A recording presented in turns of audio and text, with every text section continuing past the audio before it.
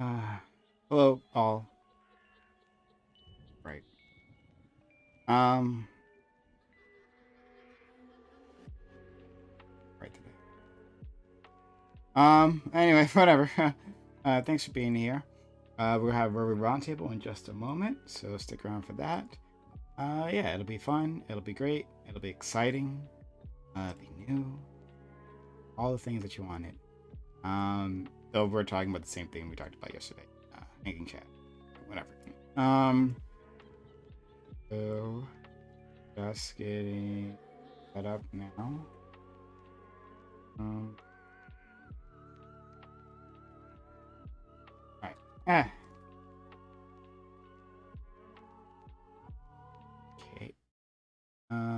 Jumping in. Everything's so bright. So bright. Am I so light? Whatever. Hey. Well, I'm not a religious scholar, but I think it's largely like submission to God, is my understanding. Mm-hmm. Yeah, submission to Allah. What's up, Prime? What's up? Are we talking about some kinky shit here? Some little Very kinky shit. divinely submission? Yeah, it's super kinky. It's called Islam. We're talking about how I'm like I'm Nostradamus apparently from last panel. Well, I think Prime was like last week was the primer for this week, basically. Something like that. Prime. The primer. Nice to see you again, Scott. I like your hair. Your hair. You do something different with your hair? It's good. Yeah, it grows. I cut it. You know, it's a thing. Okay. All right. I'm saying. You know how that works with hair? Yeah. Yeah. I mean, not if you're bald. That's not how it works. But No one will say you're not straightforward. I Scott. apologize to the individuals with alopecia out there. You're probably not doing much hair cutting. No. And it looks like an upgrade in terms of your surroundings. Yeah. Not I moved into that a new everything house. was bad I before. moved in Friday, so. Moving on up, hopefully. Yeah, I mean it was an upgrade. Yeah. Mm. But I've had some issues and then moving and all kinds of stuff. I've been on a bit of a hiatus. Makes sense. Yeah, moving's a pain in the ass. It's so rough. Yeah, always stressful. I'm still cleaning my basement. Well, I'm moving into a much bigger space, so it's just like where do I put all this? I have a tiny. My house is like 800 something square feet. It's not a big. Like twice what Europeans get. 2.5 bath. But you have a backyard, right? Which I hope is well. Also, Lactwood is a backyard, I believe too, right? Kinda. Okay. I don't know. You at least in the past, you've like spoken it, like not boasted about it, but like you expressed satisfaction about it, and your ability to play music. It sounds like you're like yeah. Well, in for my house, yeah, having your own house is awesome, right? Undoubtedly, 100%. It's not the best time to buy a house though, right now. But what are you talking about? Average home price is only $450,000 with a 30-year mortgage rate interest of 8.2%. Sounds like a great market. Yeah, I'm locked in at 3, so I'm never moving. I guess that works. 3% interest? Is that what you're saying? Yeah, I'm locked in at 3%. My mortgage payment's $400 a month. Well, $450 actually. Wow, it's pretty good. I mean, like the real deal is less about the interest rates and more about like, is it cheap enough for you to pay off at least 2 additional months a year so that you can put money towards principal as opposed towards just constantly paying the bank the same thing. 100%. Well, and that's how they get you. You really shouldn't buy it. Like, I don't think a house is in your budget unless you can pay 14 months a year. Hello. Hey, Connor. Hey. How's my audio? Good. Perfect. Pretty good, actually a lot clearer than I remember it, but it's been a while. Kind of quiet though. Do I just try to turn down? Were you being a dick or something? Probably. Connor never ever. Connor does have. I do have you turned down. Yelling. Yeah. I'll try to be on my best behavior tonight. No promises. Yeah, I turned you up. Yeah, and he's gonna regret that decision later on, right? I can always turn you back down. You better not We'll disagree with see. me. I'll try to. I I'll- also Mhm. had him turned down from the last time we were speaking. He must have had like a really loud mic at the time or something. No, I he just- have he changed just- mics in the past 60 days. Sure, but like mostly it's just that you oscillate from like normal conversation to be like, these fucking retards, ah! And then you start screaming. And then it's That like, is a "Oh, well, perfect turn you down." impression of Connor. I have to Well, say. I promise whenever I am screaming, it is genuine. I'm not making it up. I'm I wasn't saying excited. you were being disingenuous by screaming. No, I I'm just trying to say that if I am being loud, it is deeply felt passion.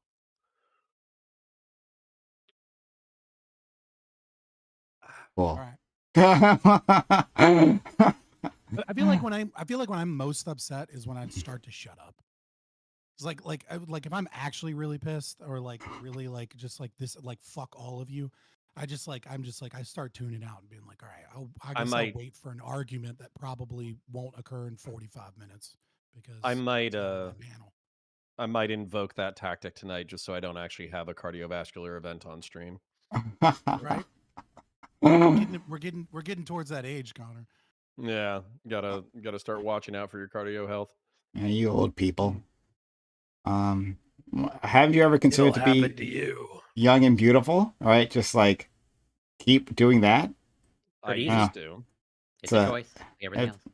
it's a game plan that's always done me well. Yeah. Look at SDL, all right. Look, a handsome young gentleman Very there, all skilled, right. actually. He doesn't grunt like an old True. man when he gets up, right? Whoa. It's got a baby face. You lucked out in that respect. SDL, you have a lot of I don't think it's a background luck. audio or something. I do. What- Yeah, it's like when your noise gate opens up, it sounds like I can hear your AC and background noise and stuff. Maybe like your equalizer. Got a And, box fan. yeah, something like like you don't have any noise cancellation on or something. Which I Oh. mean, it's I'll check it. yeah. I'm not trying to like troll you or anything.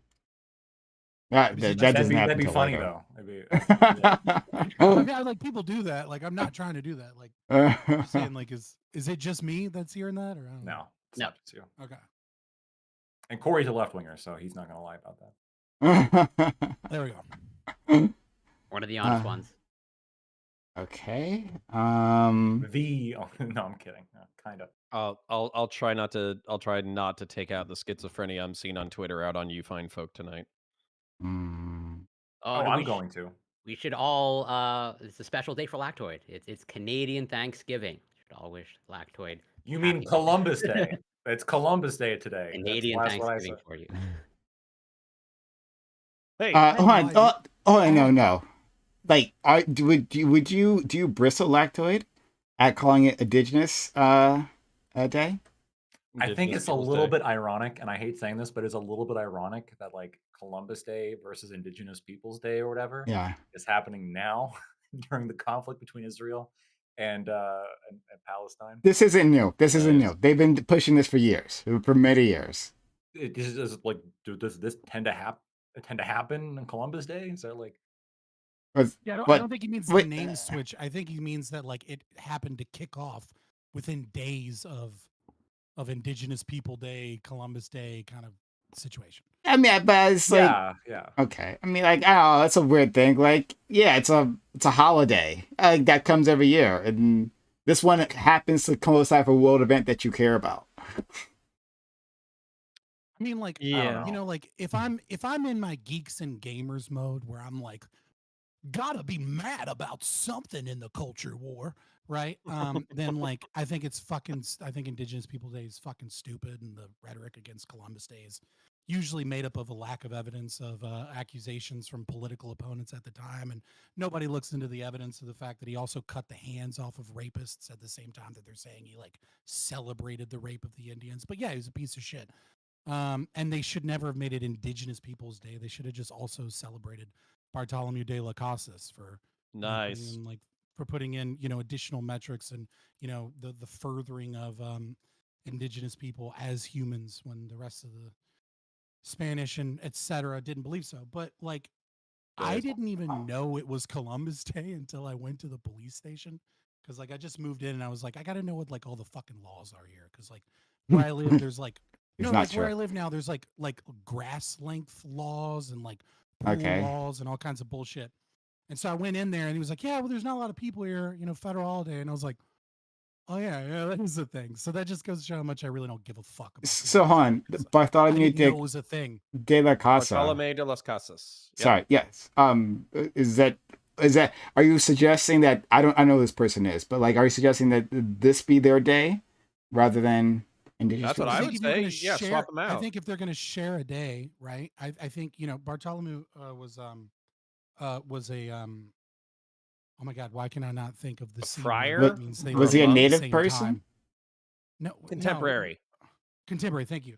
Contemporary Spaniard that basically was a Christian missionary that came I think it was like the second trip and saw the abuses of Native Americans and was like, these are humans, these are God's children.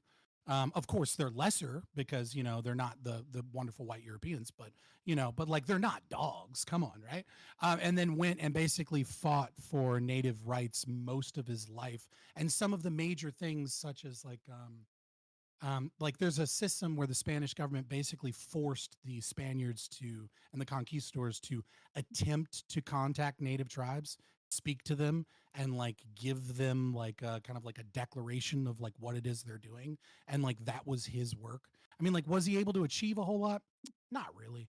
But like he was still like an ardent supporter and probably like the first to really fight for native rights. So in the I hear colonization of you, Americas. and that sounds well better, right? I mean, that sounds like a nice endeavor, but like that seems odd a choice so rather than celebrating one European, celebrate this other European instead of celebrating indigenous peoples. Like no, like we could just celebrate the indigenous peoples who also fought for themselves, right?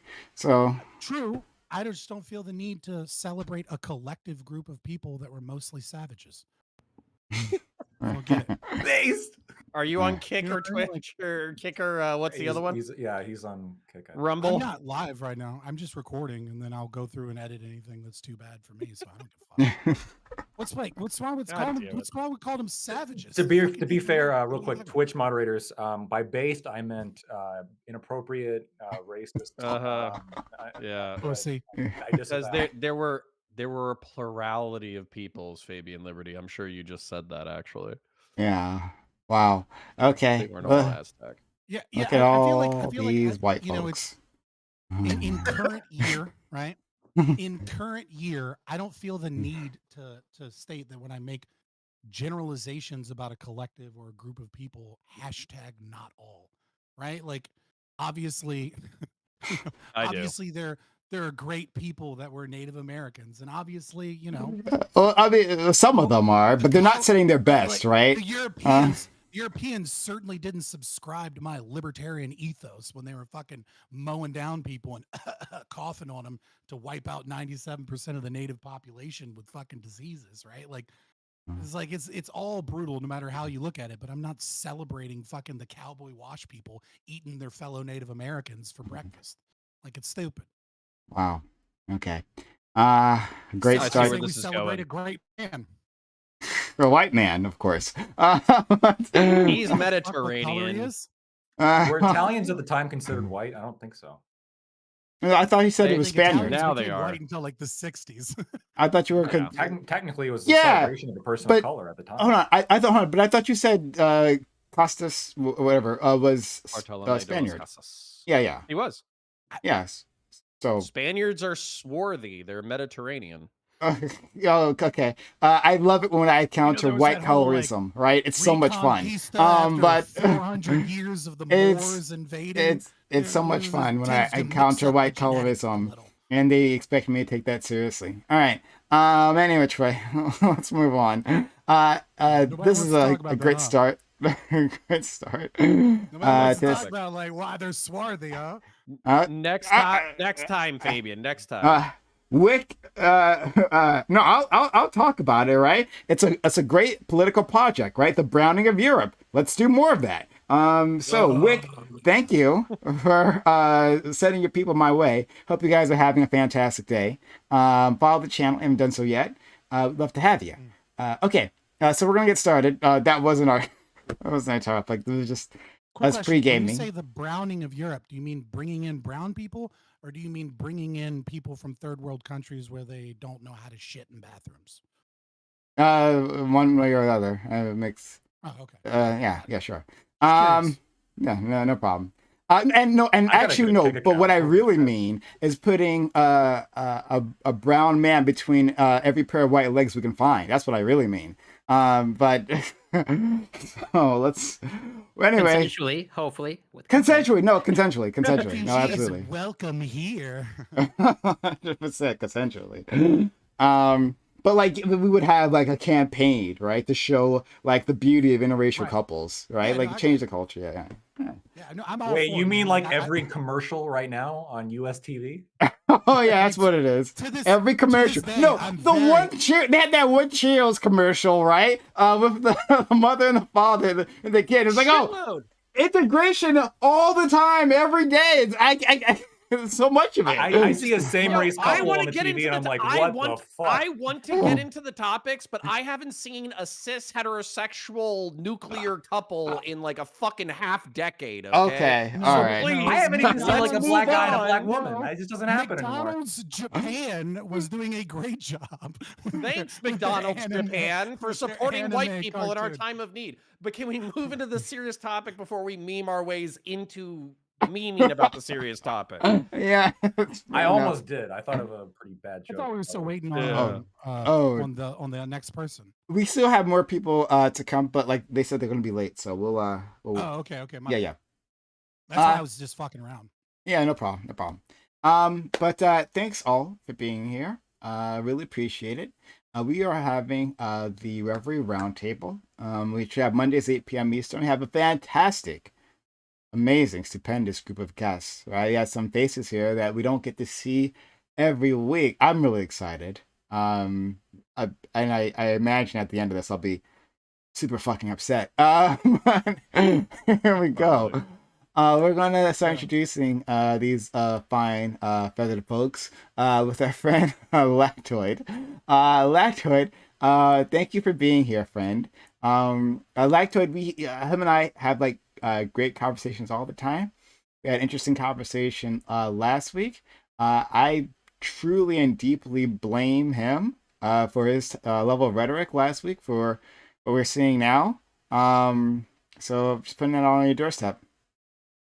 Yeah, no. So I'm also known as, I guess, Nostradamus, because I was asking some questions last panel that turned out like all the rhetorical questions, the hypotheticals I was like, the bullets I was asking you to bite, it all came out to be true. So I'm looking forward to talking about that. You can find me at Lactoid TV on Twitch, Twitter, and YouTube. Thank you so much, Lactoid. Scott is back with us. Happy. We haven't had him in a few weeks. I've been sad. I've been lonely. And I've honestly, Sorry. yeah, but well, I do miss you. And I've been, there's been a few topics that I've really wanted to have your insight in. But I'm glad you're here with us today. How are you, friend? Yeah, I'm doing all right. I had a bit of a hiatus. I've been moving, dealing with some other stuff, but I'm happy to come back tonight. And then next week, probably get in the swing of things. And I've been working on a lot of side projects too. I have a new sociological theory that I think is a lens that is essentially better than anything ever produced by sociologists in human history. So, that's just going to take me forever, and I'm probably never going to get it out, but I've been working on it as much as possible. So who knows? Maybe I'll get it out one day. But I've had a lot of time to work on pet projects and stuff. Yeah, you can find me, Fabian Liberty, either on Rumble or on YouTube. You can follow me on Twitch, but I never stream there because Twitch sucks. Fair enough. You won't find me defending them. Corey is here. Thank you for being back here, Corey. You weren't here last week, was it? Was it No, last I week? was. Okay. I don't know. White people are exchangeable. Hey, I'm in not my insulted. mind. You have the interesting conversations happen with Lactoid, not with me. I totally No, concede no. that. I know you took a week off though, like that I before. did. Like 2 weeks ago or 3. I did. You are Hey, correct. sorry. You're not misremembering things. But also in defense of Lactoid, and also as proof of my presence last week, you came up with the topic basically of asymmetrical warfare, right? That was all on you, Prime. And now, well, I mean, this asymmetrical warfare has been going on for whatever decades, but now it's been catalyzed somewhat. So really, it's at your doorstep, Prime. Yeah, Uh, but we couldn't have had that conversation if Lactoid didn't antagonize me at literally every turn. So I don't know. I was it's actually quite his fault. So touche. so like so like the Israelis, I may have started it, but like that current battle, that was I think Lactoid like instigated that current battle. So we'll leave it alone there. We'll call it even. We'll call it even. Sure. So. There might be some asymmetrical warfare between Lactoid and Prime. I don't know. But yeah, it's great to be here as always.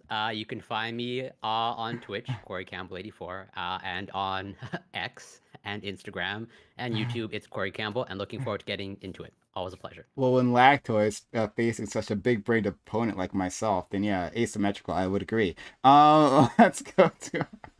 I'm sorry, and he can't even respond, right? So, if you like to say something right now, respond to all my He's shit. processing with his little brain. That's why.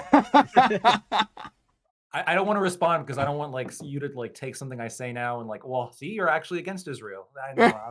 I'm gonna play my cards too close to my chest. Thank you so much. All right, He let's. says while being the only one so far to say which side he's going to choose. Mm-hmm. I'm gonna choose Israel. I'm sorry, it's gonna happen. We'll go to our friend who I haven't seen in like on this channel like 2 years. SDL, thank you so much for coming through. Like I've missed your face. Yeah, it's been a long time. So for the viewers, should I say that the other person? The other Who's the other person. person? Well, so Synth was initially going to come, but they couldn't make it. So I think you can find Synth on Twitter at Synth posting SINTHE. And I'm Sockdone Left or Aiden. You can find me on sockdoneleft.org. And I'm going to be trying to be streaming over the next month or two. So yeah, it's been quite some time. Glad to get back on and have given the cast here and the pre-debate debate. It's going to be very spicy. So Yeah. That's what this group will provide, indeed. And next, my dear friend, my friend Counterpoints is back with us, handsome as ever. Counterpoints, thank you for coming through. Like I hit you up because I really wanted to hear your pain on this because you hinted at it in a previous conversation. And so I'm stoked that you're here now. No, thank you for having me. Always happy to be here when I can, and I'll try to be more available as I shift to a 9 to 5 role. And obviously, I'm gonna pre-apologize to everybody. Parasocial love to everybody. Prime, I'll be your friend at the end of this panel. You'll see if you're my friend at the end of this panel. But like, I am relatively passionate about the subject. Reason being. I think there's a lot of fucked up shit and historical stuff that we can point to in this scenario. I don't think being aggressively pro one side without caveats is good for anyone. And that being said, I think there's some really horrific shit that's happened over the past 72 hours, and I've been really bitter, like bitterly disappointed in the responses of some people online, to the point that I've taken it personally. I try not to take geopolitics personally, but in some of these judgments, I don't think I can look at it a different way. So yeah. So, anyways, I'm excited to get into it, if a little bit scared. Thank you. Same here. And next we have our friend Doobie, Dark Lord and Savior, back with us again. We've also been missing him for the past few weeks, unfortunately, but that's life. Doobie, how are you? I'm doing well. Thank you for having me. I will have more people show up later on, but they're busy with things, so hopefully they'll be here soon. But we'll continue on. So the topic, over the weekend, Hamas launched an attack from the Gaza Strip into Israel. An immense number of casualties have been suffered on both sides. What do you think are the causes of this current battle? Was this conflict inevitable? Do you condemn one side or the other? And what should the international response be? So yeah, like you guys all know. I mean, if you're a person who like peruses this particular channel, right? Well, then you are already politically aware, and you know that really awful news has been happening over the last 48, 72 hours. A massive loss of life in both Israel and Palestine with this surprise attack that's been launched. Just tragedies left and right. And like in the wake of this, people are trying to piece together like what, how should we conceptualize this conflict? It's a really difficult one to do, right? Like, not that most conflicts are simple, right? Like, usually in geopolitics, if you're thinking it's simple, you're wrong. But this one is one of the more amorphous and just like mind bending ones to get your mind around. So I wanted to explore that with these guys and to see where you all land and go from there. We'll start for Fran. Back to it. Yeah, so as mentioned, this topic is particularly interesting because last week here on this panel, we had a conversation as to the legitimacy of civilian targets during military operations. During that discussion, I asked questions about rockets against Israel, and I also specifically asked if Palestinians had stormed settlements, lined up civilians, and killed them, whether that could be justified. And some people sort of expressed that it could be. As it turns out, I didn't really need to compare the two because only days later, we saw Hamas do both. We saw thousands of rockets fired at civilians and then raids into Israel, including at a peace festival where jihadists killed, tortured, and raped unarmed and innocent men, women, and children. In answer to the prompt, I fully condemn Hamas, the organization that specifically targeted and slaughtered innocent people. I also condemn the lefties that have been supporting Hamas, specifically the DSA. Some chapters, like the Connecticut DSA, are brazenly on Twitter right now celebrating the massacre itself on Twitter. When 30 unarmed black men are killed every year, it's a travesty. But when 30 times as many unarmed Israelis are intentionally slaughtered, it's somehow a glorious revolution. Look at your bedfellows and be ashamed. Hey, thank you. Let's go to our friend Scott. Yeah. So as you mentioned in the prompt, this is an incredibly difficult question to answer, especially like what are the causes, right? So I mean, like, I have a list of causes, and this is not exhaustive, right? I would say the primary cause, as far as I'm concerned, is the Balfour Declaration of 1917. I would say that prior to this, the Jewish Zionist movement was purchasing private property, going into swamps, going into abandoned areas, and homesteading property peacefully without issues. It's after this, after Britain kind of promises the Jews a nation of their own, that we see, the Jaffa riots and many of the clashes between these people, and of course, and the history from 1917 on, 37 and 47 and the 6 Day War in 67, and the Marxist Palestinians, attempting to kill their former allies in Jordan, and the Lebanese civil war that the Marxist Palestinians caused, in Lebanon to try and eradicate Christians. Over and over and over again, there's kind of like a back and forth. It's a chicken and egg scenario where one side says, begins attacking another side, and the justification is whatever the hell happened 2 or 3 years ago. And then you have things like Camp David accords that fell through in 2000, where it's basically Israel's fault. Some mild riots and rock throwing, and they decide to start opening fire on people. But then, the PLO decides that they want to, just kill innocent civilians and suicide bomb, discotheques in Tel Aviv. So I do think that, blame kind of primarily goes on I don't want to say Palestinians because Jews are Palestinians, right? Like there's no Palestinian just means people in a Syria, Palestine, right? Really, we're talking about Arabs in Israel, or Arabs in Assyria, Palestine, or Philistines, if you will. But other causes, I would say, foreign aid, anti-Semitism is another issue. Israeli counterterrorism tactics that are very heavy-handed, and then Israel's hands being tied by global community is another issue.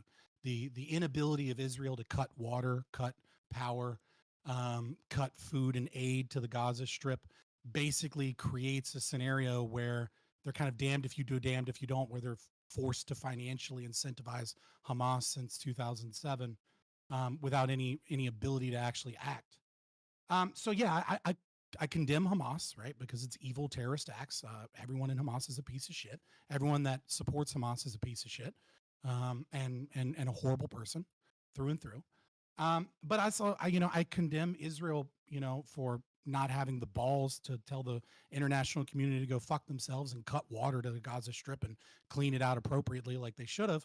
And I also condemn them currently for maintaining the essentially impossible movement of people out of Gaza Strip, by maintaining the idea that in order to leave as a Palestinian Arab, that you need a permit that takes 3 to 4 weeks to get through, that like 20% of them get denied, right? Like that's a problem to me. What should we do? I'll be quick because I've already taken up way too much time. We should cut all funding to Israel and Palestine. We should allow Israel to annex Gaza completely and fully, um, and just get rid of Hamas. And then we should allow refugees from Gaza with food, housing, water, etc. Like they should not be trapped in Gaza if people want to leave. And we should demand Israel do that to the best of our ability. And then we should return land and leadership to the Palestinian Authority, and continue negotiations towards a two-state solution, under the guise that they do not support terrorists, they do not house Hamas, that Hamas are criminals that need to be killed, and not shelter them in any capacity, and allow private property owners to return to Gaza once it's been cleaned peacefully. And yeah, that's my approximation. Sorry for taking so much time, but like it's just way too complicated of a question.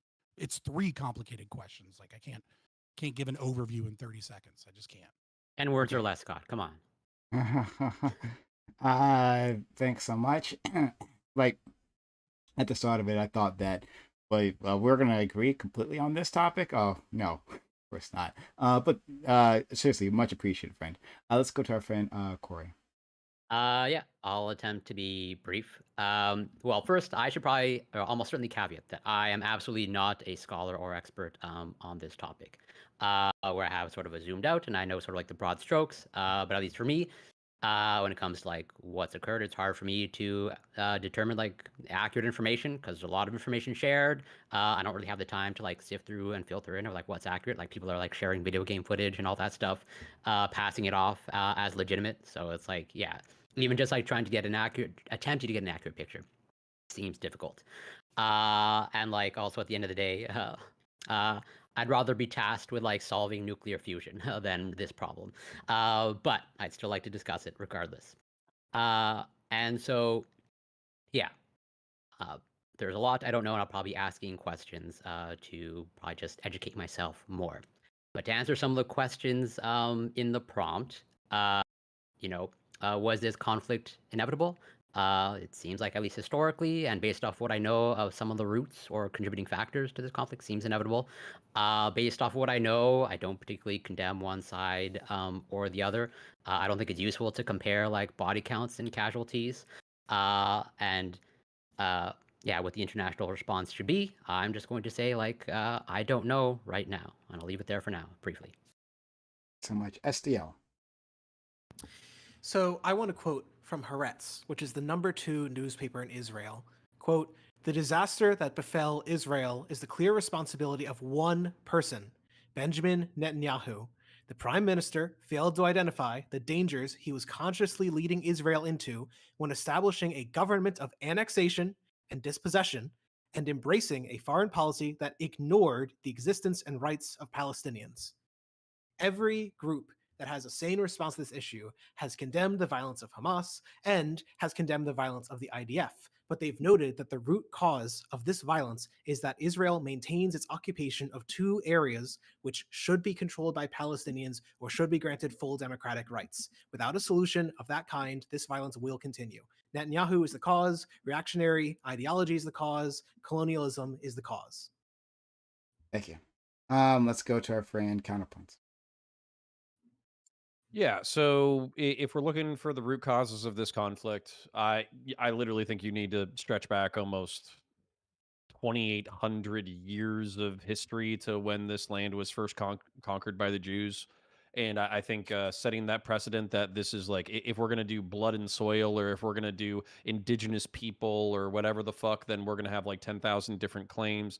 You know, the Jews got their asses kicked and were sacked by the Babylonians and the Assyrians and the Egyptians and the Christian Crusaders and the Moors and all that kind of stuff. And then eventually that resulted in the Jewish diaspora, where they were spread all over the world and they were basically treated like shit everywhere they went. Whether or not that's justified, I'll leave up to other people. But basically, what happened was that Jews knew that they needed a homeland in order to secure a future, and I think that a eradication of their population from Europe would be a decent, logical impetus to want to create a homeland that you can securely defend. Of course, there were people already in Israel, largely Palestinian people of the area of Palestine, which is actually it's rooted in Roman terminology. That's how long this area has been in conflict. And you know, Israelis settling this area caused the conflicts that we've seen. The establishment of the state of Israel kicked off a war. I think Fabian Liberty mentioned the battles in like the 60s and the 70s and the 90s and the thousands, and even currently we're looking at this. Now, to answer, do I condemn one side or the other? I'm with SDL in a weird way. I'm with the fact that this is the responsibility of the Israelis. The reason being that the reason why we don't think of the Gaza Strip or the West Bank as a genocide is because it's slow moving. They take it in, you know, a settlement at a time. They evict a family a settlement at a time. They change the culture in the economy a few square miles at a time. But if you look at what's effectively happening, it's a slow rolling genocide. And right now, what I do condemn in particular, to the point that, again, I'm worried about being very angry tonight, is Hamas has fucked up so bad that I'm with Lactoid, where I don't care if the Gaza Strip gets annexed. Like I don't give a shit what your historical grievances are. Your historical grievances don't permit you to rape people. Your historical grievances don't permit you to behead people with farm implements. Your historical grievances don't allow you to walk into the homes of men, women, and children of civilians and execute family members in front of each other. I don't care what your beefs are. Also, just to bring up a tangential beef, I know that SDL and Prime Kai might not identify or defend with these people now, but watching people say, this is what decolonization looks like. This is the messy, necessary affairs of indigenous people reclaiming their land. If I could find those people, if they were United States citizens, just to put it in a way that'll be friendly to TOS, I would deport them to Coconut Island. I would have Vosh be the king of the coconuts and figure out how he wanted to distribute it. We would take Hispaniola or Cuba or whatever, and we would deport every one of these leftist swinging dicks to their own shitty little island where they can figure out the indigenous rights together. Now, finally, what should international response be? I think the international response, I'll tell you what it's going to be. I'm not going to tell you what it should be, and then I'll wrap this up. What it's going to be is Israel now has carte blanche. They can effectively do what they want. They can do airstrikes. They can raid every single house inside the Gaza Strip. They can take weapons. If a 12-year-old throws a rock at an IDF soldier or an Israeli policeman, that kid will be shot and not a single person will bat an eye about it. After that, it's going to be a 50-50. I think what's going to happen is they could leave Gaza as a Palestinian territory, and then just have it where it's like the government is going to be under the close oversight of Israel. I frankly think that there is enough anger at what has happened in the past 72 hours that they could flatten Gaza and move all the Palestinians that are in there to the West Bank and say, if you fight us, we're going to kill you. And if you don't fight us, we're moving you to the West Bank, and you're the West Bank's problem. So, and then international response, I think the United States is going to give, again, carte blanche. We're going to give them unlimited money, and we're going to give them all of the sexiest military technology for them to kill 12-year-olds with rocks that have ever been created ever. Maybe robot dogs with machine guns on them. So, yeah, there we go. Boy, we're gonna have a lot of fun today. Let's go to my good friend Doobie. I basically agree with everything STL said. Though I'd add, for people who like moralizing about what Hamas did, not that I agree with it, but I think that um, you can only treat people like animals for so long before they react like animals, right? And we just need to look up like how many thousands of children the IDF has killed in the last couple of decades. Like eventually, people are going to go fucking crazy, and it seems like they did. So I don't know. I think we just need to include that in our calculations when we're talking about like who's at fault or who's more evil here. Okay, open to the panel. I'm going to I try don't not to scream at understand. Doobie. I don't. Sorry, I somebody don't else go. understand this idea that that colonization is bad for the people in Palestine, the Arabs in Palestine. All of the evidence would suggest otherwise. When the Zionists moved in before the creation of the state in '48, everywhere that Jews went, they homesteaded property. Everywhere that they went there, the Arab population increased. Right when the Jews were in Judea, during the Roman Empire, we have a population of what 1 million to 2 million roughly. It's hard to know, in the region before Rome, decides to kind of like ethnically cleanse the Jews out of there because they're sick of the zealots and they're sick of the uprisings in an important trade area. And then they name it a place that is specific. They name it intentionally to be anti-Jewish, right? Which is Assyria-Palestine, which is later becomes Palestine after Syria gets its own country. And so my question, like, I don't understand this idea. It's bad. The colonization is bad. Well, it seems like the colonization was good for the Palestinians. It wasn't until the British decided that they had simultaneously promised the Arabs, the Arab Palestinians, their own nation, their own land, and promised the dynasty in Jordan their own land if they revolted against the Turks, and promised the Jews their own land. Right? It's the British Empire that is promising multiple different people their own country in the same region, and then institutes the White Papers in 1939, making it illegal for Jews to homestead area that they were homesteading, making it illegal for them to move into areas where they were benefiting everyone, and creating tensions between different people with broken promises, and by making it illegal for the Jews to settle and colonize. So it was illegal for the Jews to colonize in a lot of areas, and that was most certainly caused more problems. If we had more colonization of Israel by Jews, we would have happy Arabs that are living peacefully in a single state with the Jews. I just don't understand this colonization is to blame. What do we mean by that? I'm Because Doobie and not to Sock I'm both trying agree. not to laugh aggressively, but does somebody else want to take that so I'm not mean or racist? You can go at counterpoints. If not you, Okay, then I'll do it. I'll be mean and I'll be racist. So what I would say, I don't even think it's racism. It's basically religious bigotry. So what I would say is that Jews in their charter, in their religious holy text, they were promised greater Israel. They were promised like the rivers between the Euphrates and is it the Euphrates and the Nile?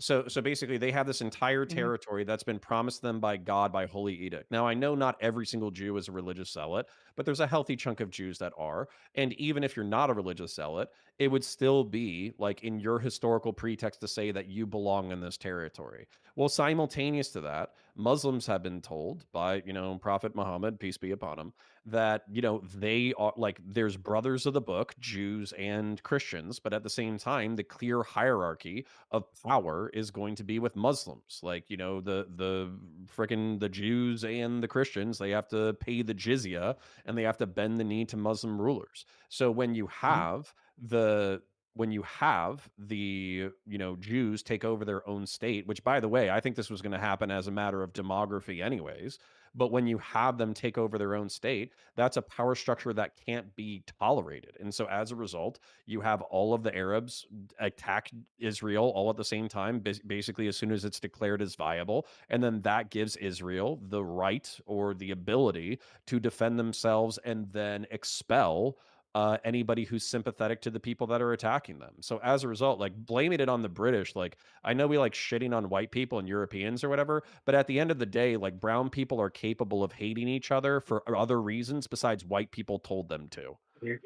Okay, that's not my claim. That's like a really disingenuous framing of my claim. My claim Uh-huh. is that prior to the British, prior to the white papers, right, Mhm. that you have individual Jews and families migrating to the area, buying land, often with intermediaries from Arabs, so that Dude, other I Arabs understand the didn't situation. know. I'm saying that was not Okay, tenable. no, don't interrupt me after you just said that I have this idea that I want to blame white people. Like you tried to paint me as wokes and woke scold me or something. Like You said the reverse white woke papers 2 scold me. seconds ago. Why Like do they have to be white, Fabian? Jesus Christ. I mean, so now we're just memeing, right? Like let me Yes. finish. Like my argument that you refuse to actually engage with is not that it's white people's fault, but that before there was this demand of separation between Palestinian Arabs and the Jews, there was Jews moving in with relative peace. And in the areas where Jews moved, the Arab population increased. So Can you as they're summarize coming my in, it's to argument back to benefit you? the people. Can you Your summarize my argument back to you?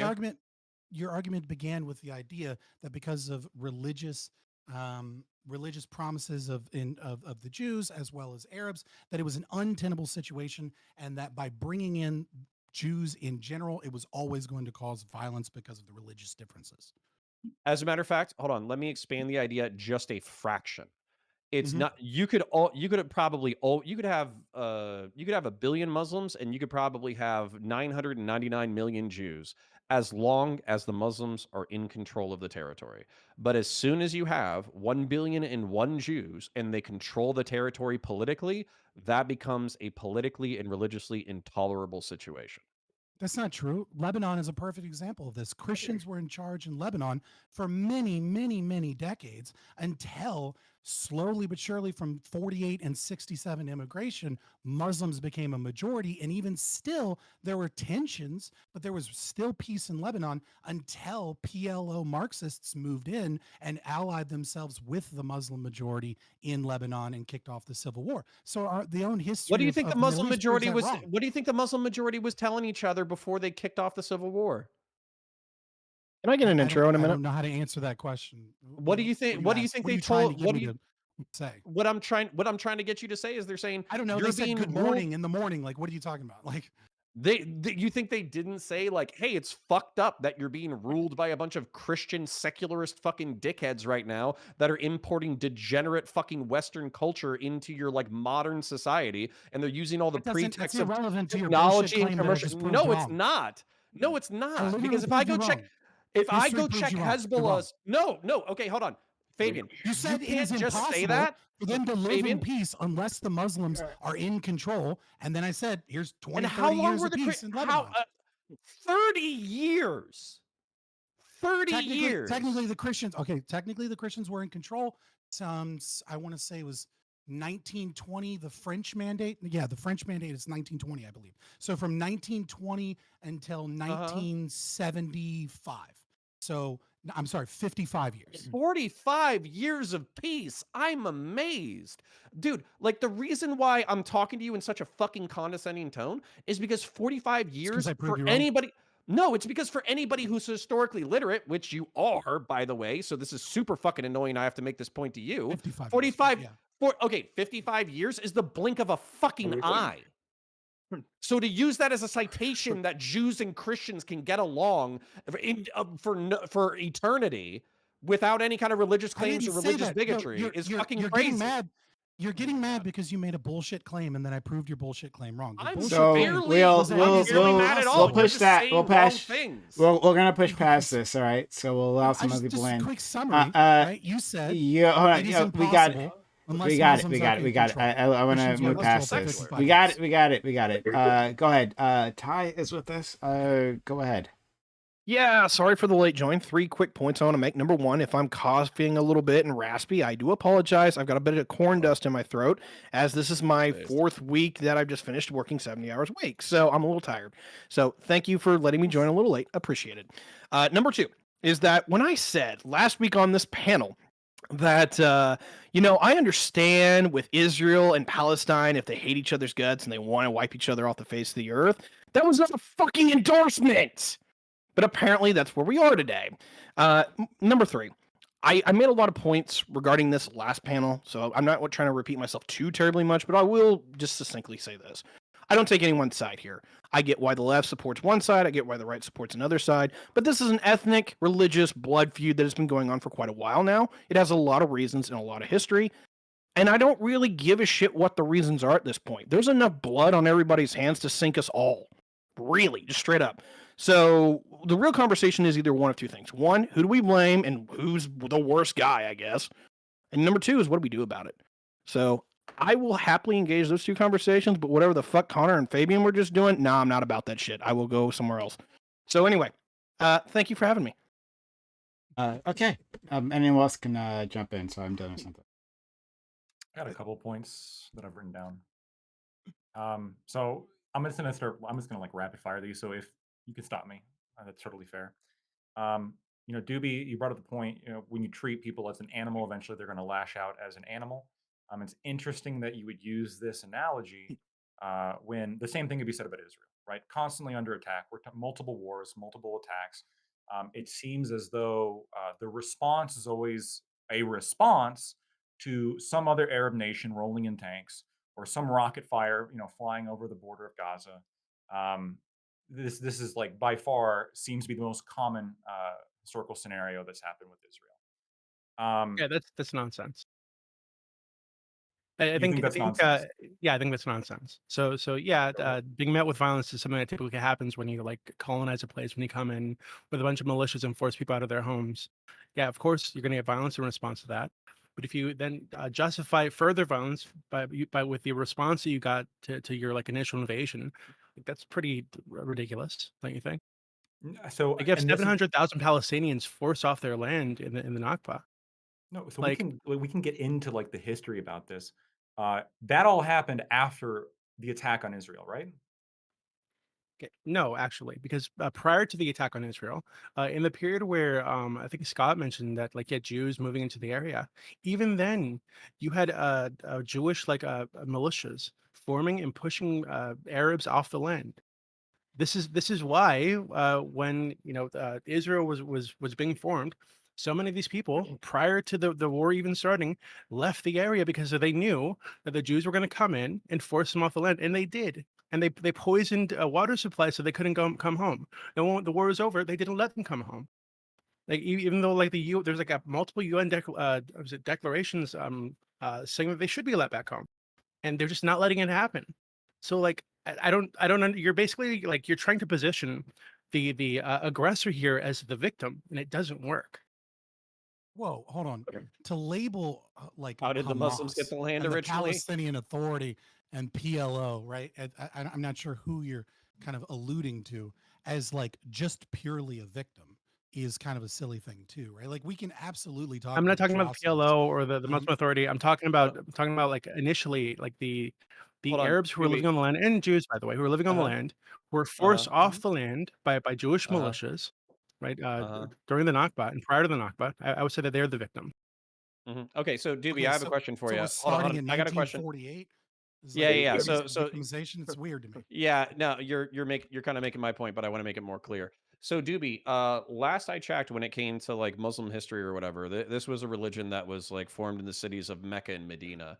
So this is about, I don't know, 1,000 miles south or so. So how did this religion, this monotheistic universalist religion, how did it come into control of Jerusalem? Your thousands of years off actually. So the Canaanites weren't Muslims, right? I So wasn't like talking this about is the like in the Canaanites. I was talking well, about when we're talking about the Islam. people who lived on the land before the Jews got there, and who the Palestinians are actually the descendants of. It's not Point out the Muslims. Canaanites. It's the Canaanites. Right? We're talking like the indigenous peoples Do you of the think area. anybody claim? You Right? think That are anybody being claims that are being Canaanites right that are now? being oppressed and replaced by Europeans. Right? That Dude, is you're that is fucking currently what's trolling happening. right now. Like No, you're he's actually trolling if you That's bring up that's the the actual Canaanites history of what as happened. he's having not for- he's not like, trolling. this Like is there's like- there's no, there's he a is- reality Like, he if is you guys want to trolling. go back and claim No. that the Jews are like victims here because they're being like met with violence when they show up with violence, yeah, I guess, but This you don't is- get to just like this erase is- all the history there. And be like, oh, we're going to So start at this first- arbitrary Palestinians line in and history, Canaanites. and That's then your all argument. all violence past this line is now in response to like nothing, I guess. Like, why were the Arabs meeting them with This violence in is- the first place? This is an ethno-nationalist argument. If you're saying that you're taking Israel pure is literally an genetic- ethno state. What are you talking about? Well, we're making a religious so- argument. Right. So no, I mean, I'm making an argument about homesteading property during the Zionist movement of unused land. That is the only way that private property can be established. I don't give a fuck about the ethno-nationalist tendencies of any nation state because I'm a fucking Not anarchist and I don't want tendencies. any It's of these explicitly an systems. ethno state. Yes, but I mean, you are their making the basic claim law that- says that the right No, to Doobie, national self-determination is unique to the Jewish people in Doobie, Israel. This is So of bad course, faith if you're an gishka. if Stop you're an interrupting Arab me. living in the area Stop or interrupting living me. on one of the lands You- that they're continually stop building illegal settlements interrupting on, me. you're gonna be pretty Hey, fucking upset stop about it, you that. little bitch. Welcome, Listen to me. Bucket. Listen to me. Listen to me. What you are doing is you're taking a word that I'm doing and then screaming whataboutism and not allowing me to make an argument. I don't care You should be who more careful is with and your words. isn't at. Shut up. I don't care that Israel is an ethno-nationalist state, just like I don't care that Japan is an ethno-nationalist state.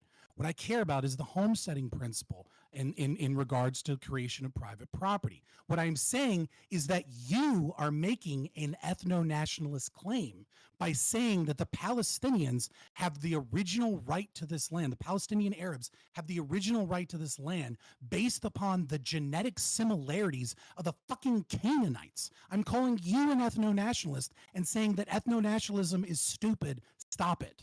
It's What a is bad what claim is to the property. underlying like claim that Israelis or Zionists give for Israel to exist in the first place, and for That they their conquered it government 2,800 government years ago. no, that it is the homeland, that it is their God-given homeland. That This they is- established and then- 2,800 years ago. Okay, so this is further than ethno state, right? So I think this is like an ethno-religious claim, and they've built their entire government around this ethno-religious claim, and they're using this ethno-religious claim to oppress the peoples around them who've been living on the land for generations. So I don't How's like. that Why tie would to you your say you argument? don't care about? Can you make an Wait, argument? how can you say that you don't care about like the ethno-religious sentiment of the nation I'm when that is following- literally Uh-huh.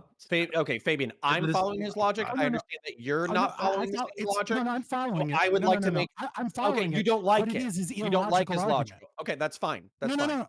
I'm No, gonna follow. no, no. I'm gonna It's follow. real Hold on, simple. Fabian. I don't care. We always do this whenever get we it. do a debate. get it. Everybody has to argue from your frame. No, it's Other true. people It's have still- different it's- frames. No one Okay, has so to I want to argue my argue from a frame. different frame. You're just it's okay. You're playing into his trap by engaging Sure. in his whataboutism. there's no trap. You're allowing him to I'm drag you very through the clear about mud what I instead of believe. making an argument. So counterpoints. If you want to Okay. respond, great. Tiberius Just wanted to chill. jump in Yeah. before, so I'll give him space. We also have Beckett here. We want to give him space as well. Okay, so I'm not a religious literalist, so I don't give a shit about these things necessarily. But I think that religious literalists do care about these things, and as a result, if you want to communicate with these people, you have to understand their frames. So what I would say is that Israelis claim that 2,800 years ago, basically when they were leaving Egypt, they conquered the Canaanites, they took the land for themselves, and they were there for thousands of years. I think like the Jewish diaspora was like 1099 or some shit. It was like the year 1100. And there were still Jews who were like staying in that territory after the Jewish diaspora. They just largely were converted at the point of a sword by, drum roll please, fucking Muslims. Like it wasn't spread by peace. So when you're talking about the fact that like, oh, well, the settlers, the people who were there originally, they have a claim to the land because of XYZ historical reason. They both have territorial ethno-religious claims to the space. That's the problem. I'll pick up on that. I absolutely agree. The problem that I have with the arguments here is that I think Doobie's not completely off kilter, but neither is Connor. The problem is you're talking about a religious ethno-state that is called Israel versus another ethno-religious state, which is called Palestine. And I'm just mentally like falling apart at the seams, both morally and like logically, at how one side wants to like prop up one versus the other side wants to prop up another. And I get why the moral axioms line in those particular directions, but let's break this down. Is anyone the good guy here? Fuck no. Fuck The no. That's not true. That's not No, true. there's no good people here. Like these people would want each That's other right. dead for a Hamas long the time. good guys? Yeah, maybe? Hamas is not the good guys. No, the PLO isn't the good guys. The innocent IDF isn't the Palestinians that have good been forced guys. off their land by the Israelis. Let's Those not are the good let's guys. not play games. Like we're all more mature. We're all smarter than this for a long shot. Like what comes down to is yes, there is a fuckload of history here. We can literally go back to the Resharam Caliphate if you fucking want to, and that's 600s AD, right? So I'm gonna pass it off to before that. Beckett. Hey, man, Yeah, like depending on how far you want to go back, you can go back for That's fucking ever. hardcore. We don't even need to do that. You could just look at the illegal settlements that Israel's building right now. They're continuing to force people off the land that they lived on for generations, and they say, hey, actually, here in this law that we just came up with, this is actually our land. So we're gonna move in a bunch of European Jews and kick you off your fucking land into the streets. So what borders so would the- you Okay, draw? wait, Kick okay. off the So land. is this wait, no, Those are the Is good this just guys. original sin from Balfour? Is this really what it comes down to for you? That is happening today. That's what I know That's it what- is, but what he starts at 1948 for some reason. well, no, like I get I'm that assuming because May, like obviously. okay, so That's like ridiculous. the short TLDR history here is that you have the British really start like the immigration of Jews back into the Holy Land. They are there, but not in any significant numbers. You have Balfour, which starts it, and then you have obviously the post World War II march afterward because they want a homeland for the Jews because of what just happened to them, right? So between 46 and 48, there's like a million fucking Jews that just show up in the place. Yes. Is that colonization? Is it like, the British being a bunch of cunts because they want to dump a problem on somebody else? 100%. But if we're going to act like, I feel all like right. this is just my lead-in for being British. Look, I'm sorry, man. I feel like it's such an easy setup. Let the Brits off. Look, I'm sorry, British people, Britain, those you fucked. fucking Britain, limeys. you fucked up. think I'm it's a sorry, little- you did. I think Like, if it's- anyone I think blame, it's it's Britain. Okay. Listen, think if it's we a- want to talk I about think it's Britain a- doing things, I'm not going to dispute the fact that we drew bad borders. I'm not going to dispute the fact that the way we treated the areas we controlled and the way we handed them off and the way we do, like even like You didn't do any of that. in our local region with like Ireland. Well, I am Irish, so obviously I talk about this shit. And it's weird as well because I hear a lot of these takes and I wanted to come in because I heard. Do you know what did it? I was like, I'm not going to talk about this. I said this on stream on like Saturday, and then I heard SDL, and I was like, okay, fine, fuck it, I'll come in. Okay, so I want to be really clear. I think there are elements where you can talk about freedom fighters, when you can talk about like the importance of revolutionary action. I look at what happened where my family is from in Ireland, and I look at the history there, and I have an understanding. At the same time, I am not going to sit here and go, yeah, the IRA did nothing wrong. And it's also like, it's quite concerning. I know a lot of people have seen the post from this porn actress, Mia, whatever the fucking name is. And she's like, oh, well, I wasn't endorsing violence. She tweeted this out today. I wasn't endorsing violence. I was just talking about freedom fighters. And that's what the people in Palestine are. They are freedom fighters. That is what the civilians, the citizens are. And that all that does is mark normal everyday citizens as active combatants. Now, let's be clear about what Gaza looks like and what Hamas does. Hamas uses civilian installations and civilians as human shields.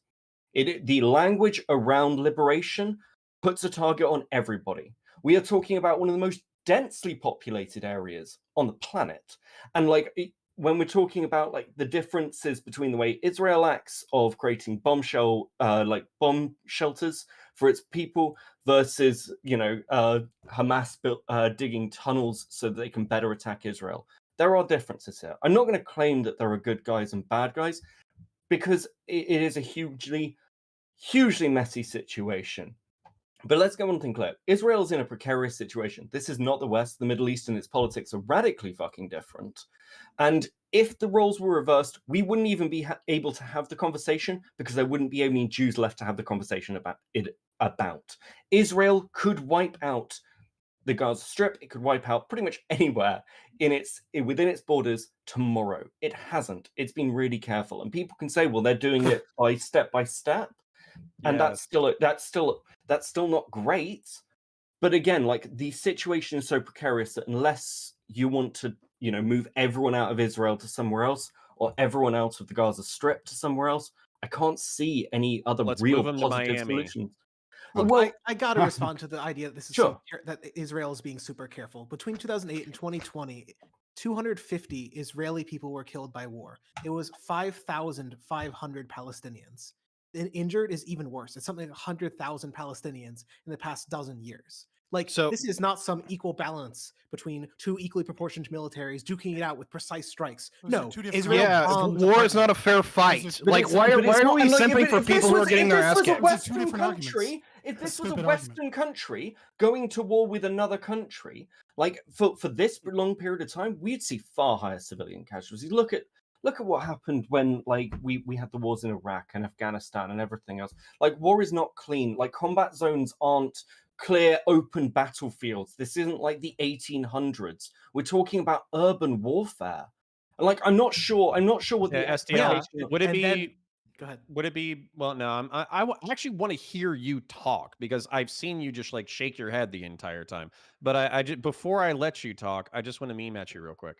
So should like Israel just have like should they just have shot less people? Like should they have counted up the corpses that were like on their streets and then been like, okay, we're gonna shoot exactly 250 Palestinians this year, then we're gonna maim another 1,000, and then like after that we gotta call it quits because basically like that's how many they shot of us this year. Like obviously that's not how it's gonna fuck. It's like a Bloods Crips. Look, war, everyone like in this one at a chat time. Yeah. condemned Hamas for attacking civilians, but we don't see anything like that for Israel routinely engaging behaviors which are almost certainly going to kill civilians. Israel routinely Yeah, it was flattens mostly apartment- the no, rape. let me Oh, no, finish. you asked Yeah, the it was question. mostly Hold on, the hold on. You asked SCL the question. We'll give him a chance to Israel answer. routinely flattens apartment buildings. Ben Netanyahu today posted a video of the Israeli military bombing dozens and dozens and dozens of apartment buildings. That's the things he's proud of, right?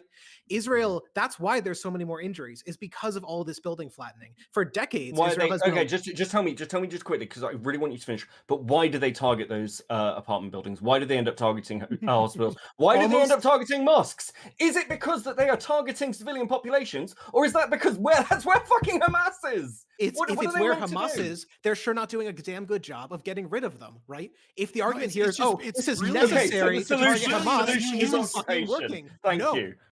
Well, No, okay, you what is can't the argue solution then? 2000 you use 2008 Yeah. as your benchmark to start counting, which is really fucking convenient since Hamas took over Gaza Strip in 2007. Why not we talk about, after the second Intifada, right? And Gaza Strip. Like, why not that period of time in Gaza Strip? Is it because, I don't know, maybe the death count isn't as high because fucking terrorists aren't throwing rockets and bombs across the border from that area and hiding in those buildings? It's like an interesting metric that you choose that specific time. So we'll And get the blockade There's only a happened after reason that those too. deaths exist. we'll go to counterpoints. 100%. So SCL, you can respond. Then we'll go to counterpoints. We'll go to Ty.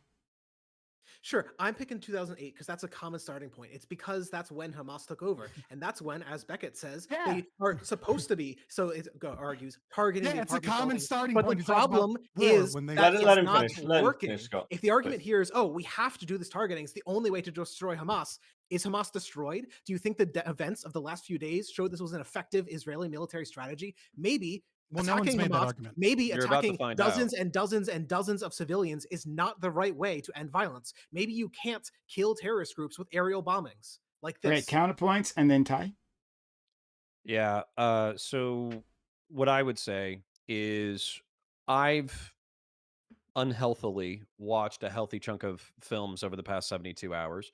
And what I would say is that the Hamas militants are proud of what they've done.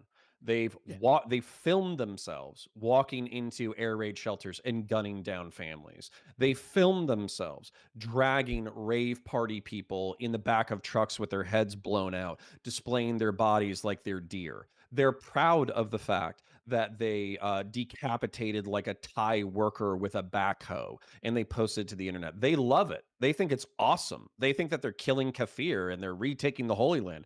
It's their best thing ever. Whereas where you're talking about with the apartment buildings, there's something called knock on the roof. This is an Israeli tactic because they don't control the Gaza Strip, where they basically set off a small explosive on the top of the building. They make an announcement and they basically say, in 30 minutes, we're going to level the fucking building. Everybody get out. And then they level the building. Now, here's where I'll come your way a little bit, is giving people 30 minutes to grab all their shit and flee for their lives from their apartment buildings, and then and then their apartment building gets destroyed and they have to increasingly pack in like sardines into other apartment buildings. Is that like any kind of stable policy that's going to prevent future terrorism? Absolutely not. But is there one person who's even making a remote attempt at reducing civilian casualties versus someone who is proud of the civilian casualties that they're inflicting? There is a moral difference between these two Sorry, things. I gotta. There's so much I want to say, and I'll say it later because we got a lot of time. This is our only topic for tonight. But just quickly on that, there is plenty of people on the other side, on the Israeli side, that are proud to kill Muslims. You see them captured on film, like doing their little protests where they're like talking about like wiping Muslims off the face of the earth, or at the very least Israel. You talk about members of the self-defense force who like wear T-shirts talking about like how proud they are of killing Palestinians. That we have. Like we know of the reports of the SDF firing on people, like literally like a mile away, like sniping them, right? And that's like literally a goal, saying this is a thing we're gonna do. I remember there was like a T-shirt talking about how killing a pregnant woman is like a 2-in-1, something like that. The idea that there isn't like some pride on the other side for that, like you were comparing. Well, okay, I'll just leave it there. I just needed to get that point out. But I will. I'll. All right, quickly, and then I got to move on to other people. Right, you are absolutely right that there are disgusting people in the IDF, and there are disgusting people that are Jews. There's rhetoric from even fucking American popular conservatives like Ben Shapiro that's ready to turn Gaza Strip into glass. Right, there's disgusting rhetoric all around, but there is a difference between an individual on Twitter or a person that you don't like or a photo that you find versus official documents by Hamas. When Hamas's 1988 charter says that there will be a glorious day when the rocks and trees cry out that the Jew is hiding behind me, please, oh Muslim, please, oh Muslim, kill the Jew hiding. Like and then they create a nicer version in 2017, and the 2017 says, well, we'll accept a 1967 border deal so long as we never accept that Israel exists and that this is only a launching pad to wipe out and remove all Jews from the Middle East forever, period. That's different than like an individual IDF soldier with a bad T-shirt. Like that's these two things are just not the same. I just want to be clear that the policy of Israel is ethnic cleansing. That is their policy. That's what they're doing. That's what like their past officials, like the prime minister, have said. Like this is the policy that they're up to. So like I 100% agree that Hamas bad, right? I don't want all Jews wiped off the earth. To be clear, can I just say their policy is ethnic cleansing? How so? Through the settlement program, through sorry, I can't do this right now. I will engage with it, I promise. But like I want to get other people in before I jump in. So like I think was it Tyler's next, or was it Corey? I think it was Ty. Ty, Corey, Lactoid. Yeah. All right. I'm just going to steel man both sides of this argument here because I fucking hate everybody. So first of all, I get why the left wants to defend Palestine. Like, they are the little guys. They're kind of backed into a corner. I will even steel man Hamas. I don't blame them for running into hospitals and trying to set up operations there because it's the only place they have left where they might not get blown straight to hell immediately, right? That's what you do in war. So they're trying to use human shields. And that's the only thing they can probably do without getting completely wiped off the face of the earth immediately. You do what you have to do because they are looking at, I agree with Prime. I agree with SDL. We are talking about a policy from Israel that is ethnically cleansing. Right, and I don't blame them for being hella pissed off whenever you have. Can you back that up? I'm just curious. Yeah, like, dude, no. Why it's ethnic cleansing? Dude, okay, seriously, you've had the settlement program, which is that the Israelis are going to go into the West Bank and go into Gaza. They're going to literally bulldoze over homes and apartment blocks and then set up their own. That's literally what it's been for 40 years. Let's not act like it isn't. Just to support time, Okay. just to come a little bit more to the middle ground. Please let me 'cause I know finish. it's hard, like- I will blow a gasket if people do not give me time on this one. All right. So when it comes down to it, right, I am currently investigating because I have 2 members of my community saying this, but I cannot verify it, that for the last 3 years, Israelis are actively taking Palestinian children from their parents and literally like dispersing them out through orphanages or actually like deporting them to like orphanage across the world. Have not verified that, but if I even believe that as a Palestinian, yeah, fuck the Israelis. They all deserve to die. So let me flip to Israel. All right. They came in. We can bitch about whether they should have or not. I really don't care at this point. It's been 70 years ago. What it is that I don't blame a guy who's like, hey, you know what? You killed Grandpappy in the War of Liberation or whatever the fuck they want to call it, you know, Yom Kippur, the 6-Day War, what have you. You killed my sister in a fucking bombing whenever she was just so going to the fucking supermarket and you turned her into confetti. Like, I don't blame anyone for being absolutely pissed and wanting to, like, gut each other on this. I really don't. What I do have a problem with is what everyone's just like, oh, hey, I want to side with these people because they're the little guy or because they're just better at kicking everyone's ass. Like, is this literally the base moral argument that we have for supporting the people? Either, hey, they're the guys who are being oppressed because they suck at fighting, or, hey, these guys are the ones that fight effectively and we are the ones that like them? That really seems like to be the bare bones argument here, straight up. We like one person more because either they're a dunce or they're effective. So can someone blaze the level here? So we're gonna go to Corey, Lactoid, Beckett, and Counter. Oh, SDL, you want in? All right. So Corey, Counter, Beckett. Sorry, Corey, Lactoid, Beckett, Counter. Sock down. I'm going to write this down. Don't worry. Anyway, and quickly before you start, I just need to say, guys, I see a lot of you guys are really pumped in the chat and saying all kinds of messages, some of them at me. If you want your comments read on stream, if you want to have someone here interact with it, consider using a hype chat or a super chat. Please support this channel so I can continue having these types of things. Like we've been, this month we haven't gotten much support, so consider helping us out so that like when these things happen, you know, you can come here and you'll find great conversation. Something that'll drive you up the wall, something that'll make you feel something. So sub to the channel, give this, give subs, or give hype chats, super chats, and we'll interact with your comments. Okay, let's go to Corey.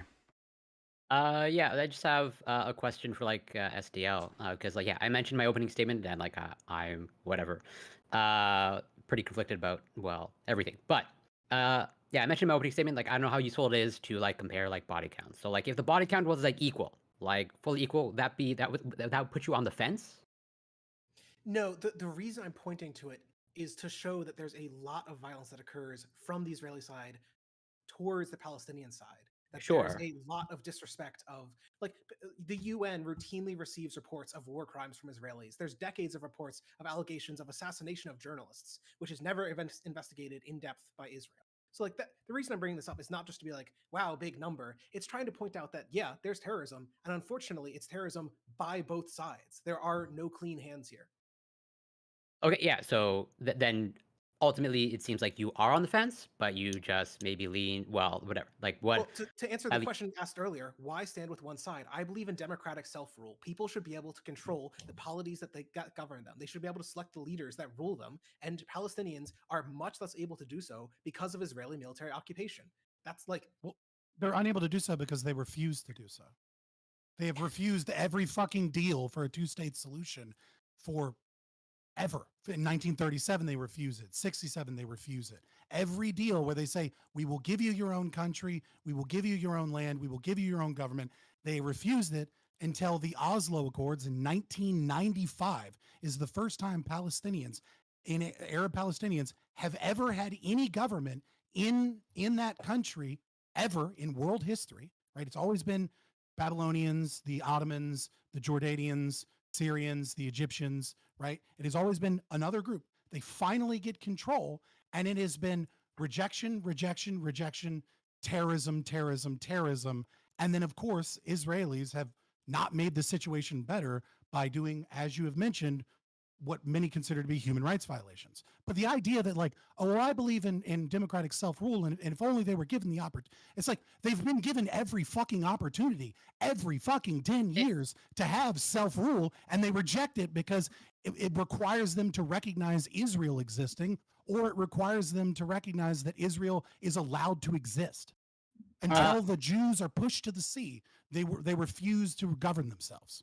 Let's go to Instead, take constant foreign aid let and Corey use it to make terrorist let attacks. Corey finish up his point, please. Yeah, well, I'm pretty much just gonna slightly expand more on what Scott said, and also from what I understand, like definitely correct me if I'm wrong, because I totally could be, but from what I understand, like there's decent support for Hamas, in that area, where it's not like a super low percentage. I think it's like roughly about half.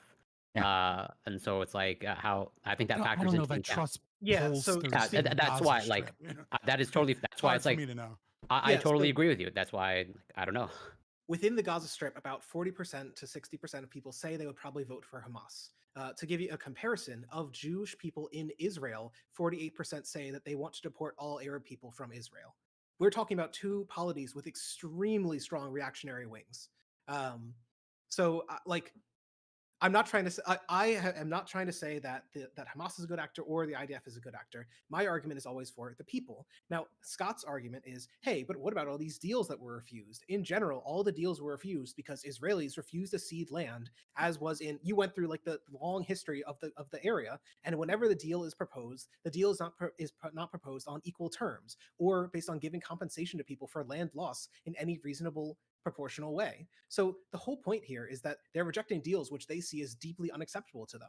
I don't remember if you or someone else was the homesteader, but if the whole point of that is supposed to be like you get a fair trade or you control your land, having that land forcibly dispossessed is a really big goddamn deal if you believe super strongly in individual property rights. So yeah, I'm all for. Listen, I'm all for a perfect magical deal existing, right? Where we go through line by line and find the individual property rights of each individual property owner, and we dissolve the nation states of the world, right? Like in Fantasyland, that's great. But if your argument is, well, these people deserve democratic self-rule, and they're offered it over and over and over again, and they refuse until they get the perfect deal. I mean, when we talk about the Camp David Accords, we're talking about the entire deal fell apart because Muslims weren't offered enough authority to control the mosques in Jerusalem, right? Like we're talking about these are things that can be fought with after you have your fucking nation state. And yet they refuse that nation state because they enjoy the PLO, Hamas, all of these people. They use the Palestinian Arab people as a human shield, not both literally, but politically. They maintain the victim status because it is in their best interest that the Palestinian Arabs remain victims without a country so that they can continuously murder Jews and continuously murder have their own people die in conflicts because they need a person to hate and a person to attack with terrorist attacks. They have been offered the self-rule over and over and over again and haven't taken it. So I'm gonna move on, but SDL, like you're on the list, so you can respond later on. Lactoid, please. No, I just to add to that, yes, they've rejected every single deal from the beginning, right? The very first, what Doobie was referencing, the 1947-1948 Civil War. 37. That first. Yeah, that was the first one, and the UN presented the partition plan, and that was rejected by Palestine and the surrounding Arab states, who launched an invasion, including an army from Egypt. So yeah, this happened immediately. Immediately, Israel was under attack from the very moment of essentially starting. I think it's interesting how we're talking about democratic rights. Hamas hasn't had an election in Gaza since 2006. Compare the democratic history of Israel versus Gaza. This kind of goes back, I think, ultimately to what Scott's earlier point was as to, we all look at like colonization is like inherently a bad thing. But this seems to be like an odd position for people to take, especially consequentialists, right? Because if the society afterward is like better on every metric, like isn't this like overall, this is like supposedly a good thing, right? I mean, so not only is Israel being constantly attacked, they actually have elections. They're not rated as a totalitarian regime, unlike Hamas in Gaza. They actually have freedom of speech, unlike Gaza. They have rights for gay people and women, unlike Gaza. I mean, you look at every single like supposedly left-wing position, or even like socioeconomic position, or everything, and Israel just like consistently governs better than not only Palestine but everywhere else in the Middle East. The question that I keep coming back to is like, you know, what if Israel can't bomb like Hamas targets? What are they supposed to do? Do they just not do anything? Would we tolerate this if, like, let's say the Cherokee started firing rockets at DC? Would the US tolerate this if Mexico started like shooting mortars across the border and blowing people up, right? Well, I mean, the Treaty of Guadalupe Hidalgo was an unfair treaty, right? This is bullshit. These the ancestors, we got to they're the sacred land. No, we'd be like, no, hold on a minute. No. You don't get to shoot rockets into California. That's like fucked up. You especially don't get to like hold on, storm. California. I'm starting to, Okay, I'm starting to be a hold little on. bit No, more no, no, no, no, sympathetic. Right. But I mean, there's plenty of raves in This- California, and like if they attacked one of those raves, which is what they did here, and like raped people and sliced off their heads, um, it's just bizarre to me. Also, one last rant point. It's also fucking bizarre to me how um, it's not obvious what's happening, right? So we have Connecticut DSA, which is just flat out saying this is fucking good, right? Go Hamas, go Palestinians. When they're you can look at their Could fucking someone Twitter show if me you don't like believe. tweets or Even that whatever to that statement- stuff? Just later when you can. Can someone just like, send me that? I mean, stuff? you go look at it. One last thing, last point I finish on, right?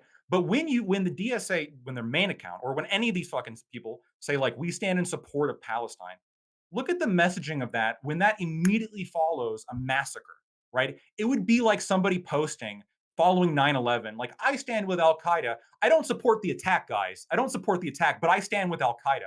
What the fuck does no? You do stand with them. I just want to clear up something, not even making an argument, just timeline clarification, right? So 1937 would be the Peel Commission.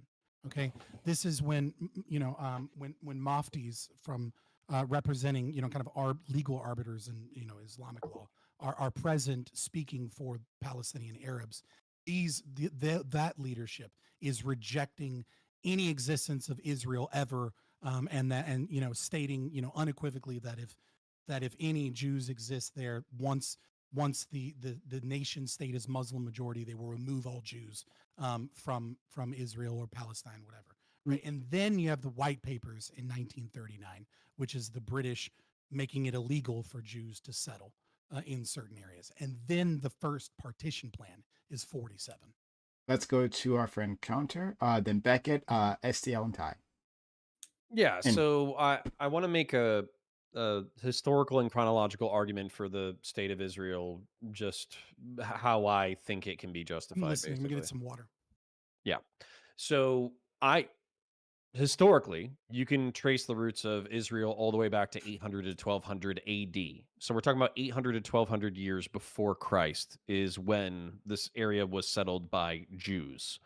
So it was founded by conquest, which I find deeply ironic because basically they put the Canaanites to the sword. They killed a whole bunch of towns of people. They put every man, woman, and child, and even some of the cattle to the sword because they were so evil, et cetera, et cetera. So I do find it ironic that we're still doing the same shit, 3,000 years later. That being said, I don't think we should be doing the same shit 3,000 years later.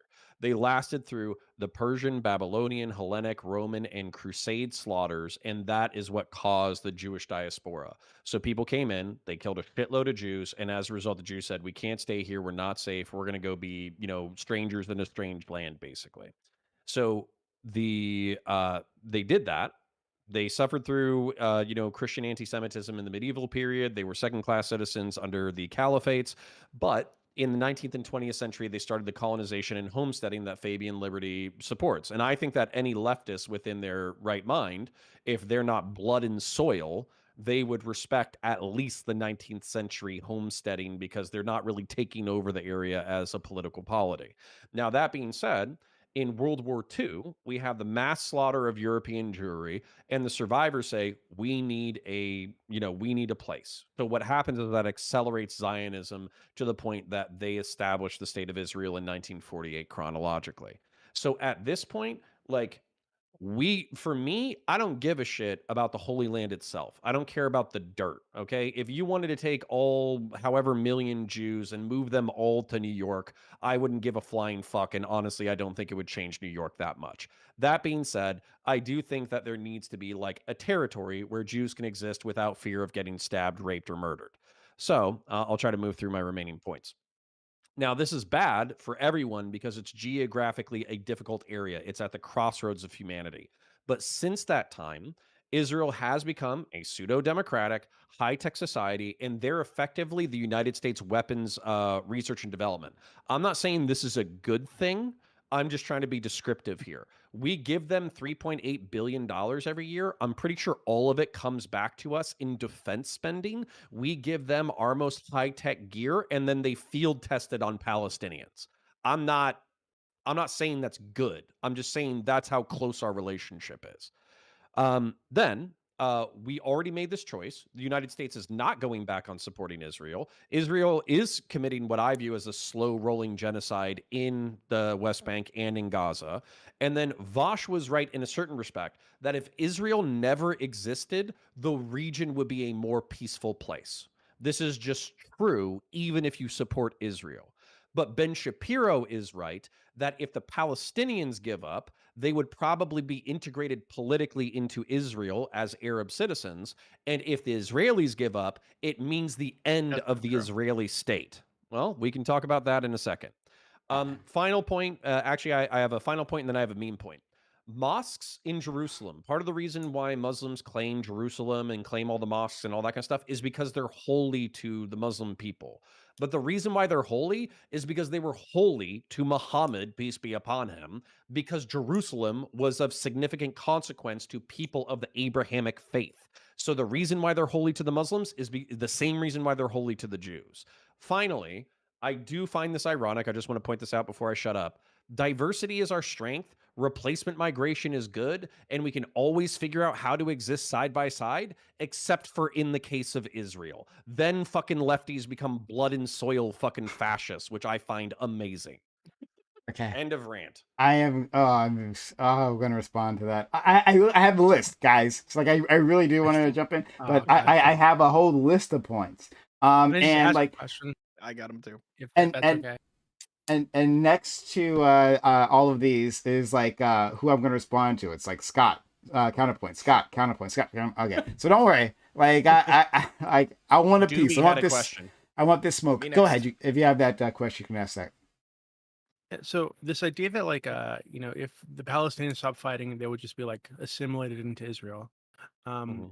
I think it's like I don't think there's any evidence for that at all. I think there's evidence contrary to that, because the demographic concerns are a major issue for the Israelis.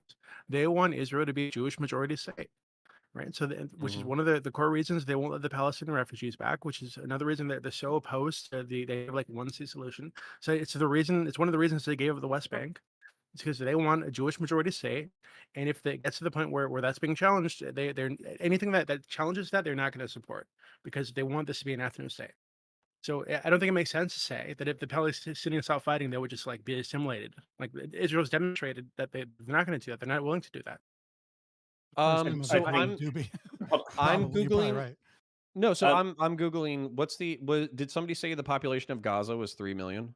It's like It's 2.6, I 2 think. million, 3 million in the West Bank. Okay. So then at that point, like 20%, at least from what a cursory Google search, 20% of Israel's citizens are already Arab Muslim, at least from what I'm Googling. Okay. So effectively, what you're talking, and I think it's 2 million right there. So what you're talking about is if you, let's say you annex Gaza, you take every single swinging dick after you kill all of Hamas, then you effectively double it. So you're probably at like 35, 40% for, Arab Muslims once you like scale it all out and all that kind of stuff. So at that point, you still have Jewish majority. Now, I understand exactly what you're saying. They want to maintain a 60%, 70% majority of Jews inside the state of Israel. Because what happens if you annex all of the West Bank and then like 70% or like 60% of the Muslim population is like, we want Hamas to be the official government of Israel? Like, obviously, that's like a fucking lunatic and suicidal proposal. But to just act like, there aren't Arab Muslims who are peacefully integrated into Israeli society is also bullshit. Well, nobody's acting like So- that. so- What I'm yeah. saying On is that- that Well, you just said that they had to they be an would not- ethno they would- state, and they're 80% Jewish and 20% Muslim. That's yeah, a pretty they want to shitty they want to ethno maintain a state. Jewish supermajority, right? Hold I wanna on, reply to don't Connor. wait, hold on. So are you arguing Yeah. that Israel isn't an ethno state? Like it pretty Real quick, clearly is. I mean, it's like Doobie, explicitly an ethno state in the basic Are law. you aware of the Israeli laws? So they did offer citizenship to people and anybody in Jerusalem with the annexed areas and people in the Golan Heights. And those offers were like mostly just refused. So they are offering citizenship in the places in which like the territories are changing. And some of the people there take it. A lot of them don't. What's the population of the Golan Heights? It's negligible. It's not. It's like yeah, 100,000. it's not gonna be Yeah, much. it's so like we're talking about like a one state thing where they just kind of assimilate Palestine, where the territories that are currently Palestine, so Gaza, the West Bank, etc. Like that would So- absolutely set off or tip the Jewish supermajority. Then you have if the This is- Palestinian refugees are allowed to come home, that would tip it even more. So of course they're not But going this- to allow that to happen. So, So Give me this is still a point. already kind of a. This is so already I a do little bit of an I do want to Just- work my way down the list. We got like 4 people here, so we're gonna go Can I Beckett. just correct? Okay. There's a little thing that I need to, just tiny thing. You also have to understand that like the conservatives and the pro-capitalists and the pro-West side also view integration of Palestinian Arabs as a threat to their own political power, because Palestinian Arabs tend to they were supported by the Soviets. They sometimes ally with other organizations, etc. Now the Jews that initially came in, yes, were socialists, right? Most of the Jews that came in were socialists, but over time they have allied themselves with the West. They have become capitalists. Their politics are very much more Western, and so you're not going to see them want to take large amounts of Palestinian Arabs in for citizenship, just because half of the political parties know that they lose their power, and that Israel falls to socialism, which destroys all countries. Let's go to our friend Beckett. Okay. SDL tie. Do So I want to engage a little bit with SDL, but also I want to just draw a middle ground here. Like the argument of, well, this is what Israel wants. Like it's similar in the way to like the Hamas argument of Palestinian citizens are non-combatants, calling them freedom fighters. Again, I said earlier, it's not a good fucking look. Benji's approval ratings aren't great. They've bounced back a bit after this, but they've been falling for years. I remember doing my theology degree and talking to Jewish friends, and they were like, yeah, well, we come from Israel, we have family in Israel, but Benji's insane. Like, there are comments he made about like Palestinians supporting Hitler a few years ago, and everyone was like, what are you talking about? So the idea that the government and the people are like one and one, again, it isn't there. And people, I think there's a difference between criticizing or attacking all of Israel's citizens versus the actions of the military and the government, because I think there's a different discussions. Also, I think when we're talking about the integration thing, I actually weirdly agree. I think if you were going to have that kind of response, I remembered like going back to my master's, I remember reading a paper from like decades ago where they were talking about the fact that they were looking at solutions, the two-party solutions for Israel and Palestine, hoping they would work, because they would those would be the templates they try in Ireland, because they couldn't figure out what the fuck to do with Ireland. They literally thought it was more likely that Palestine and Israel would stop killing each other, which is until Mo. But just finally, I really want to engage with this. Like, Lacto would ask a question that I think is really important.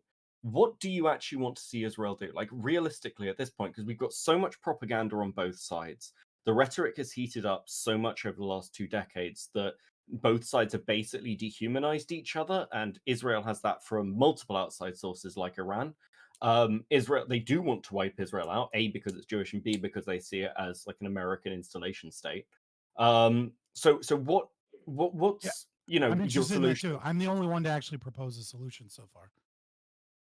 That's nice. I Okay. like That's you know, good. I'm really reaching out. Like, if you've got something there that Yeah, you I'm just think curious. would Does work, anybody have a solution? Yeah, I'd be like interested too, because otherwise, I guess I win by default since mine's the only one proposed. I don't have any principal opposition to either a 1 or 2 state solution. The standard 1 state solution on the left is that you need to have egalitarian respect for the people that would be integrated into the country, which Israel has shown no interest in doing so. In fact, I just look up and there was a poll that I think it was like 70% of Israelis said that if the West Bank were integrated, they wouldn't want the people there to be able to vote. So the 1 state solution is very disfavored by people in Israel. That makes sense.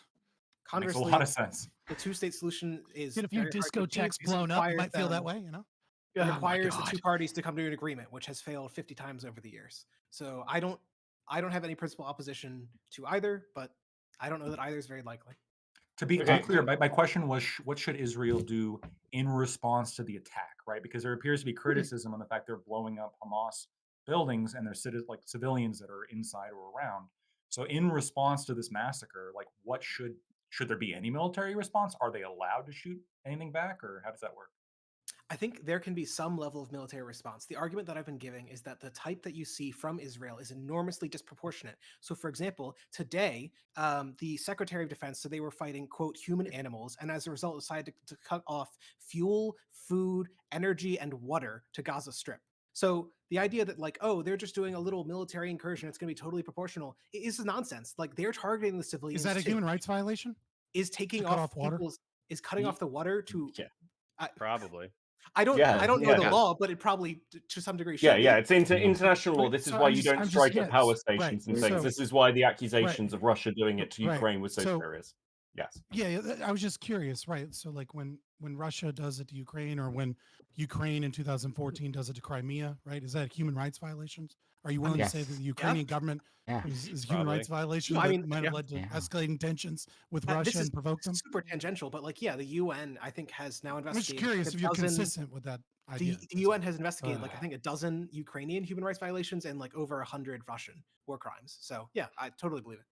Can I just to Oh, follow up oh, on this? oh, Like, because I just hold want on. to get. Hold on. Okay. just Oh, very were you quickly. not done before? So good. No, Yeah, no, go I ahead, get wasn't. your I next really, I one. just want to say, so like, you say that you like got ideas for solutions. If the solution comes down to end civilian deaths, to take that to annex that land just wholesale, like just move people out en masse, like call it like an international aid thing of like, oh, multiple countries go, we're just going to pick people up, we're going to find like somewhere to put you within the Middle East. Are you still like, if that ends the conflict on the Strip, would you still be opposed to it? Would I If support it's the only mass reasonable deportation solution? Would you of people in support Gaza? that? The Would ethnic you cleansing support? of No, Palestinians. I'm not saying it's the ideal. I'm just trying to gauge. Would you support that over like a full military incursion that's going to like be vastly more civilian deaths? Into Yes, SDL endorsed the Palestinian Trail of Tears. Do Yeah, it. You know you exactly. want That's to. what you guys. Oh my god! absolutely this not. is- A peace that requires ethnic cleansing is not worth like Okay. what? I'm not trying to Do track it. you. I really am trying to gauge. Well, hold on. That's fine. I'm You gonna wanna say no. That's fine. no. I'm gonna no. That's fine because I want to engage. This is one of the Well, things I that's wanted to talk about. Hold on. No, What's your you can moral respond to me framework because I'm going to engage with this. 'Cause you just I denied thought pride. God's I thought existence. pride might. Yeah, that's fine.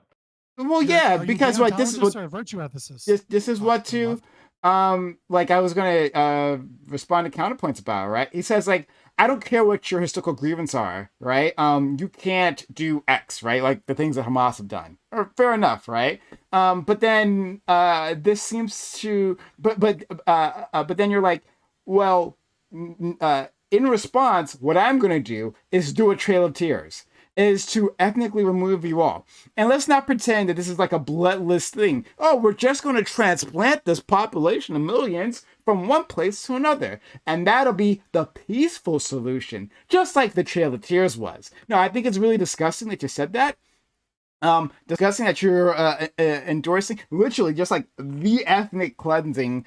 To be clear, I'm asking the question. I was talking don't- counterpoints. I don't was talking say it. counterpoints. Oh, okay. That's Uh, silly. and- It's a thought experiment between two things to test whether or Hold not on. you're actually This is what he consequentialist said. Is it He said, drafting I it wouldn't easy? mind. No, no, no, no. If you want to What go down to Counterpoint said at the no, very no, no, beginning, I wanna do I'll this. be clear. What Counterpoint said at the very beginning is what I'm responding to. Mhm. At the very beginning is that like this tragedy happened, and in response, it's fine, right? Because he doesn't care. All of a sudden now he doesn't care about these grievances. Interesting as to where his empathy ends, but like he doesn't care about that. And now Like, actually Trail said of that pretty good. Tears. So go ahead. Yeah, so what I would say is my empathy extends to people that I think can reciprocate with me on a moral foundations level. So when it comes It's your to subjective Israel, communication. Yeah. yeah, so when it comes to Israel, they largely follow like a liberal democratic system. They largely follow like a capitalist system. They largely follow like a human rights system. Now, they violate that shit all the time because I will concede that the conditions that they created in Gaza and the conditions that they are creating in the West Bank, they're effectively slow rolling genocides. Like the reason why we don't get upset about it is because it's not like a Holocaust style mass industrial slaughter, but you're creating the conditions like under the UN definition of genocide where you're creating the conditions under which people cannot live or whatever. That's effectively what they're doing. So what I would say is I think that the Gazans, the Gazan Palestinians, they could have taken the limited material resources that they had and basically built the society, like said, hey, Israel, we're tapping out. We don't want to fight anymore. We want to build a modern society. We want to have our own stuff. Can you help us get food, water, shelter, industrialization, technology, education, all that kind of stuff? And we'll basically stop shooting rockets at you. Instead, what the Gazan Palestinians said is go fuck yourself. We're going to come and kill you all in your fucking sleep.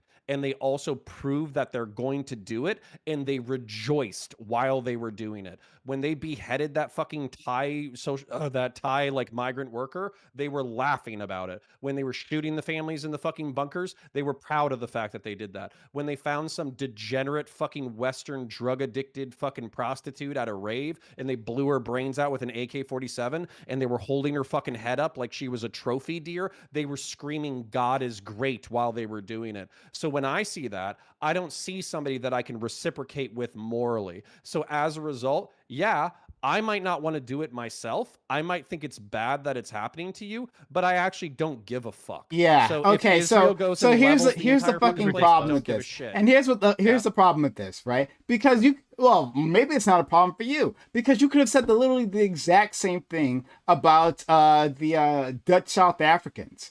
That like, hey, like we share a lot in common, actually, right? Not least of which your skin color. We share a lot in common. You guys have a system of government that I can recognize, right? You just had this little apartheid thing happening here. Those other people, they come from another culture and they don't have that level of history in common, and they had a lot of violent responses to the South Africans. So yeah, I guess I'll take their side whenever the Dutch South Africans, excuse me. But whenever the black South Africans fight back and do anything, well, I'm not so sure about this integration thing anymore. So I'll start with that, and then I have another response to you. Yeah, Prime, I'll own this for you. There were black Rhodesians.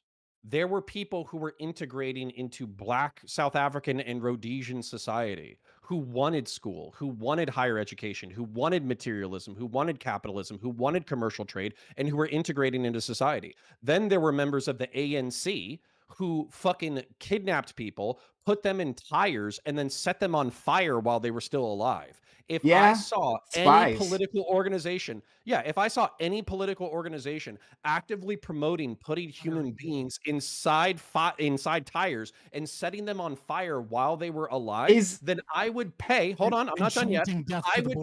I would literally ship money to men with FAL rifles to go shoot those people in the face, and I would do so, and I would sleep fine at wonderfully. Night. I'm glad you're very honest with that, right? And just to be clear on that narrow point, just on that, is it simply the manner that they were killed, right? Those like fucking spies, it's just because it's on video actually.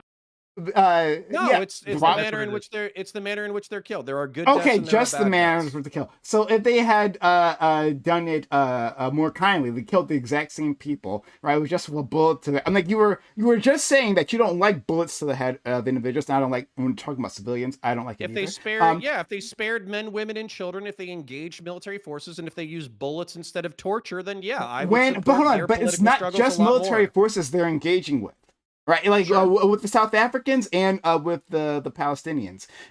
It's not just Yeah, they're like killing like settlers. uniformed individuals that they're dealing with, and many of those targets, like some of those targets for South Africans, right, or the Black South Africans, excuse me, I'm getting things mixed up. But for the Black Africans, it was some of their own people who were spies for the white minority, right, and they put them in tires, and yeah, fuck them is what I say. Right? Working setting those people, colonizers. so instead Yeah, of, hold on, I said fuck them. No, hold on. I just want to clarify something.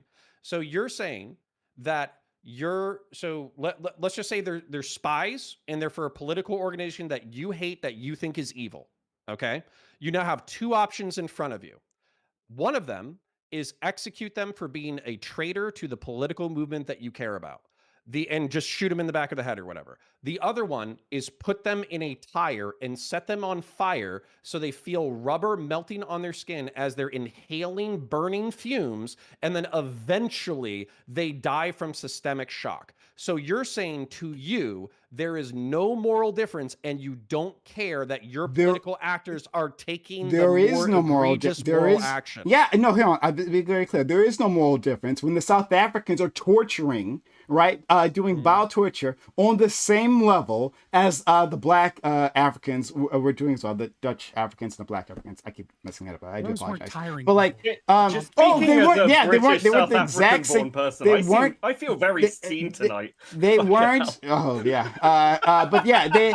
I don't know if the Dutch Africans were like using tires. I hadn't heard of that particular. I don't think so. I doubt it either. Right? But they were also torturing, raping, murdering the Black. So once that is the state of play. No, actually, I don't care if they set them on fire. That's not a big deal to me. The problem is the oppressive majority and doing that to that minority that is powerless. So that's the issue. And but beyond that, and also the people like the Black Africans, like not all of them were like ANC and had weapons, right? So like this is just like one of the ways they killed them. Like they may not had firearms. I just want to put that out there. But the second thing I just want to get to, and then I'll go continue down that list, right? Is that your idea of the Palestinians, if they just gave up, well then the Israelis would help them out. The Israelis would be like, oh, okay, well then we're gonna do our beautiful space, well, the gay space capitalism in this case, and everything will be great. They're going to get along. That's absolutely not the case, because the goal is ethnic cleansing. The goal is to get rid of them. The goal is to not integrate. So this is a canard that if you just give up, if you just stand back and say we'll do whatever you want, Israelis, that they get integrated into that society. That's not going to happen. This is okay. Just quickly. Hold on. Counterpoints. Stop bombing them. Oh no. So hold on. Okay. Counterpoints. You can respond to me, and then everyone else can respond, and we can go down the list. I would like to address the points chronologically. So if this is the part of my evaluative moral matrix. So for instance, like I brought up the fact that as a policy, the Hamas was kidnapping, raping, torturing, and murdering people as that's what their infantry, that's what their militant forces are doing proudly right now. And somebody linked me a news link where an IDF soldier bragged about committing a rape against a Palestinian. And in that story, they were showing that that person had been confirmed to have committed the rape. They were charged and they were tried in a criminal court and they were being convicted of rape. So for me, there's a huge difference between rapes and murders occurring in war, as they do, versus it being the intentional policy of the forces that are fighting. And so the moral difference, while so the IDF we can move to South Africa in a second. While the IDF might be a member of theirs might have raped a Palestinian because they saw them as subhuman, the fact that he is being tried in criminal court, I would use as evidence that that is not the policy of the Israeli Defense Forces to actively go out and rape. Whereas, as we've seen with the Hamas terrorist attacks within the past week, that was their intent. Their intent was to strike fear into the civilian population of Israel by showing that we will do the worst things possible to you, and we will do so with glee. So what I would do, because I'm not a huge student of South African history, is I would go check out the what you told me about torture and rape in South Africa. And if I found that Dutch Rhodesians were torturing people by pulling out their fingernails, or doing the shoulder torture, or doing waterboarding or something like Or that, electrocuting them. then maybe my moral calculus would change. Now, if I find out that the people that they're torturing are part of cells who had just got done butchering fucking civilians, students. then my calculation is going to change again. Well, see, here's the thing. You're telling me they're students, but guess what? We're 3,000 miles away. We don't know who these people are. We're getting stories from two factions who fucking absolutely hate each other, which is why, by the way, I understand that the Palestinians are going to resist, but if you're trying to justify rape and torture to me, it's not going to happen. To be very clear, hold on, shut up, shut up, thanks. To be very clear, I'm not justifying like the actions from Hamas that we're seeing, like the things that we were talking about. Very clear, I'm not justifying any of that. Just be very, very clear on that. But to me, it's a really close parallel. I want to let other people in. Tiring people is not far off to me from rape and killing families. No, I'm just talking about the targets. I'm talking about the targets, like slaughtering those people as a music fest, completely fucking unwarranted, absolutely. But if how you treat your targets does imply a certain morality to me about the faction. I think. Hold on. Thank you. Hold on. So yeah, I think that as I was talking to my good friend Kobe last night, right? He brought up a really brilliant point, talking about like when a more quote unquote advanced society comes and colonizes a quote unquote less advanced society, that the oppressors teach the oppressed like what the state of play is, how to behave, right? So when the oppressors the oppressed like rise up, they mirror the behavior that is done to them. Now, that doesn't mean that I necessarily excuse it or condone it, right? I don't have to do that. I'm just saying that like this is literally what happens. And again, to be clear, I don't like the things that have been happening the last 2 hours. I don't condone. I'm just gonna leave it there for now. I'm gonna let other people in. I gotta. Yeah, and if I could make a final point before I shut up, so and happy to be proven wrong, and maybe you will wane my support for the state of Israel by proving me to the contrary. I have not seen IDF gleefully hacking people's heads off with farm implements. I haven't seen them walking into Palestinian homes and massacring the family with glee and videotaping it and posting it online. And I haven't seen them parading around the corpses of Palestinians as if they were hunted animals while screaming, "God is great." So if you show me a counterexample, then maybe my support for Israel will evaporate and I'll let you genocide them all. But until then, don't even put that. Hold on, don't put that in my mouth. Just be very clear. With you. Okay. So you just need to look at like imagine if that happened though. I mean, I just want to really quickly hit at both of you. So, firstly, from the perspective of Connor, there is a huge amount of anti-Arab sentiment in Israel. Let's not pretend otherwise. Sure. From the civilian population, from the military, from the government, there is. We need to get rid of them. There is a threat there. So from like the conversations of integration, I don't think it's going to happen. At least with like you would need to reteach an entire generation on both sides away from cartoon propaganda, like we saw in Nazi Germany. Both sides are using it to radicalize their kids into martyrdom and hatred. That is just what's happening. Secondly, do you know what's crazy? Someone sent me a Sam Harris article from like 10 years ago where he's basically having this exact same fucking conversation. And from the point of, well, it's terrible this happened yesterday and we need to recalculate that. How many fucking times? Because like this is how Hamas works. When we're talking, let's go back to like the fucking 1972 Olympics. They didn't target a military installation. They didn't even target officials. They killed athletes. They kill civilians. They pick their targets, and like you can have a conversation about militias or anything else. I'm literally qualified to do those conversations, but nonetheless, they target civilians. They use terrorist tactics. And those are the sort of things that are much, much harder to excuse because we understand that they are outside the theater of conventional warfare. Okay. All right, I've been patient. I'm good at guys. I've been patient. I'm fucking butting in this fucker. All right. First of all, what Doobie was saying, I largely actually agreed with, and this is more replying to counterpoints, right? I actually want to fight Connor on this one. This is going to be fun. First of all, I don't believe Israel is a good faith actor any more than Palestine is. I think Palestine is definitely not, but I don't believe Israel is either. And I think Palestine. That's no, I crazy. don't. No, I'm dead serious, dude. I absolutely do not agree with that whatsoever. That's All right, such a number dumb 2. Both sides take. Come on, be real. No, dude. Okay, fine. I am the ultimate centrist. Everyone deserves to die in this case. Okay, I will fucking bite that bullet because no one is the good guy here. All right. Second of all, when it comes down to it, let him go. I'm dead serious here. All right. Go. All right, so I'm just asking him to be honest instead of meme. Like, come on. No, I'm dead fucking serious. I do not expect the Israelis to be good faith in this. They have clearly said we do not want to make Arabs the majority. So that means that they're going to play from the bad faith of the cards from the. That's not what you said. You're saying that they are equally as bad faith as the Palestinians. Okay, all right, fine. I'll rephrase this real quick because I really don't make me steel man him in the first 10 seconds of his shit. Let him go. Look. All right, fine. It's an absurd argument. Okay, even if like whatever moral calculations you're move to the next thing. Fine. All right, Connor, you made a great history of like the Israeli part of this. I want to give the Palestinian kind of version of this just because I think it's relevant here. Right. Most of their ancestors have been there as long as the Israeli has. Literally, like you have the Getimids, the Heshemites, the folks who have lived. They have literally commingled with the Jews for literally the last 3,000 years, right?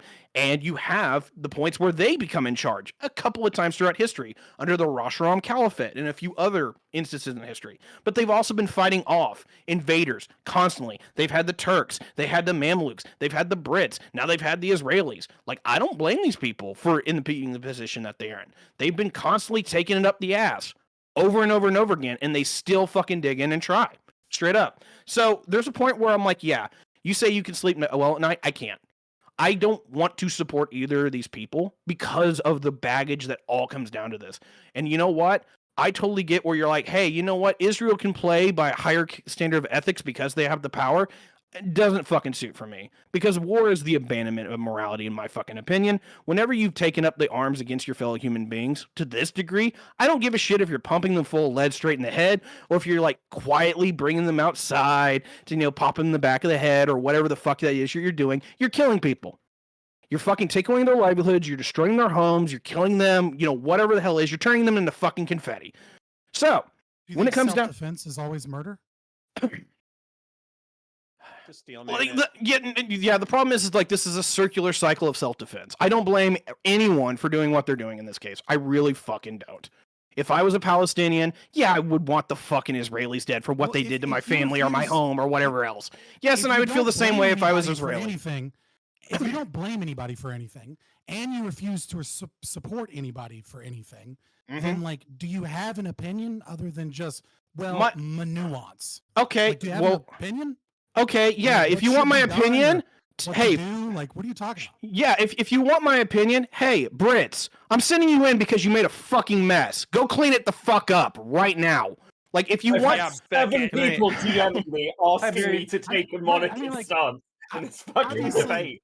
Like, okay. I don't think you believe the British should invade Israel, right? Like, what's your actual? Do you have any opinion to offer on what should be done or what's wrong? Like, it doesn't make sense. Either you have one or three options in my mind. I don't see anything moving on this. Either one.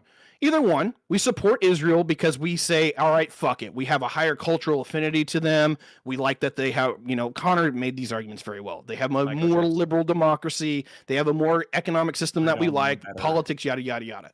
And we basically support the soul-rolling ethnic cleansing of Palestine. All right. The other thing is that we can say, you know what? Fuck it. We're actually going to invest in Palestine. We want them to be our friends. And we're going to empower them. We're going to build them up. and maybe they will adopt our way of life, right? I don't think that's going to fucking happen, but we could do it, right? What's the alternative in that? Oh, the soul rolling ethnic cleansing of the fucking Jews. Guess what? We're no better in that situation either. What's the third option? Somebody else has to come in and basically be the big guy on top and either assert order over all of these people, or they just try to conquer it themselves and unite the both factions to the point where they see each other as common cause. Because that's the only way this has ever stopped in history without one side getting genocided. Yeah, but Let's you go can't You do just that set either. up a, You you can't, just you can't do no, that no, either. listen. You just set up a false trichotomy, and then you still didn't give an opinion about what we should do. Why do I give a fuck about what you have to say if you can't even give a goddamn opinion? I don't know how that's more of an opinion besides, all right, cool. Do you really want to engage in any of those three? Like, do you want to be the big guy that comes in with the fucking sword that makes the Palestinians and the fucking Jews hate No, your guts? Is that I the? just said it's a false trichotomy. I don't give a Exactly. shit if you So think it's a what- false trichotomy. Fabian's asking. No, Fabian's asking a pertinent question, which I guess is. What should we do? I've heard so yeah. So I've heard so far, like Fabian was being a dick about it, but I did hear my nuance. I did hear that.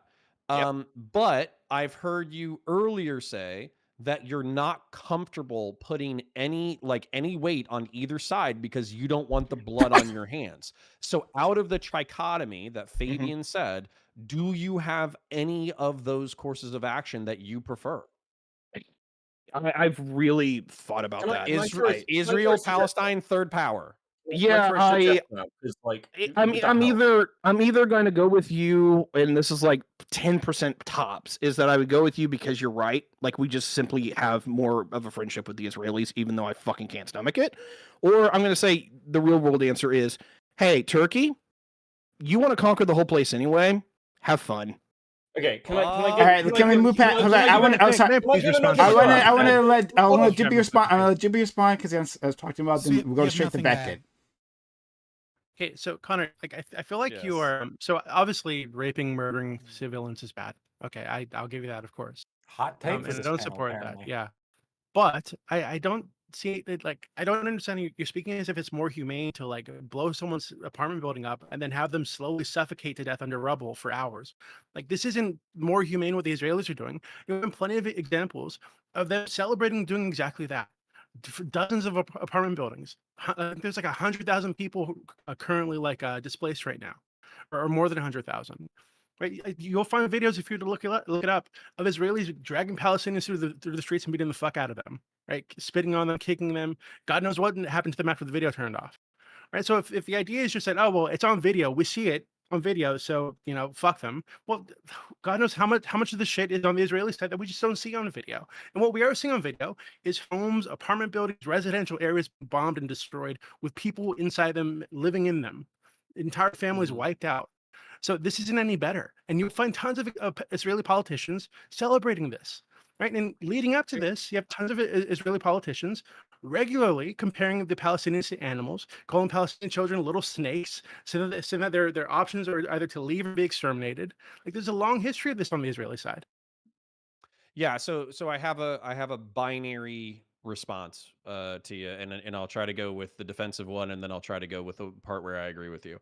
So I disagree with you that the knocking on the roof is as barbaric as raping someone or cutting their head off with farm implements.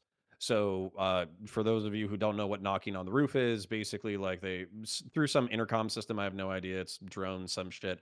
They basically start announcing you have to evacuate this building. This building's about to be destroyed, and they do a small explosive on the roof. And it's supposed to be intense enough that people know to evacuate. And on top of that, this tactic I think has been used for the past. Loud. Yeah, so it's been used for it's been used for the past like 5 or 10 years.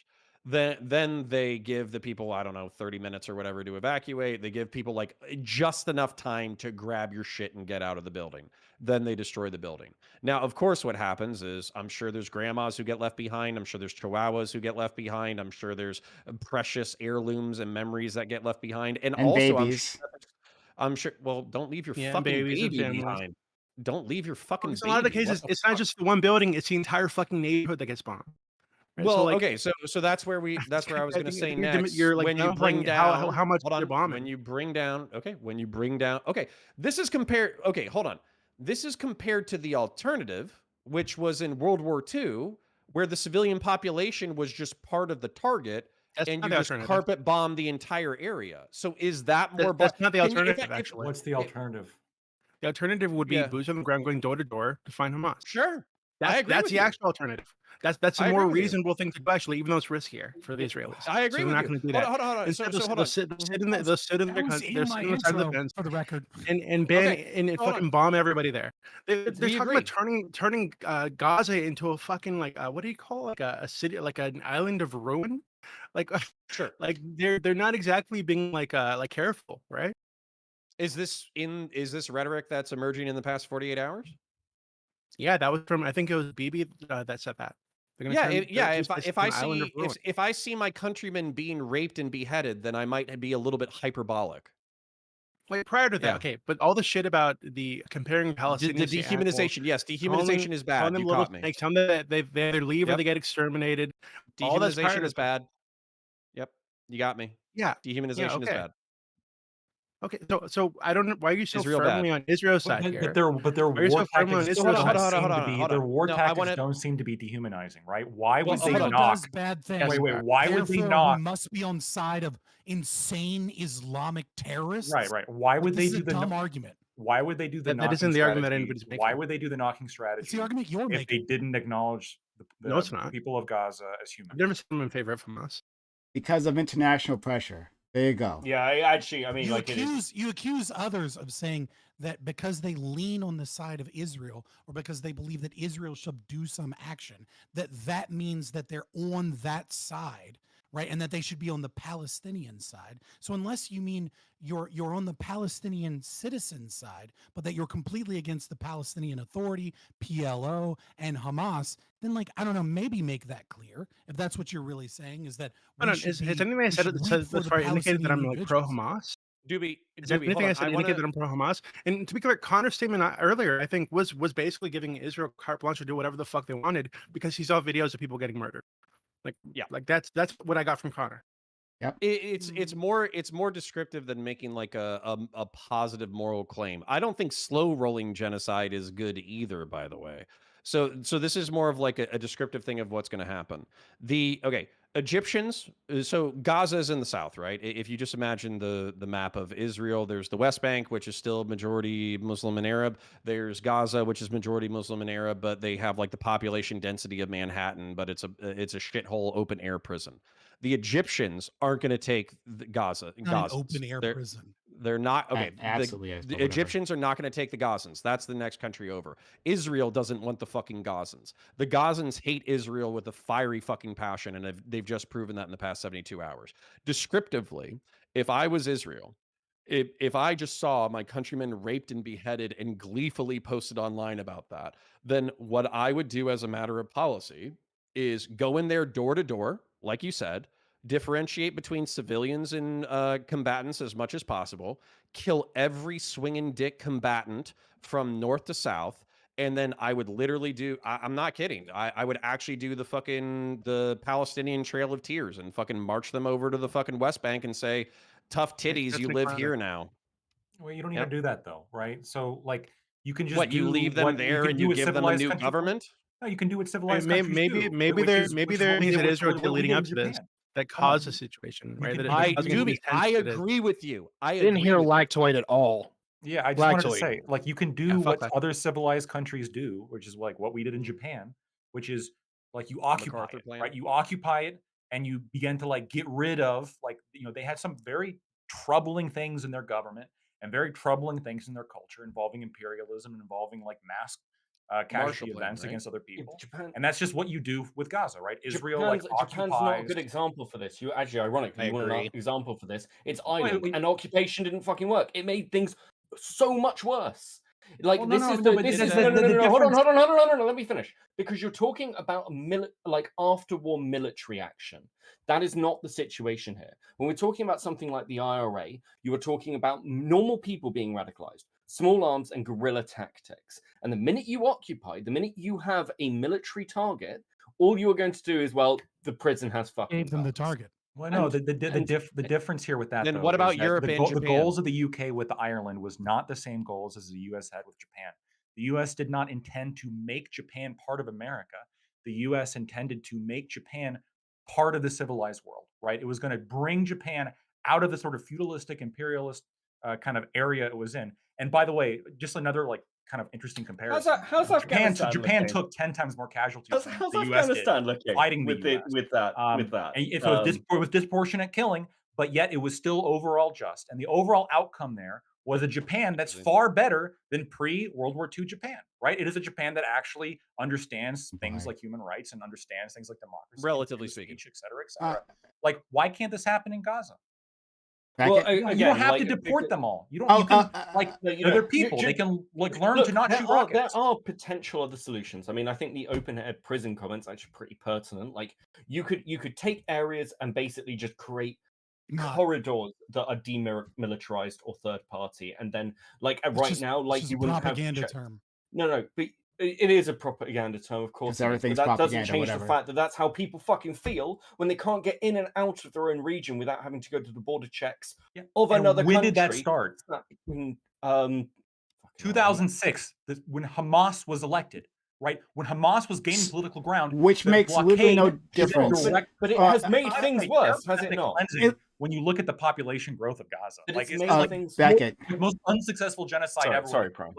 No. I just want. I'm saying go Beckett. Like, okay, cool. Yeah, so it makes things What's worse. the difference between Egypt and Israel here? Beckett. When we've got situations like this, where right now, like we've got like borders right next to each other. Like, if you want to take another example, North Korea and South Korea, maybe actually a demilitarized zone that's not like owned by either country that nobody can has control over might be another solution. Actually, we're kind of at the point where unless we want to do trails of tears or fucking genocide, maybe there does need to be like third solutions, because clearly we've been doing this for decades and it doesn't fucking work. Like, the problem is there will be a panel in like 5 years' time discussing exactly the same fucking shit, and that's I doubt it. That's if Israel Hamas doesn't use this as exactly the solution that they want, that they need, the excuse that they need to go in and just be like, right, fuck it. Wait, hold on. So, and the counterpoints, you can respond. I just quickly, guys, if you are new to this channel, out in YouTube land, we've gotten like 60 people, which is like the most we've ever had on our own, on our own Steam. Hello, hi, if you're new here, nice to see you. Subscribe to the channel because we have conversations like this all the time with these level of degenerates. So we love to have you. So yeah, if you're new around here, and hit the like button would be helpful as well. And super chats. I've got sorry, Proms. Super chats and hype chats would also be helpful. So if you want to engage with us, we'd love to hear from you, right? Because I can see you all are highly motivated out there in the digital land. Then help support the channel so we can keep doing things like this. Super chats, hype chats. If you're on Twitch, consider subs to the channel, gifting bits or gifting subs. Okay. Counterpoints? Just very quickly, can I just say one last thing? And that's what I've got to shut up. Just on the big guy idea and why that won't work really quickly. No one can really come in because the minute America comes in and occupies and goes, we're going to do this, you just end up with Iran over militarizing. If you get any Muslim state involved, you're just going to end up with exactly the same problems on the other side. Because, like, again, like it ends up in sort of like the World War I situation. Literally what Bin Laden wanted. Okay, yeah, y'all keep saying this is surprising to me because I keep hearing it from lefties. Like, we're going to have the same problem in 5 years or whatever. I don't know if you guys understand the scale of what happened in the past 72 hours was. 9/11 was 3,000 dead civilians, and we launched like, I don't know, a $3 or $4 trillion 20-year war. And we're talking about, I don't know, 600 or 700 people dead, and they weren't killed in an instantaneous flash with a plane hit a building, or they jumped off and they smacked into the pavement, or they were crushed by a collapsing stone. All of that seems by comparison pretty tame. Whereas what we've seen instead is beheadings, rapes, and murders, and y'all can act like, oh, well, statistically, more people die from fucking car accidents or fentanyl or some shit. But this is emotionally going to be ingrained in Israel's mind probably for the next century. So I think at minimum, you are going to have Israeli military control of Gaza. You are going to have the prohibition of Hamas as a state. You're going to have the IDF on every single street corner. And if somebody so much as throws a rock at an IDF person or They'll a kill them like they policeman, usually do. they're going to Yeah. get shot. Yeah, they're Like going they to get usually shot. do. Yeah. Well, yeah. I think Like, something yeah, important to add hold to- on. And then they're basically going to maintain that while trying to do like Afghanistan or Iraq style nation building for the next decade, or they're literally going to deport these people. That's what I'm fucking telling you, is I don't think in 5 or 10 years we're going to be doing the same shit, because the response that you're going to see is going to be Israel's version of our response to 9/11. I think an Wait, important is there any thing to add to that- evidence? I think an important thing to add to that as well is that one of the problems that has been that I labeled as one of the causes in my opening statement is that Israel has been incapable of shutting off power or water to Hamas. That has been a thing that every time they attempt to do it, they manage to do it for a few days for small actions to try and stop Hamas. And then the international community is like, that's a human rights violation. How fucking dare you? You Well, can't. and do so this. did the Israeli It Supreme is- Court, but yeah, Yes, because it is. but I don't know that I agree with that. I don't know that. I mean, I think the existence of a nation state is already a human rights violation. But the idea that Jewish people shall be taxed and have to pay for energy for the group that is another ostensibly nation state that hasn't agreed upon their borders and refuses to be one, and that they have to pay to give them water and electricity so that they can launch terror attacks from them, that's somehow a human rights violation. And It's you act like is I'm that dead really- air. I don't know if that's really a human rights violation so much as the real issue here is the fact that it's difficult for The taxation is the okay. individual. Well, I think it's more so that it's difficult for people from Gaza to leave, right? I mean, we call it an open air prison, which is stupid, right? But accurate. It has yeah. it does take. walls. It It literally has literally walls. has its walls. You but literally accurate. can't leave. Well, You okay, literally. I have a backyard. That doesn't make it it doesn't make it a And, prison. and Are you yeah, keeping yeah. 2 million Are there people in your armed backyard? guards? You can Are leave there your armed backyard. guards at the I entrances think you there? prison your children. It was in response to Hamas. Your argument So is what? they have walls, That doesn't. Hold on, therefore hold on, that's hold a on. prison.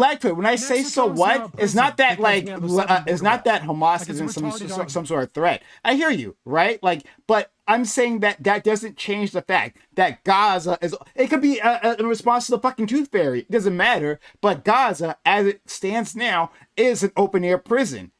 So I don't know what you're fighting. Yeah, but hold on. So That yes, doesn't- which is no, why not which is why I sure. said which You is just why I keep said repeating a fucking word. It's stupid.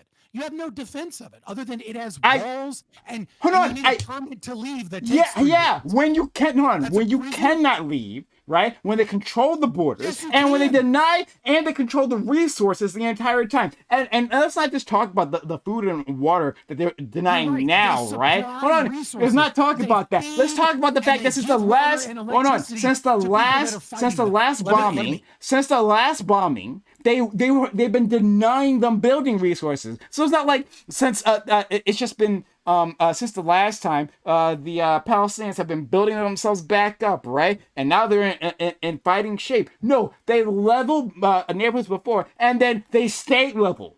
They just left it there. And then again, packing people, as someone said If earlier, into small and if more denser Mexico places. was launching attacks And then- on Texas, and Texas was supplying Mexico with power and water, and then you would claim all of a sudden it's a human rights violation. If for Texas to cut if off Mexicans power and cannot water to leave Mexico to go while they're other bombing places, Mexico, if they are stuck be there, stupid. then yeah, it's a fucking prison. How is When it I am Israel's stuck fault in a that Egypt building, refuses when I am to allow stuck, them to when immigrate? I am stuck in a building and there are guards around me, and they regulate what comes in and out of my my area, and I cannot fucking leave, then I'm in a prison. We understand this. I don't know So why you believe the Southern you're so Wall is an obtuse with this you all of a believe sudden, Mexico right? is Mr. a Freedom, open-air Mr. prison? Liberty. I'm not sure why you're being so fucking obtuse with this, but everyone else can understand this. We got the it. same fucking Prime, thing. Prime, It's not the I same. wanna ask- calling out the I'm If people calling in out the people in bullshit. Alaska, I'm calling if out the people in bullshit. Alaska No, would listen, would no, would have to get no, permits I'm to calling- leave I'm Alaska gonna to make get to the Prime- rest of the I'm United gonna make States, Pri- I'm we would gonna be make- like, that's Beckett, the shut first. up. I'm gonna make God. Beckett, shut up. I'm gonna make Prime respond to this. You avoided everything. You avoided actually talking about the argument and instead just No, was I like, didn't. I can't believe Mr. Liberty, etc. That's You not how. No, believe- I literally responded to believe- everything. Thank you. There is a border, okay? A border between Gaza and Israel. They also share a border with Egypt, okay? And you're saying that Israel regulating who can come in and out of a border of the region that regularly bombs them is an open air prison. When they're By that logic, how is Mexico, where we have a border? No, it's where we not. regulate No, it's not. who can Mexico come in has and out, control of it. not Mexico. an open air prison. Mexico has control of its borders. No, it's like it's no. You're right. I won't They can gonna. leave I'm not south. gonna. I'm not Let gonna me eat up our. finish I'm what not I gonna said. eat up our Israel remaining time with prevents- this, right? So I'm just gonna state my point and I'm gonna move on, right? Because clearly Mexico, a country in control of its own borders, where the Gaza Strip is not in control of its own borders, where the Mexicans will decide, hey, I can take a plane trip. Right, Mexicans. I can Yes, they I take a are. plane trip to Europe. I can take a plane That's a trip to the lie. States. I can just do that, The right? Palestinian On Authority my own could guard accord, people from I can coming do in that. Gaza. The United Yes, they States could. does not regulate. The United States does not regulate the food, the water, the power that goes in there, the building materials. They don't do any of that, right? They have a wall along. We have a building a wall along our border, but that does not enclose. I would be saying something ridiculous. Israel does I'd be it saying either. something stupid as fuck They as you share a are. border with I would Egypt. be saying, hold on. I would be saying something stupid as fuck as you are if I said this one wall in my room that means a prison when I don't have the three other walls, when I can walk around, right? When someone else says, hey, you can't Gaza come shares into a border my with Egypt. room. So look, I'm not going to blockade engage there with on this there, to you and they're anymore. blockaded on that side as Everyone else well. who's listening can follow the simple logic. If you can't, don't worry. We can have remedial classes afterwards. Thank you. Thank you. Okay, Thank so- you. This Hold is on. Like I said, I'm not gonna eat up the rest of our time on this argument. Go ahead. You're losing. Yeah, that's nice. That's sweet. That's sweet of Let's you. ask for some clarification. Okay, well, DB just Electric. so it seems like a weird, like almost like a semantic discussion about whether or not it's an open air prison. Yeah, We can it's a agree. propaganda war. Sure. Obviously, they're gonna use the rhetorical devices that most benefit their side. Obviously, Yeah, and we- sometimes we- you just call out the bullshit. that's fine. Yeah. We can agree there is a blockade, right, of Gaza, specifically Mm-hmm. from Israel and on the Egyptian side as well. Both Egypt and Israel are part of this. It began in response to Hamas, right? A government which is incredibly violent, was incredibly violent when it got elected, and swore to use violence against its neighbors to accomplish its goals. It's not surprising that you would see a blockade. And I also want to point out that it's pretty. Would we expect any other country to provide supplies and electricity to the country they're at war with? They're not The providing it level free of of charge. you have in this case a country that they're at war the now, goodness of right? their Hold heart. on, they were invaded, right? And during this war, they're being criticized for not supplying electricity to the country they're at war with. They're being criticized for doing airstrikes on Hamas. They're being rocket criticized sites by not when allowing they them do capacity. when they do the knocking they're- thing first. If Gaza had its level own of- capacity, Actually, then it yes, wouldn't be yes, they criticized. would. They have to engage with. If is Gaza were allowed to have its crazy. own capacity, then Israel wouldn't be in that conversation at all. We wouldn't if bring it up, Hamas right? didn't rule Gaza, they If- would This be. is not. Oh my god, this is so bull. No, I have to speak to this. They would Um, if let you've us got go, rebel go, he's been forces waiting in a forever. country, The border you are- crossing with Israel does not have sufficient fuel capabilities to get the power supply that Gaza needs. Even if Egypt was 100% on board with Gaza, they couldn't do it. And Israel also prevents the blockade of basically any serious fuel supplies. So even if they wanted to build their own power, they couldn't because Israel is maintaining a blockade. And you say, oh, why wouldn't any country do this? Again, just the fact that this is common does not mean that it is just. You're talking about millions of people without power. I want to be clear. Gaza is the third densest country, if it were one, on Earth. This is like saying, oh, Chicago, we're just going to population cut off keeps from growing. power now. These are millions of people completely cut off from power by a blockade. Like when we talk about open air prison, this is why. Because it's not just, oh, Israel is supplying this fuel free of charge. No, that's the Red Cross doing it, not Israel. Israel doesn't give a shit about this place. They refuse to let them build themselves up. Yeah, it's also like we do Yes, this with I- rebel I- forces. I do We wanna do get- this I- with I- rebel I- forces. Let them build I do want to get themselves Doobie. up. I do want to get. embargo we do Japan this as with well. rebel I do want to get. I If do want to you- get to if you've got freedom Doobie. fighters. I you- want to get you- to Doobie, then Beckett. Yeah, I just want like quick clarification because I think we're probably more willing to accept terrible claims about Hamas or the Palestinian terrorists, whatever you want to call them, because you know they're brown and when they're on video they're kind of jumping around like fucking animals, crawling all over each Jews are other. brown too. But not all of them, Right. not the Ashkenazi. But well, my question is there any evidence that anybody was raped?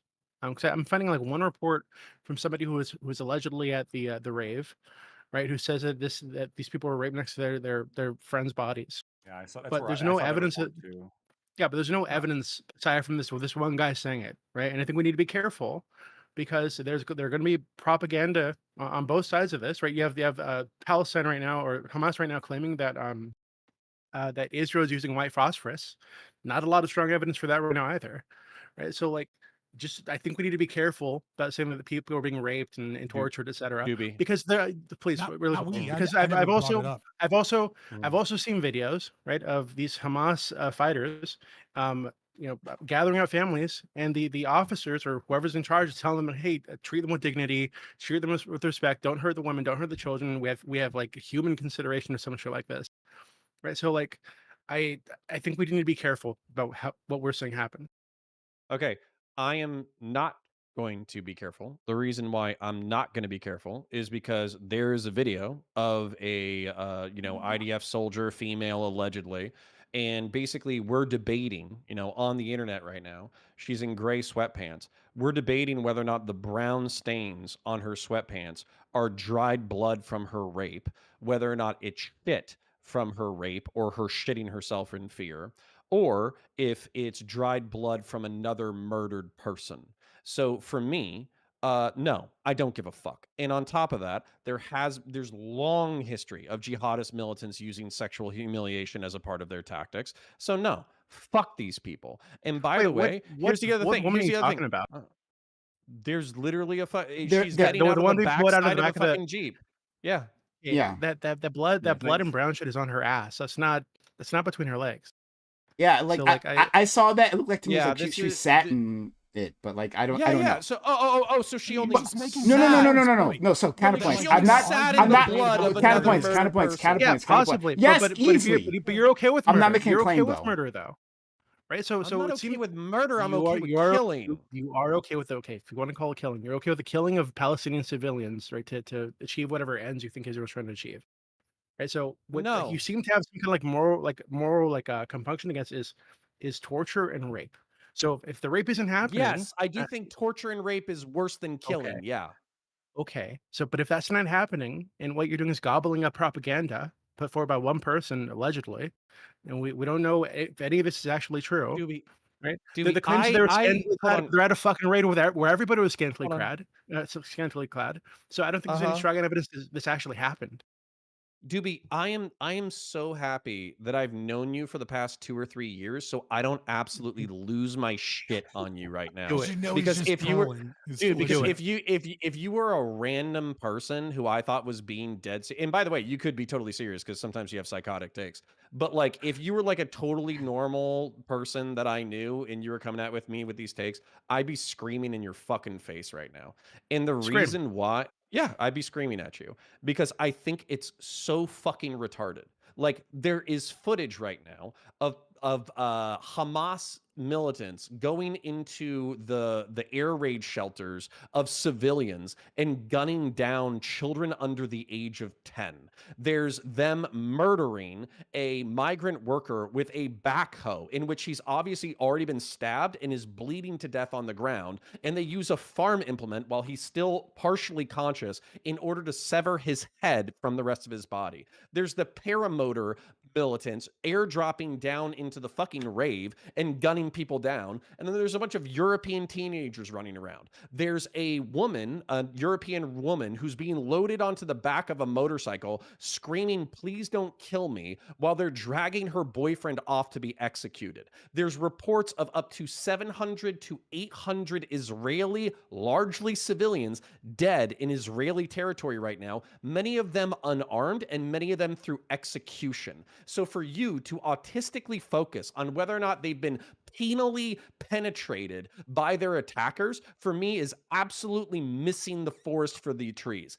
I would happily execute every member of Hamas in my own backyard today if legally backhoe? authorized to do so. Yeah, sure, fuck it. We With would a backhoe. literally we would take all of the videotape of all of the actions of Hamas fighters and we would execute them in the way that they killed the civilians. So if they were gracious enough to give the civilians that they murdered a bullet, we'll give you a bullet. If you murdered somebody with a backhoe nice and slow, we'll kill you with a backhoe nice and slow. Since Okay, this so is this the is what- area, this so is what this is doesn't the make any area sense of the to me. Old Testament, then we'll go ahead and implement some Old Testament justice. Sure. Okay, so this is what doesn't make sense to me, right? Because you are Uh-huh. moralizing again about civilians being killed. I agree, that's Mhm. bad. But it seems like when Israel kills civilians by bombing the buildings that they're in, suffocating men, women, and children in their homes who are just fucking civilians, you make excuses for that. They're not targeting them. Right? These are not the same. They are fucking targeting thing. residential areas in the most That are densely occupied populated, by a in terrorist the most question. one of the most Why? densely Wait. populated areas in the Why? okay. Why? Because you It's guys, more you guys dense than don't say why. Singapore. Okay, again, Why, this is Doobie? one of the most densely Why? populated areas in the world. Why? And so if Why? you're gonna Doobie, why? say, if it, okay, be a He cow, just bitch. answered they're you. saying He just answered you. because Shut up. I just answered you, right? So yes, they're saying that hey, That's not the whole Hamas is answer and you some know of the it. people there are Hamas. Okay, fine. All the other people there are fucking civilians. Right. So the correct answer there would be to Doobie, go if you want to on say, foot. if you want to say On do foot, special please forces stop, raids, I'm stop, gonna stop, agree stop, with you. stop. Let me finish Okay, it. no, Go ahead. but you're not, because you're justifying. You just said it when you're saying why. You're justifying them bombing those buildings that have civilians in them. So you care less about those civilians being crushed by their fucking apartment buildings, being suffocated under rubble, than you Steelman do me. about Let me. than you do about the fucking guy murdered by the backhoe. Right? And I get Everybody you saw him pause. die. I get Everybody it. pause, You pause, saw pause, that pause, death. pause, pause, But that pause, doesn't mean the other I deaths wanna- didn't happen. Doobie, Steelman me. You'd be such a Why racist. why do I care less about Palestinian civilians cohabitating with Hamas leadership cells? Why do I care less about them than I care about the people at the rave or the Thai worker? Why do I care less? Please steelman me. Go Okay. ahead. Hold on. I can't, because I think the position is ridiculous, right? Because if you're going to say, oh well, they're cohabitating with And you can't Hamas steal him, leadership then you cells, have no argument. please stop, please. You're cohabitating with the Hamas leadership cells.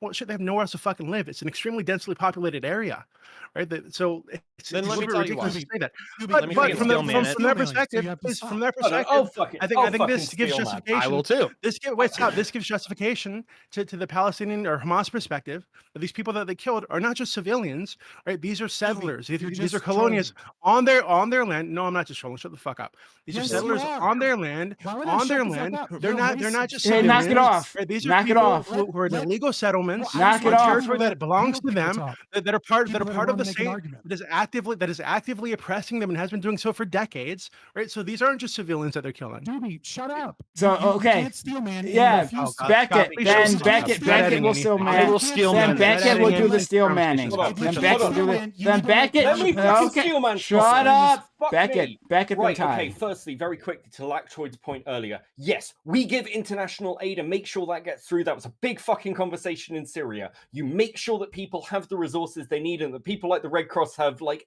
access. Otherwise, it is seen as a fucking crime.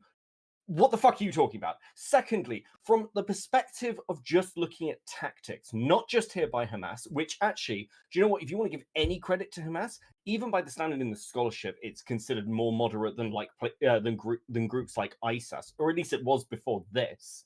And like when we're looking at like the actions of Islamic terrorism, the use of civilians as human shields is used constantly. There are constant stories from like Iraq and Afghanistan of soldiers like having kids come up to them so they're in one place, and then a fucking suicide bomber coming in to kill a soldier and fucking Muslim children who are near him. There are stories of like they'll send kids out into the street to stop armed convoys so they can blow them up. like the use of civilians as human shields because they know that their enemies will hesitate. And I want to ask this question because I think it's pertinent.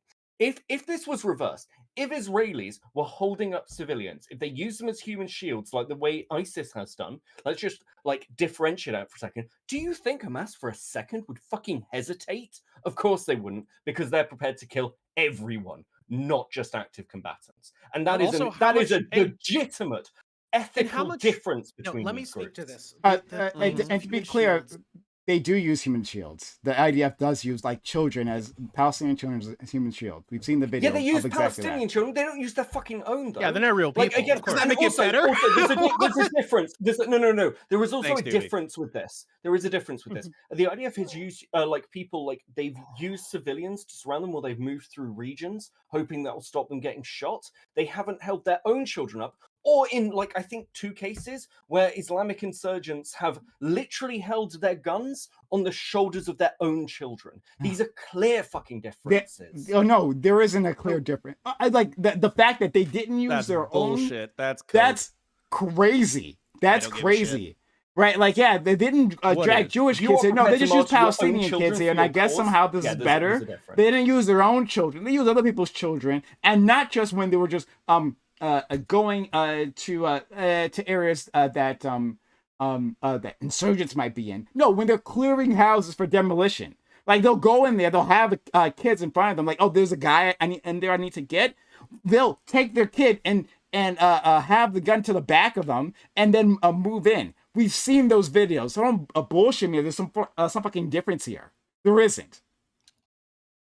And I wonder, I wanna- what you think about literally Israel is. militarizing their entire population by having a military service be mandatory once you turn 18 for the entire fucking population. So like, yeah, you can no, say you I'll agree answer with that. that, I'll right? answer But that. like, I'll answer but that. how do you square this being like a civilian population, quote unquote, when Israel's requiring all of them to be militarized at 18? When you The are, fact when that you they are are part of, forced hold on, into the can I military does answer the not make them fucking not question? civilians. It was directed at me. Do you Hold on, think let me that just all let me let just- Beckett let me just answer answer the the fucking question. question. Like, yeah, again, with any kind of conscription, whether we're talking about South Korea, whether we were talking about like any other national service, we're talking about fucking France. If you are conscripted into the military, you are part of the fucking military. Once you do your service and leave it, you are back to civilian life. And again, I'm not pro-conscription outside of a war. And then if you want to say that like people are like getting dragged, I'm not people. pro-slavery unless. Well, yeah, I True. think that like defending, I think conscription Then is a I'm necessary pro-slavery. fucking. It's a necessary fucking evil. True. Like it's. Ah, the Fucking, fucking I don't want to get into a fucking consequentialists are the libertarian worst. argument with you, Scott. But at the same time, it's like, yeah, when we've got those people who are currently serving, and by the way, there is footage of those videos of student soldiers huddling in a bathroom about to get fucking gunned down. It is a fucking horrific situation. But yeah, we understand that when like people were conscripted into World War II, they became soldiers, right? And when they were conscripted into Vietnam, they became soldiers, right? And we talk about them separately because they've gone through the training. They've got like the ability to in some way defend themselves. Well, they are armed. Civilians are not fucking armed. Yeah, so I let me wanna- speak to that briefly. I want to. That was a lot Okay, of go ahead. time spent with Doobie's trolling, but okay. Or whatever. Go ahead, Sock. Sure. So when the homes that are attacked, they're generally the homes of a Hamas member. However, this is one of the 3rd densest places on Earth. A Hamas member is just some guy from the west, from Gaza, right? It's not hard to be some guy's home that's also around 1,000 other homes. When Israel is saying, yeah, we're attacking Hamas members, they mean just some guy in Hamas. There's thousands and thousands and thousands of those. The idea that this is like, oh, super targeted, precise locations on the remote training camp for Hamas or whatever is complete bullshit. Like, in fact, if anything, the leadership of Hamas is in Qatar, a US ally. Do we give a shit? Do we stop them there? No. Like, this is... I'm sorry, the idea that we're doing some like super intense targeting of Hamas, or Israel is doing some super intense targeting of Hamas, when most of the time they're just attacking some guy in Hamas, seems absurd. It'd be like saying you're attacking like a gang or something by bombing like the corner of a city block or something. I want to add on to And- this for a and- minute. Like, please, Connor, and- because and- I'm going to add on to this too. Okay, first, I will still be in the argument where Connor was laying out, where, hey, look, you're giving aid and comfort to combatants, and particularly immoral as shit combatants of that. But at that point, I really don't give a shit because you've taken up arms. All right. When it comes to like the backhoes part, Yeah, is it horrible? Is it disgusting? I really don't give a flying fuck about like how morally precedent it is to kill somebody with a backhoe versus 30,000 pounds, or excuse me, I cannot say this right. 2,000 pounds of laser guided hate from 30,000 feet. I really don't give a shit about that difference. I really fucking don't. But what I can say is that when it comes to the Israelis, while I think that they have tried to hold to at least a higher standard in some regard, let's be real here. Don't tell me that every apartment block that they ever fucking bombed, they knew there was a Hezbollah person in there. They absolutely fucking didn't. For the same reason that we had an American attack video or American video of an Apache attack helicopter gunning down Iraqi civilians. Like this happened. Let's not act like where everyone is a conscious moral actor who does all the right fucking shit. Because I sure as fuck wouldn't. Wait, I saw that video. They thought they were carrying rocket launchers. And to be And yeah, they were traveling with and they were fucking militants. wrong. And they were fucking wrong. But anyway, They were wrong. just to be very clear, right? About because this is the point that we've been talking about for a while, that Hamas, like, you know, they're hiding among the population. There is literally nowhere else for Hamas to be. Now, this is not defense of Hamas, but I'm just like stating the reality of the situation. There is no place else for them to be. Of course they're going to be within the there's like Hamas can't have like a base, like its own military base, because Israel just destroyed. Israel gets to have its own bases, and I would say, like, if Hamas could strike those military bases, then that's where you should be aiming your weapons, right? But hold on, but they literally don't have that. They can't do those things because they have a technologically superior opponent. Right, because there's no even playing field Why are here. we engaging in apology for a terrorist organization? Hold on. Not doing an apology. Shut the fuck up. I'm talking. Thank you. Much appreciated. Anyway, shut up. Hold on. Shut up. That's not what I'm doing. I literally said that at the start. So shut the fuck up. Thank you. Any which way. They have no space to do this. So like literally the reality is that all those targets are going to be civilian targets, right? Like where's Hamas going to hide its missiles, right? Yeah, it's going to be someplace where people are living. Now again, not saying that this is a good thing, and I'm not saying that the Israelis can't respond to this, right? Not saying that at all. Just like, let's understand this, that like there are people acting like there's some sort of alternative, and Hamas is just choosing, right? Just cause that this is what they're going to do. That they're going to hide their fighters among the population. No, they're just people among the population, a highly dense place that are just living there. So your response has to be tailored to that. That's all we've been trying to say.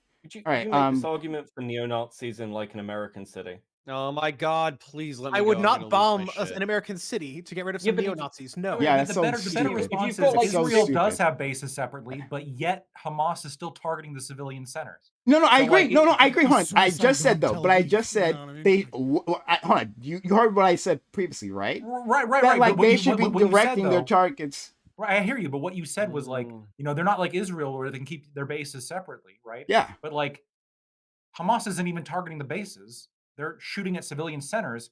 If Hamas had military bases separate than the civilian centers, where would Israel be targeting?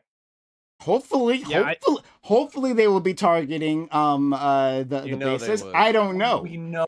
I don't fucking know, because Israel is a racist state with racist policies, with racist leaders. No, I actually don't fucking know. I don't know. Well, then but I would hope. I want to give them the benefit of the doubt that they would, but I don't know, and you don't either.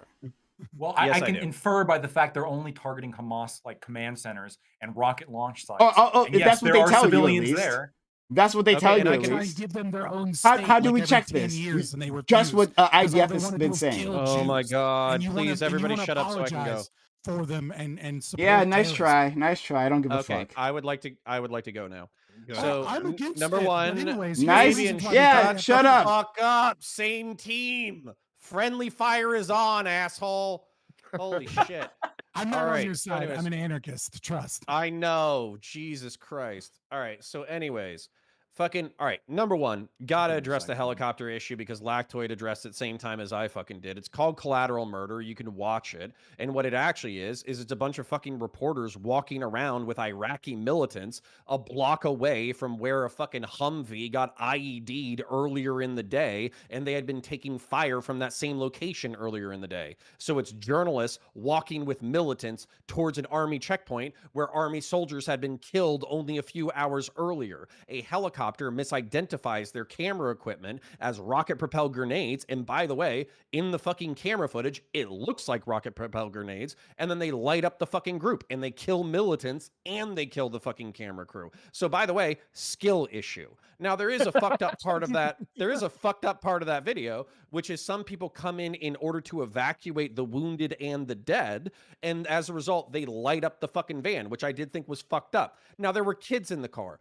but here's the fucking thing about me anyways. If I'm going to pick up dead militants on the side of the fucking road in the middle of a free fire zone a block away from a suicide IED, I'm not putting my fucking kids in the car. Arabs seem to have a fucking problem with that. Now, the next A fucking little bit point racist, but okay. is that yeah, okay, you know what? Y'all have been fucking talking mad shit about all sorts of wild shit. It seems like it's impossible. It's like fucking culturally impossible to not put children in harm's fucking way, okay? So let's just fucking call it what it is. Spade a fucking spade. Finally, what I would say is Lactoid said that you could infer that Israelis wouldn't be targeting civilians intentionally if they had normal, standard military targets to go over. The reason why you can virtually guarantee this shit is because you know where the kinetic missile without a fucking explosive payload comes from? Israel. You know the reason why they developed it? Is to reduce casualties. You know who adopted it? The United States. And why did they do that? Because they don't want to kill civilians. They want to minimize the amount of civilians involved because it's bad for fucking everybody. It's bad for the rules of engagement. It's bad for recidivism for terrorist organizations. It's bad for recruiting. It's bad for press. It's bad for XYZ, ABC. So yeah, industrialized modern fucking militaries don't actively kill civilians. And you can also tell this by the casualty stats because Gaza could have been glassed 30 fucking years ago, technologically. It could have been glassed fucking 100 years ago, technologically, and yet it still stands with a 3 million person population. So to just act like Israelis are just out here gunning people down for fun, you would have stats that reflect those numbers, and you don't. I'll take the L on that one. No, Particularly on the we video. literally do have like during the protests. During the protests, I believe this is in the West How Bank. many people have fucking died in the past 48 hours? Like 1,000? Yeah, hold on. They I could've get that. killed- Hold on. they Hold on. could've I didn't say. killed a Well, million nice in the try. past Nice try. 24 Counterpoints. hours. Nice try. Not Counterpoints. protests. I wasn't equalizing them, but I specifically was talking about like gunning them down for fun. We saw soldiers during those protests, like at the wall, Mostly when they peaceful were protests. gunning people down for fun. When they said that they What were gunning people protests? down for fun. That's an actual thing that happened. Now, but I'm not saying that like the Which again. protests? I'm just Holy curious And fuck! what's the Hold on. casualty stats? Shut Please the. give me the casualty Don't stats worry. for that event. I'm gonna shut up Scott because he can't shut the fuck up himself. Don't worry. I'll do True. it for you. Friendly fire. But anyway, I like I just said, I'm not responding to you when you're talking about the numbers, right? The numbers, saying that they're same. I'm saying specifically that the idea of killing people with glee, like on purpose, like just peaceful protesters. That's all. That's the only point that I'm responding to there. Go ahead, Corey. Yeah, Connor, I just have a question to maybe hopefully better understand like where your limits lie or don't. Where earlier you pretty much like gave sort of a descriptive analysis of like, yeah, given what occurred, Israel is going to have a very heavy response. And I think earlier, I think you more or less expressed the sentiment, correct me if I'm wrong, like, basically they're justified now in sort of like annexing Gaza. So presumably, if it actually existed, a biological agent that could only target Palestinians, right, would they be justified in using that? No, of course not. So sorry. Do you have a follow up question, or should I No, expand? no. I would prefer if you can elaborate. That's where I'm trying to figure out where your limits. Like, they're justified in annexing it, and it seems like you're okay with like relocation, but there's always going to be, I think, understandably mass casualties along the way. So it's like, what is? I'm not asking for like, what's your limit of casualties of a numerical number, But I'm just curious, like, what would your analysis be of like not justifying? Yeah, the the morality of who can be targeted and who can't be, and who should be killed and who shouldn't be. Which, by the way, like I think the IDF is fucking up right now. They're actually burning through some of the goodwill they would have had. So what I would say, let's say that we have like perfect military technology. We can actually 100% discern between combatants and non-combatants. Okay. I would say that like at this at this juncture, actually, hold on. Let me back up a little bit more. Um, I am not a religious literalist. I don't think that the Christian God is, any more literal than the Muslim. Obviously, it's all Jehovah, but still, like, I don't think that like Judaism or Islam or fucking Christianity or Hinduism or Sikhism or whatever, I don't think they have a monopoly on righteousness or goodness or human behavior or whatever. So as a result, I'm not a religious supremacist. Same thing with like ethnicity or race. Like, I think that culturally there's correlated behaviors that happen with different groups, and you can point those out as a general trend. But I don't think that like some Gazan kid born in the shitty parts of fucking Gaza is predestined to become a terrorist piece of shit, and we have to like Minority Report Hitler in the crib, fucking kill him before he becomes a terrorist. I don't think that shit at all. But I do think that people are products of their environment and their training and all that kind of stuff. And as a result, you have to deal with what is. So what I would say is ideally you would have a military. Okay, I think the centrist position would be a military occupation of Gaza, trying to nation build it and trying to prohibit Hamas from existing, and then as a result, creating a semi-functional society in 30 years. I think that's the centrist position that is realistic. Yeah, I think that's the semi-realistic position based off of what's happening. I think that there's enough political momentum and enough hatred on behalf of Israel and enough anger from the international community that Israel probably could, if they were like smart about it, they probably could empty Gaza into the West Bank after they had literally killed every Hamas fucking person. And they could say, oh yeah, we'll let people back in. And they could just never let people back in and nobody would give a shit. Okay. Quickly, Becky, I know you want to head out, so you can give your outro. Yeah. I think, look, this has been an actually interesting discussion. Thanks so much for having me on. I don't know everyone here, but I know most of you. For SDL, I wish it was a less fucking depressing topic. But yeah, I fuck it. Like, I hope whatever the fucking future is, that civilian casualties are kept to a minimum. Killing civilians is never fucking acceptable.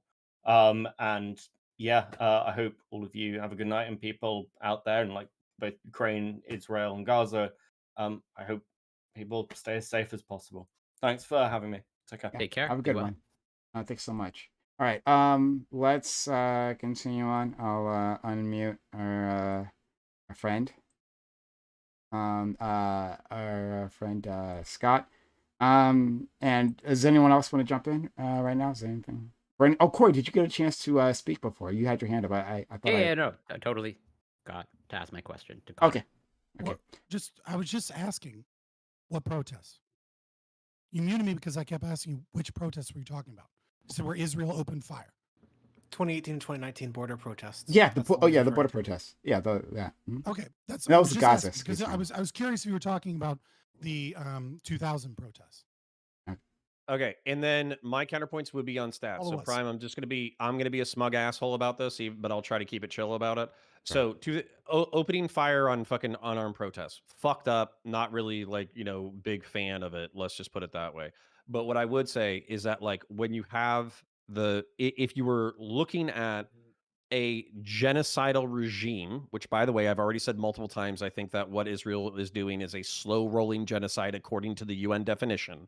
Mm-hmm. But if you had a fast genocidal regime, if you had a Nazi level regime, like you would see 30 people dead on that day alone. You would see 30 people dead the next week, 100 people dead, 100 people dead, 100 people dead. You would see tens of thousands of dead every single year because they wouldn't be trying to play by the nice liberal Western fucking rule book. They would just be like, yeah, fuck these people. They would their actions would match their rhetoric. I mean, it's very possible that's what we're going to see. I would just I would say I wouldn't give him credit for being fast or slow. That's That's I just wouldn't do that. I But think go it's go still. ahead. I still think it's evil. I don't Evil. Yeah, understand. same here. I don't understand this idea that we're gonna throw out the term genocide, right? And like we're gonna skip ethnic cleansing and go straight to genocide. And genocide is in a country that's ostensibly yours but might not be yours, that you've attempted to have treaties with people to get them to take over the country for 86 fucking years, and every time they tell you, fuck you, we don't want to control our own country, we want to kill you all, we want to wipe you from the face of the earth because you're an evil, dirty Jew, we hate all Jews, kill the Jews, kill the Jews, kill the Jews, is their only answer they get. You call it a slow genocide when they build apartment buildings. Like, it's a really fucking weird thing to like, it's a really weird trigger word to almost be like, see, I get you lefties, I get it, but like, how is that a fucking genocide? Yeah, can I articulate why? So Yeah, of so what I course. would say I'm asking. is sure. Yeah, so I think there's what a lot of people talked about returning to. I know that the ship has long sailed, but like the 67 borders. That seemed like something that was like a lot of people like negotiated. They thought it was a good idea. Maybe we could negotiate this, et cetera, et cetera. What seems to have happened, particularly over the past 30 years, is an ever increasing encroachment of settlements into the West Bank and into I don't even know if they do anything in Gaza because frankly I think it's so popular like They pulled out. No, they abandoned that in yeah. 2005. Well, it's probably so dense there's nothing to even knock down or It's been populate. it's been abandoned for 18 years. Right. So basically, but in the West Bank, they set up a settlement. They hire private security forces. They set up their Taco Bell or their McDonald's or whatever, like in their little downtown, like multi-level mixed zoning, walkable housing, which lefties should be totally with.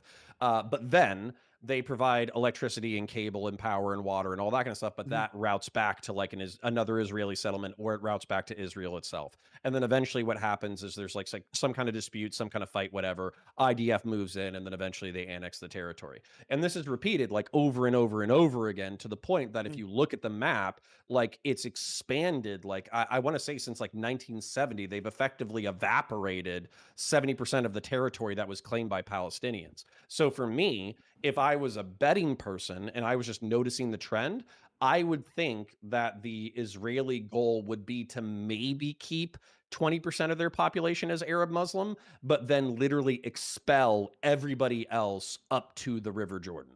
That would be my expectation based off of their current trajectory. Do you believe that the Mormons are committing a genocide against Mexicans?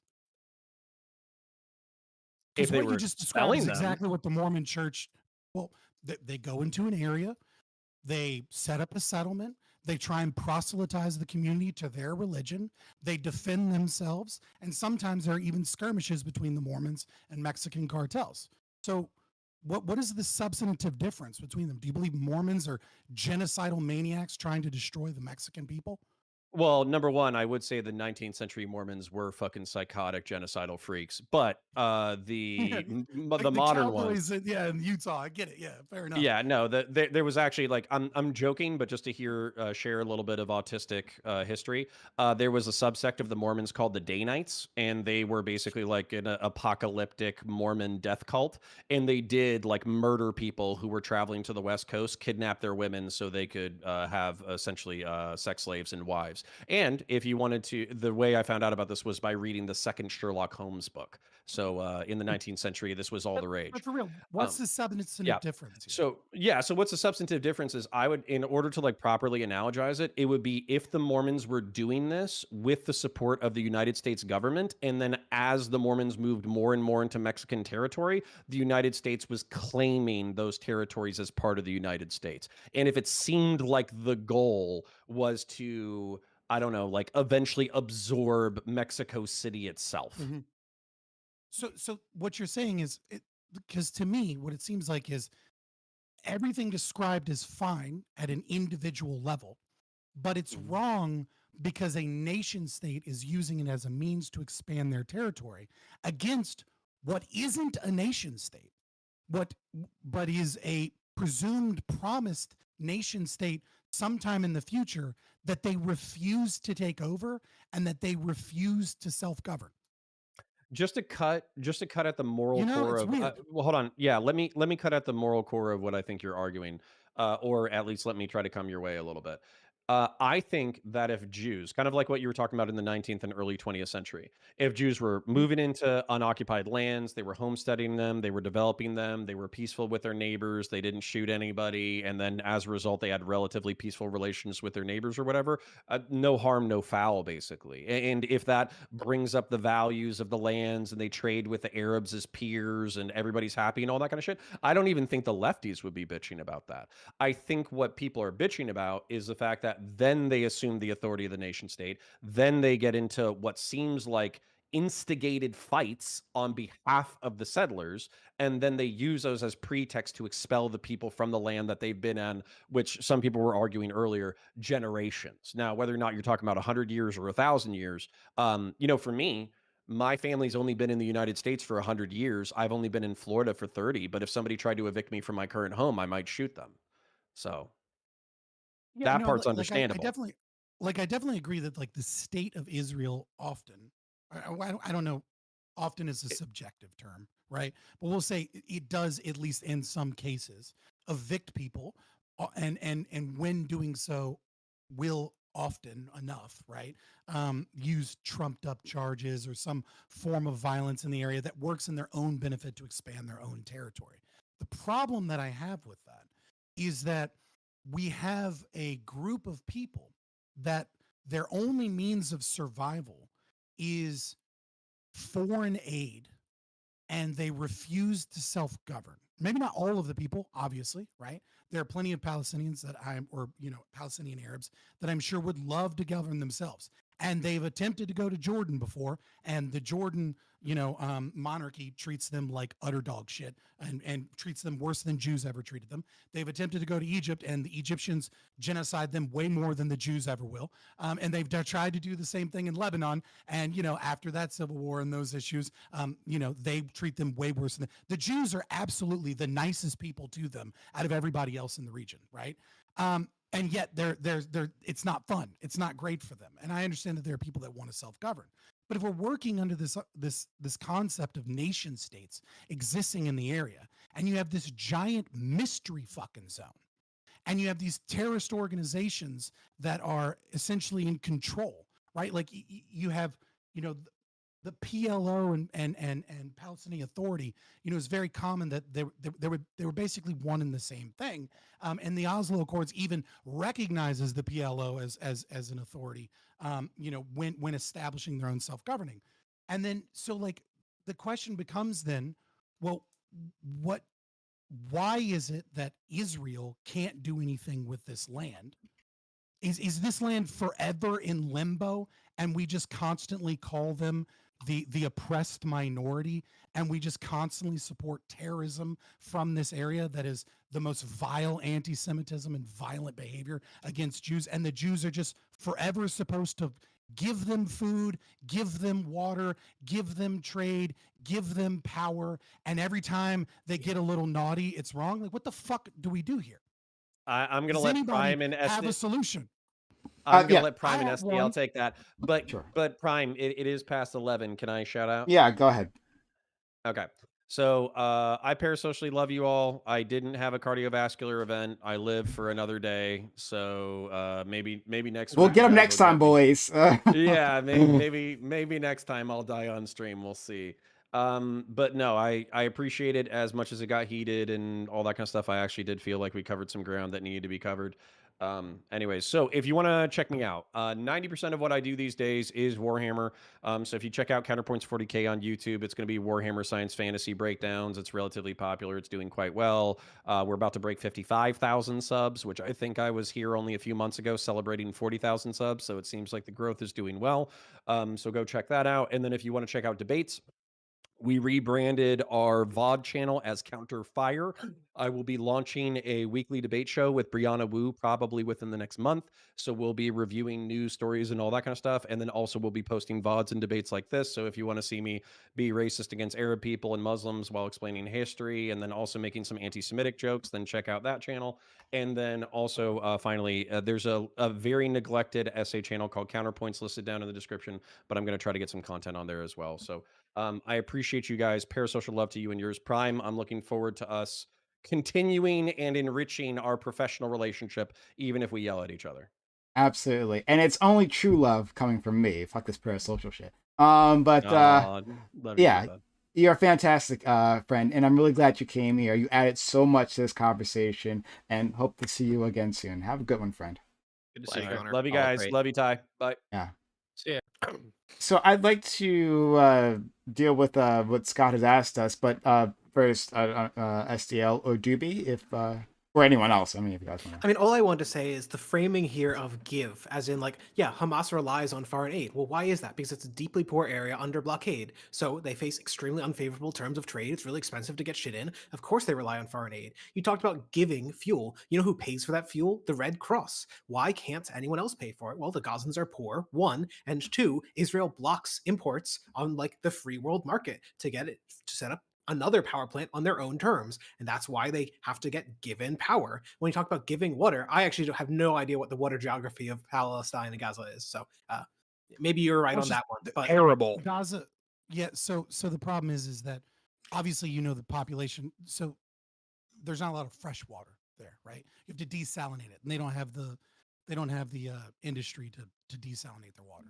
They depend upon Israel for water.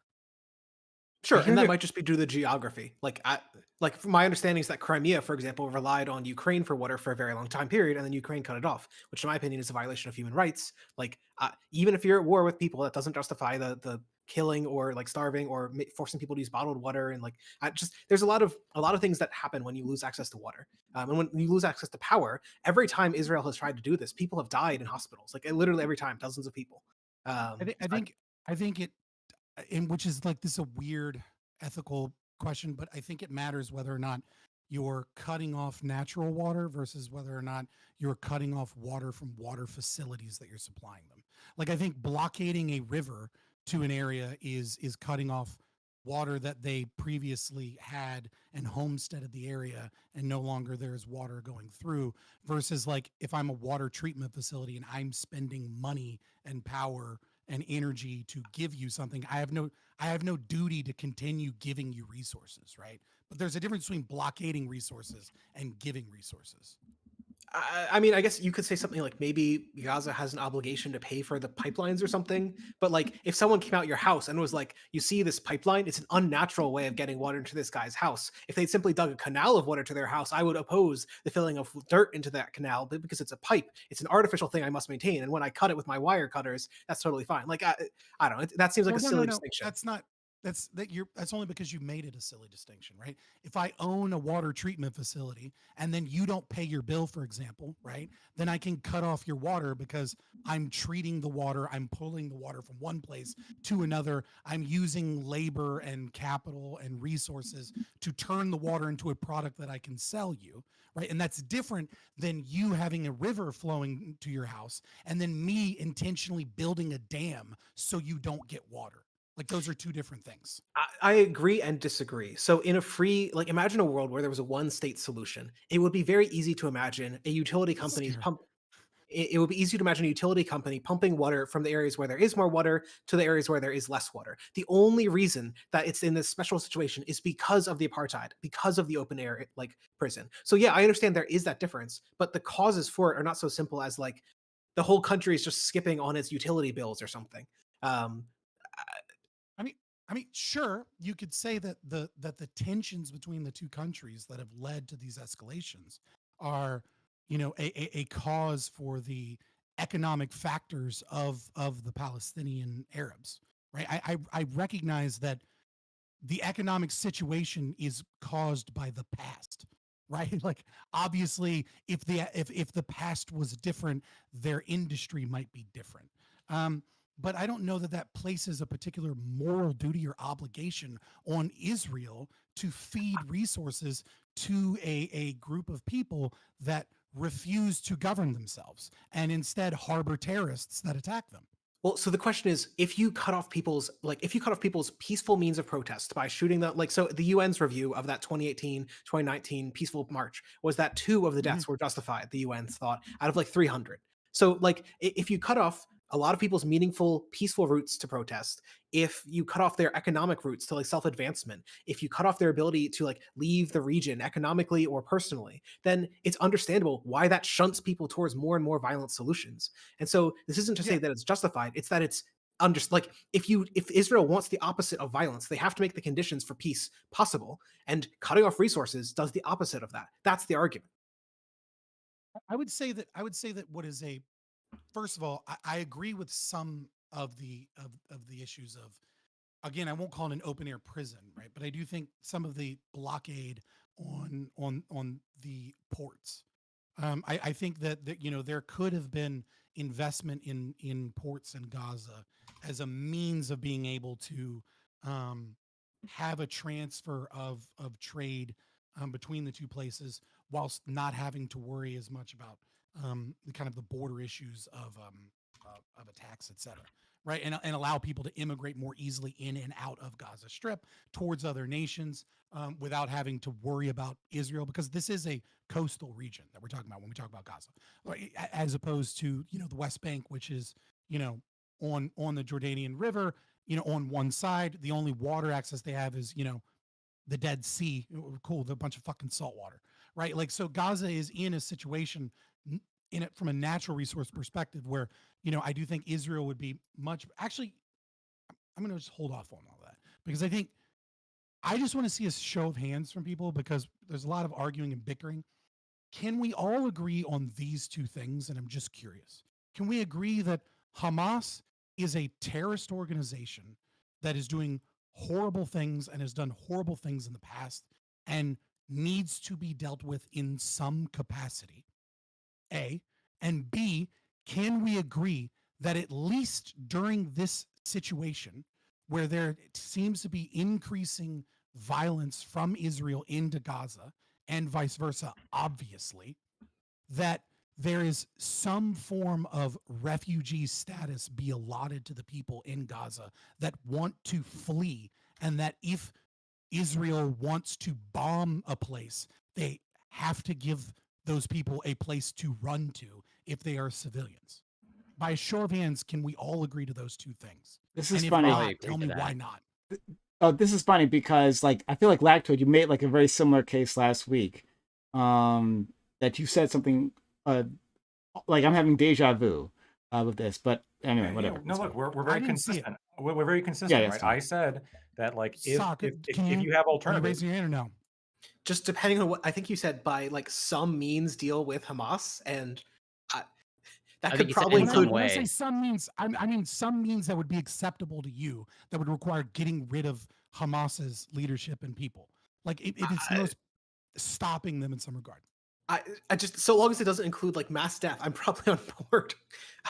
Okay, right, yeah. I'm not talking about turning Gaza into glass, right? I mean some means, right? I don't mean the worst one you can think of. I mean the best one you can think of that can be done. So we all agree then, right, that Israel should let refugees into some part of it. It doesn't have to be in fucking Tel Aviv. It can be in camps somewhere just outside of Gaza.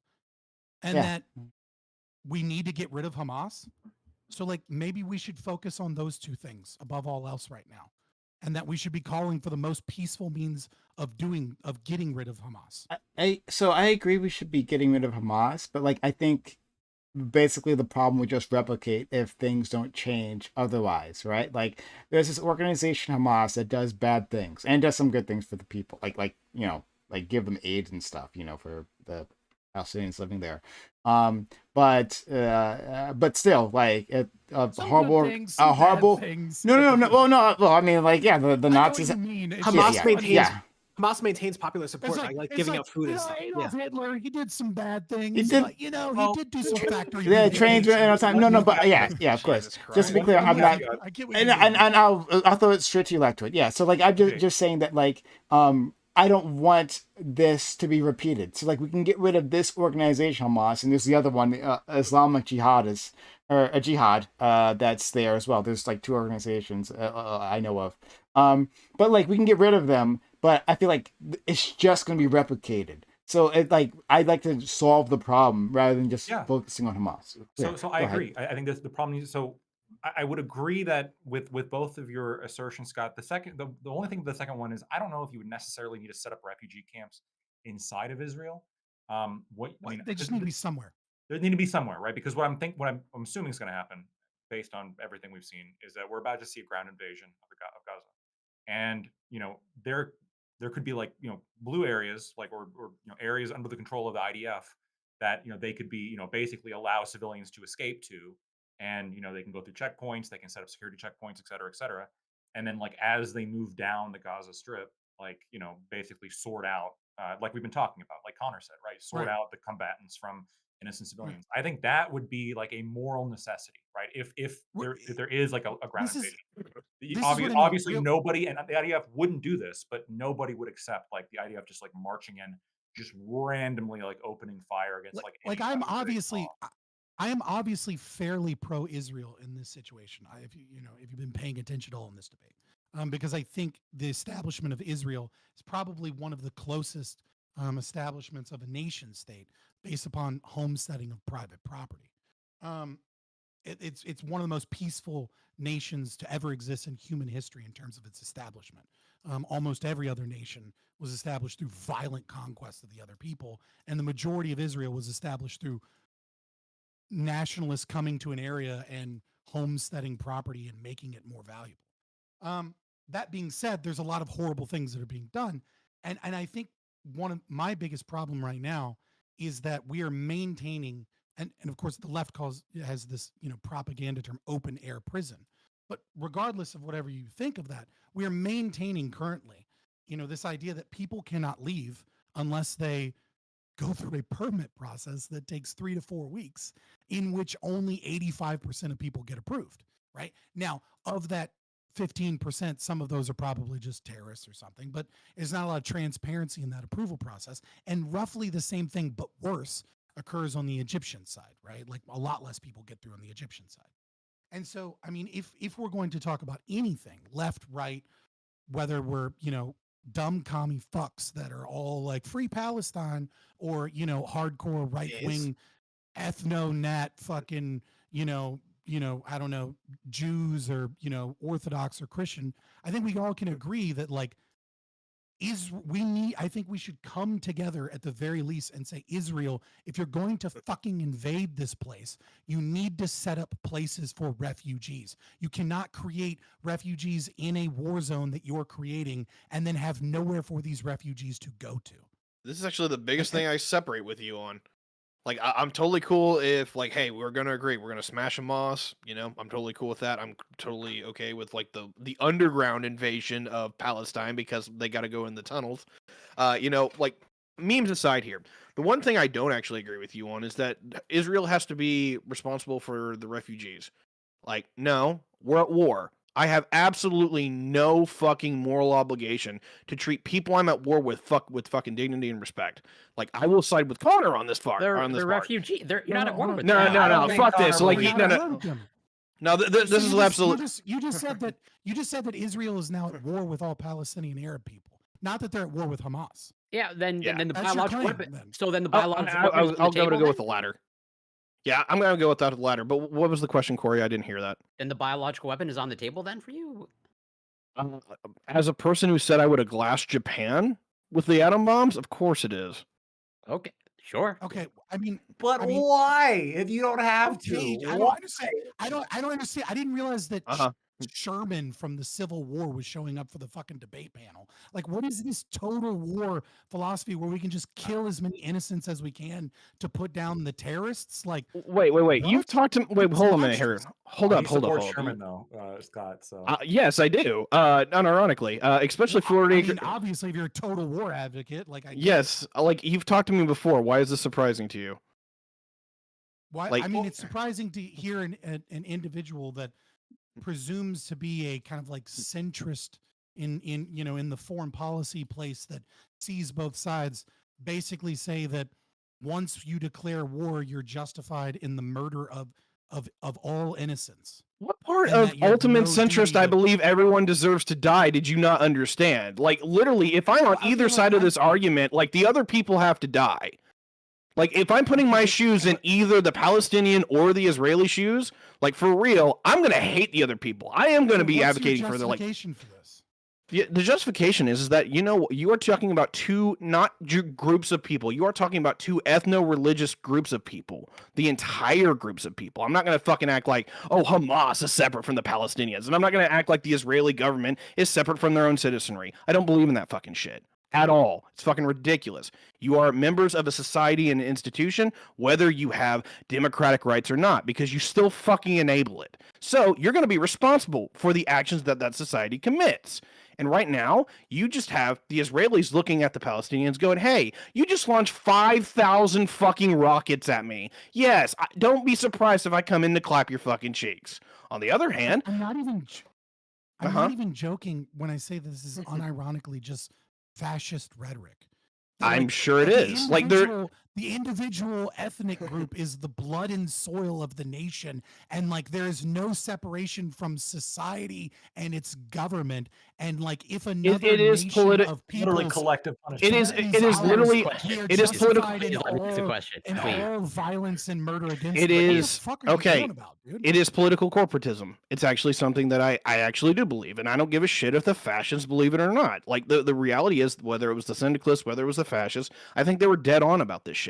People should be responsible for their state and institutions that they are a part of. They should feel morally obligated to work it in a particular situation where they feel content and agreeable to it. This is why I'm like, hey, fucking blockade Cuba. I don't give a shit if most Cubans don't have representative democracy within their own system. If they're going to allow an authoritarian state, then you know what? Fuck them, because it's not a good situation for them to be in. Wait, can I ask a question? Let Corey ask a question. North Koreans are responsible for Kim Jong-un. Yeah, he would absolutely say that, Corey. I do. Yeah, I'm super curious and also concerned. Yeah, Tiberius. Not that this is like the Gaza Strip or the West Bank are like, as far as I know, large tourist areas. But let's say if there's a country, okay, a country that actually has tourists and a meaningful amount of tourists. If they're like, if war is declared and like there's a lockdown, like the tourists there are now just valid targets, presuming maybe American tourists. That's an interesting one, actually. Found the hole in your fascist rhetoric. No, I don't know if it's a hole, because like there is a level to where like it's different blood on the soil, right? So it's a little bit different. Well, ironically, yes, because there is a level where you are talking about. Well, I'm not even going to play games here. I believe most states are ethnocentric from their core. Okay, I'm not going to act like that. Like liberal democracy is super tolerant of all different groups of people. It really fucking isn't. Just ask your brothers and sisters out there. They will tell you this. When it comes down to it, I do have a real disconnection here with the free movement of peoples, because I don't disagree that it's productive and wonderful to have people be able to move into other people's lands and actually like interact with them. But there is usually one of three things that happens. Either one, those people assimilate. Either two, they basically like ethnically segregate, or three, they do what exactly is going on in the situation, where they have a fight for political control of the geopolitical region. Like this is unfortunately the vast majority of history when it comes down to people moving around. So yeah, like I am not going to act like I have the supreme moral authority to tell everybody, hey, you know what? This is what you do when you interact with groups of people who don't fucking like you, because history has shown it's fucking messy. But I do believe that most groups of people and institutions are made up by a certain group of people who find themselves as kin. Right? Anyone disagree with that? I disagree with the whole killing them take. That's pretty. Yeah. I think that Like, one's pretty fun. just one question: does terrorism exist in your model? I mean, obviously, yes, but like, why would it exist?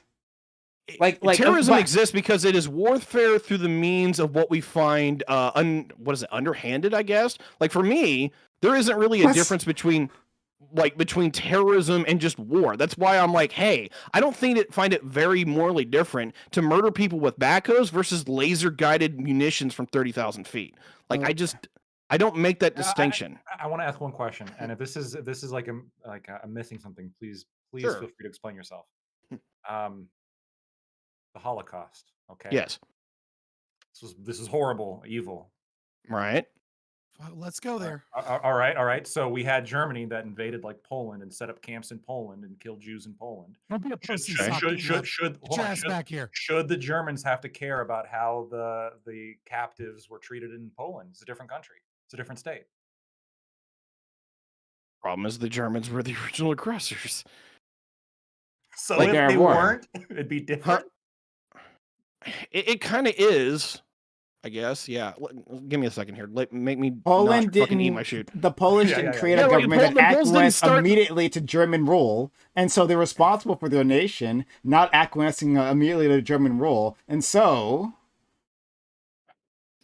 Yeah, this is probably where like this conversation goes to die for me, and I will admit that, right? Because there is a level where I think what the Poles did was fucking heroic. They fought against the Nazis. They tried to like liberate their own country. Like they took not only responsibility for having their own government, which was kind of shitty, but also in trying to reestablish that government because it was better than the Nazis. So like I can't act like Poland is in the wrong here, but also in the same hand is like, are the Germans like dealing with responsible and trying to like ethnically cleanse Poland? Yeah. So there's a level where like I don't know if my morality or my logic is breaking here. You all tell me, but like the Germans weren't there for the security of the Poles. They declared war because they said Poles aren't a people anymore. We're going to get rid of you. Literally, it's Lebensraum. So like for me, the part that you're missing, Lactoid, is that Germany openly declared they don't give a flying fuck from the start. was that all Polish? Or was that all Polish, or was it just a subsection of Poland? I actually don't know. Oh, it literally is all the Polish. You can go back to Otto von Bismarck in like Imperial Germany, where the fucking Germans hate the Poles. They still don't really like the Poles, but there's a whole other conversation. Okay, fair enough. I mean, I guess we could ask you questions about how you see things through your fascistic lens. That's an interesting way to take this conversation about the Israeli-Palestinian Arab conflict. But like, I'm like, are you genuine? I mean, I guess in this belief that I mean, like by this logic, you recognize that you lay a collective guilt and collective responsibilities on individuals as ethnic groups within a nation state. That it is the fault of every German that Nazis rose to power, and thus the Germans must be punished for such. It is the fault of every Palestinian that Hamas exists. It is the fault of every Jew that terrorists exist. Where does this train of logic lead when an individual by nature of where they live and the color of their skin and what nation state they're under is responsible for the nation? It's like you would say by this logic, for example, right, that that Frederick Douglass is morally responsible for the institution of the enslavement of blacks in America, and that Frederick Douglass should be punished for slaves existing in America. And that kind of seems fucking retarded. Yeah, because I would take it the exact opposite way, where like you're talking about Frederick Douglass as like like you're saying he's responsible for like preserving the institution of slavery when it's like his moral obligation to destroy it. Number one, because the state does not represent his own people, right? Right, but like that's the thing. Like, why is it because the state does it that it's moral? Like, if anything, like this is what I'm advocating. A person who, okay, well, that's where I'm lost because, like, obviously Frederick Douglass campaigned to help end slavery. Am I incorrect in this, or did I like misread history? But he fought against what the nation state did. It is your opinion that it is individuals within society that are responsible, morally responsible, for the decisions of the nation state. So if the nation state maintains slavery, Mhm. it doesn't matter that he fought against it. He's responsible for it. It's somehow his fault. Why? Well, if anything, I think the separation here is that he is showing that he is responsible for it and fighting against it. Like being part of a liberal democracy, one of the things I think is actually great about it is that you actually take your free speech, your efforts, and your willpower into saying, I don't fucking like this. I want to go a different direction. Illiberal. Should Frederick Douglass have been punished for No. Okay, well then you don't believe he's actually responsible. Well, like, why is it that showing like responsibility is simply just a negative for something you don't agree with instead of fighting against that? Hold on. Uh-huh. Okay, I think you're just communicating your ideas poorly. Because Probably. what I think what you're actually saying is that which Tiberius D is saying is I'm a virtue ethicist and an altruist, which altruism is evil, but an altruist, and that you believe it is a person's moral duty and obligation to do the best that they can as an individual to steer their community and their nation state towards the righteous path, whatever that may be. Actually, yes. Okay, that is a wildly different thing than what you have been saying, I think accidentally. Okay, I'll accept that. Like, it's fucking 10:30, or sorry, 11:30. I've literally worked 12 and a half hours today. I might be a little stupid. And We to be- rescued Tiberius from the wanted clutches to- of fascism. I love it. rescued you from just being like fucking all Germans are Nazis and it's good. Like Yeah, but hold on, but We're still, more hold on. Antifa than Antifa, But it doesn't- right? We it doesn't save actually- people from fascism. it doesn't- We it burn doesn't down the actually- AutoZone but on it does- Che Guevara, Wait right? a minute. I don't know how this saves some. I don't know how this saves some. Well, just one before I get to that, just side comment. The U.S. was not a democracy at that point, right? When we had a significant portion, I forget how many slaves there were, like let's say 40% of our population who was in bondage and could not participate in that democracy. We weren't a democracy, right? And there's an argument that Israel is not truly a democracy because it doesn't allow everyone to actually participate in that society as well. But I need to. America's never been a democracy and was never intended to be one. It's also not a So- pure democracy. We don't let children vote either, right? No, yeah, hold on, yeah, but okay, but we let adults vote, right? And they were adults as well, right? So we can understand that when we're putting ethnic restrictions on voting, that's a qualitatively different thing. So don't act like you don't understand that. Thank you. Anyway, I don't know why it doesn't save Tiberius. Sure, whatever. I don't know why it saves Ty because Ty is still like, but the start of this is that he's okay with whatever means a nation state uses against another nation state to do the murdering, right? So do you take that back? I'm sure there's a level of nuance that I can get into that, but there is a level where, like, I've openly advocated that I am a believer in total war. The limiting qualifier is you don't want to commit actions that actually make the war harder for you, right? Like I've said that like many times, where it's like, hey, you can kill children, but obviously it's not going to make it worse. Rhyme's right. You still fucking. You just like reverted back. You didn't rescue him. Okay, that's fine. Mission aborted. I thought he was. I thought I had him. I'm sorry. No, That's we okay. can still fix him, right? He's just like Sherman. Okay, that's all. That's the only problem, right? Doobie, if you're there, we're just about over time, but Doobie, are you there? Yeah, yeah. So a long time now, we got distracted with Ty, but a long time ago, Scott asked us a question, a raise of hands. I didn't see your flipper, whatever, raise when he asked the question about like getting rid of Hamas and what was the second thing? Oh yeah, providing a refugee escape. Do you agree with that or not?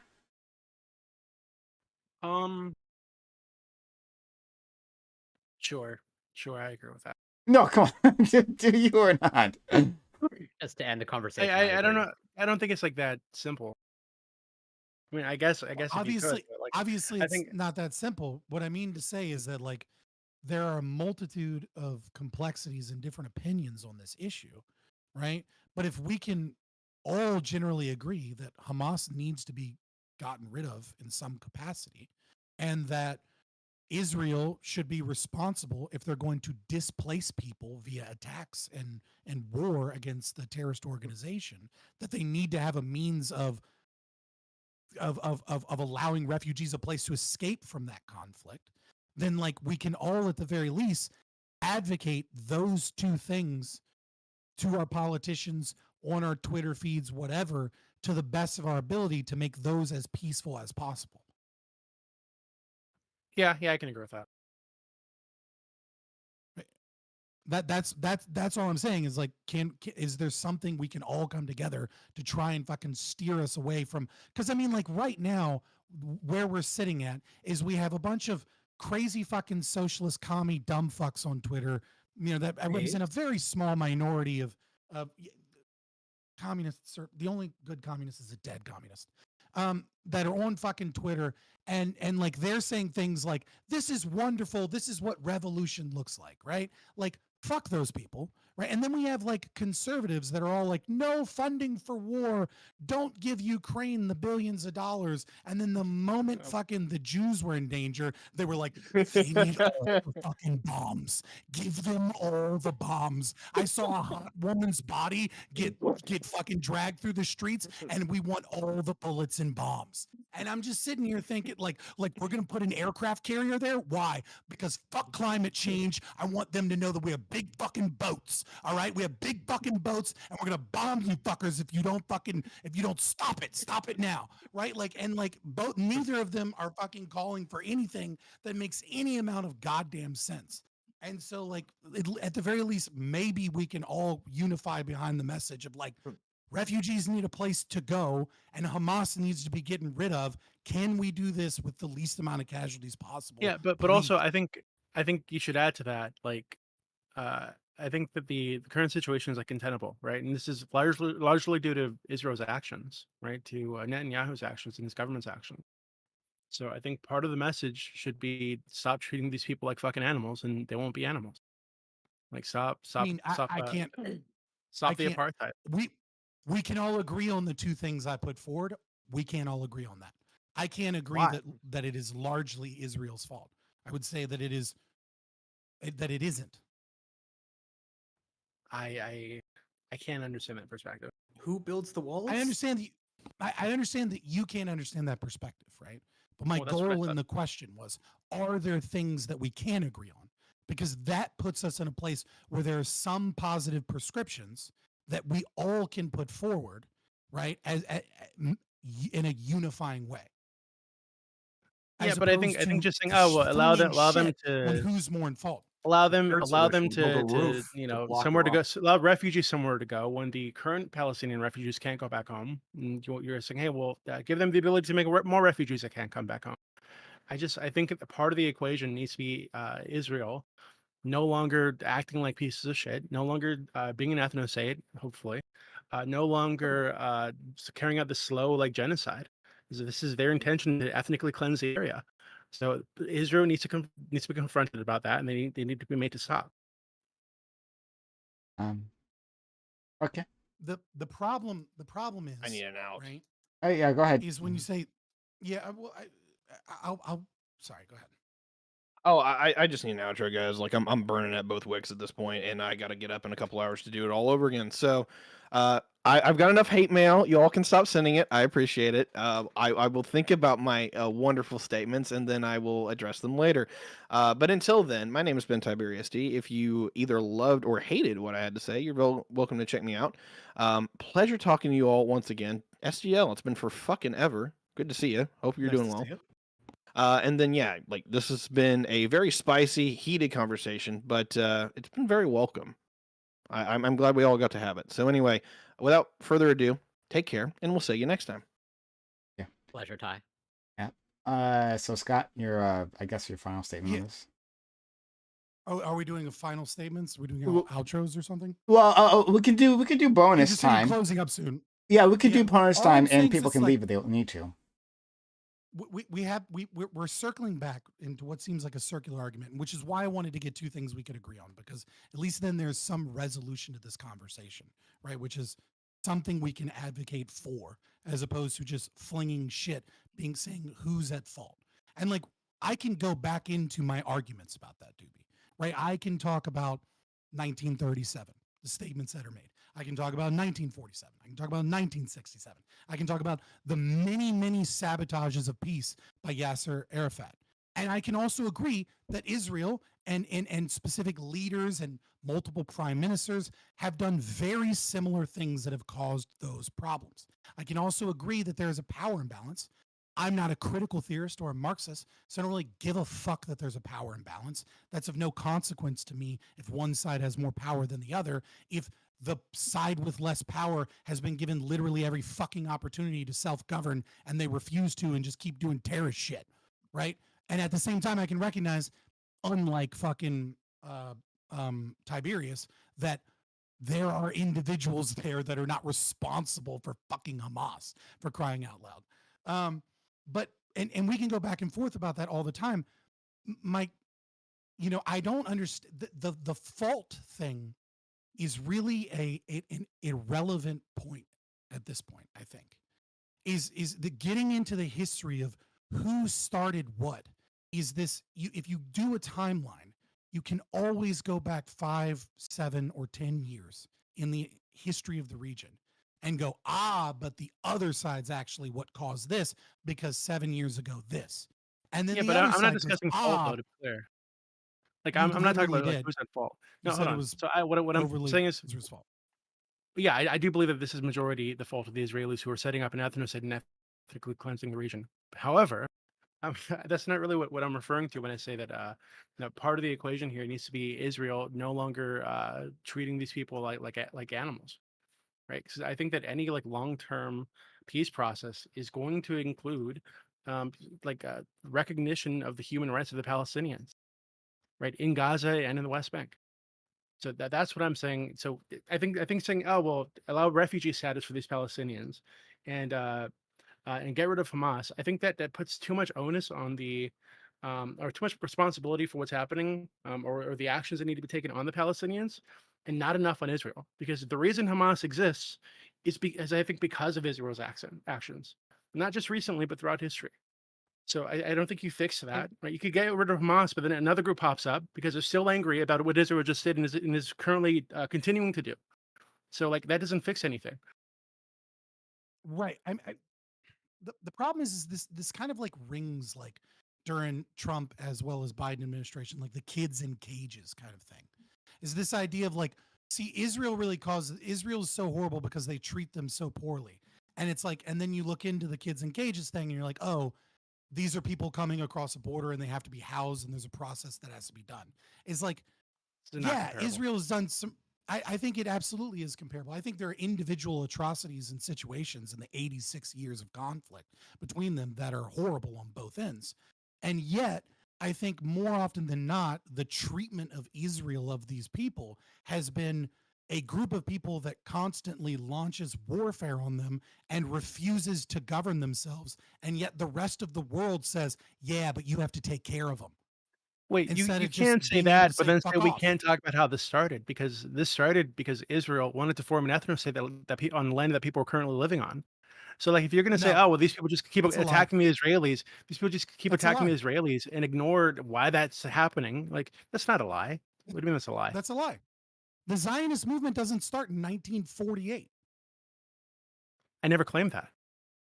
Right, but your claim is that it all started because Jews came in and I'm sorry. I should say Jewish militias. Other people were living.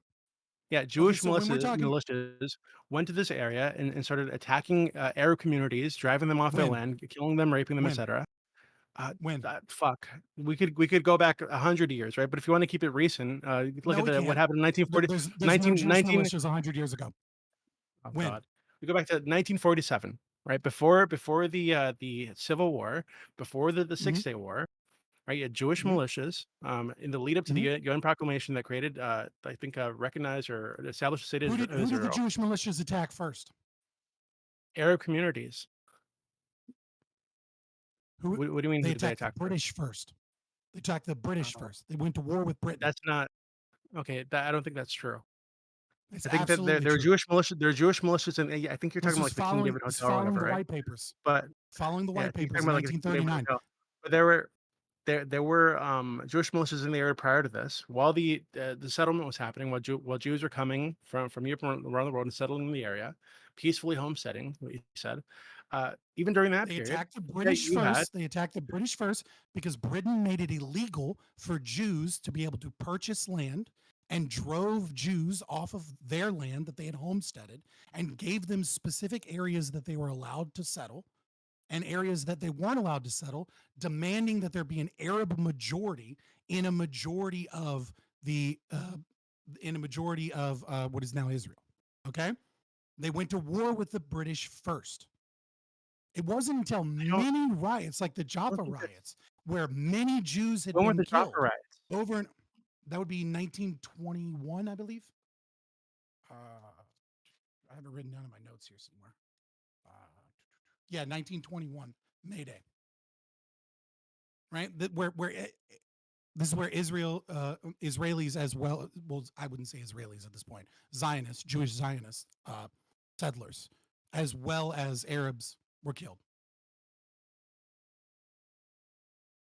You had tensions and clashes between two different ethnic groups long before militias came in. And the militias initially were fighting against Britain because Britain was making it illegal for them to settle in areas, which was particularly an issue during World War II when Britain was restricting immigration to Israel of Jews and was turning boats away so they had to go back to Europe during World War II, which was kind of a fucking problem.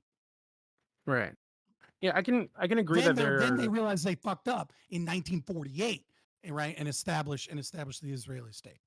But it's the white papers in 1939 that begins this segregation between Arab Palestinians and Jews in the area. Before this, they are living together. It's not the most peaceful ever. Obviously, there are clashes between groups.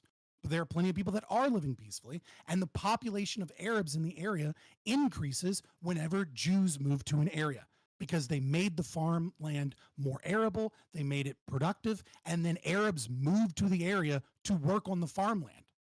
They were bringing in jobs because they were making the land better. Yeah, so I can agree with all that. That's right? the history. But I don't.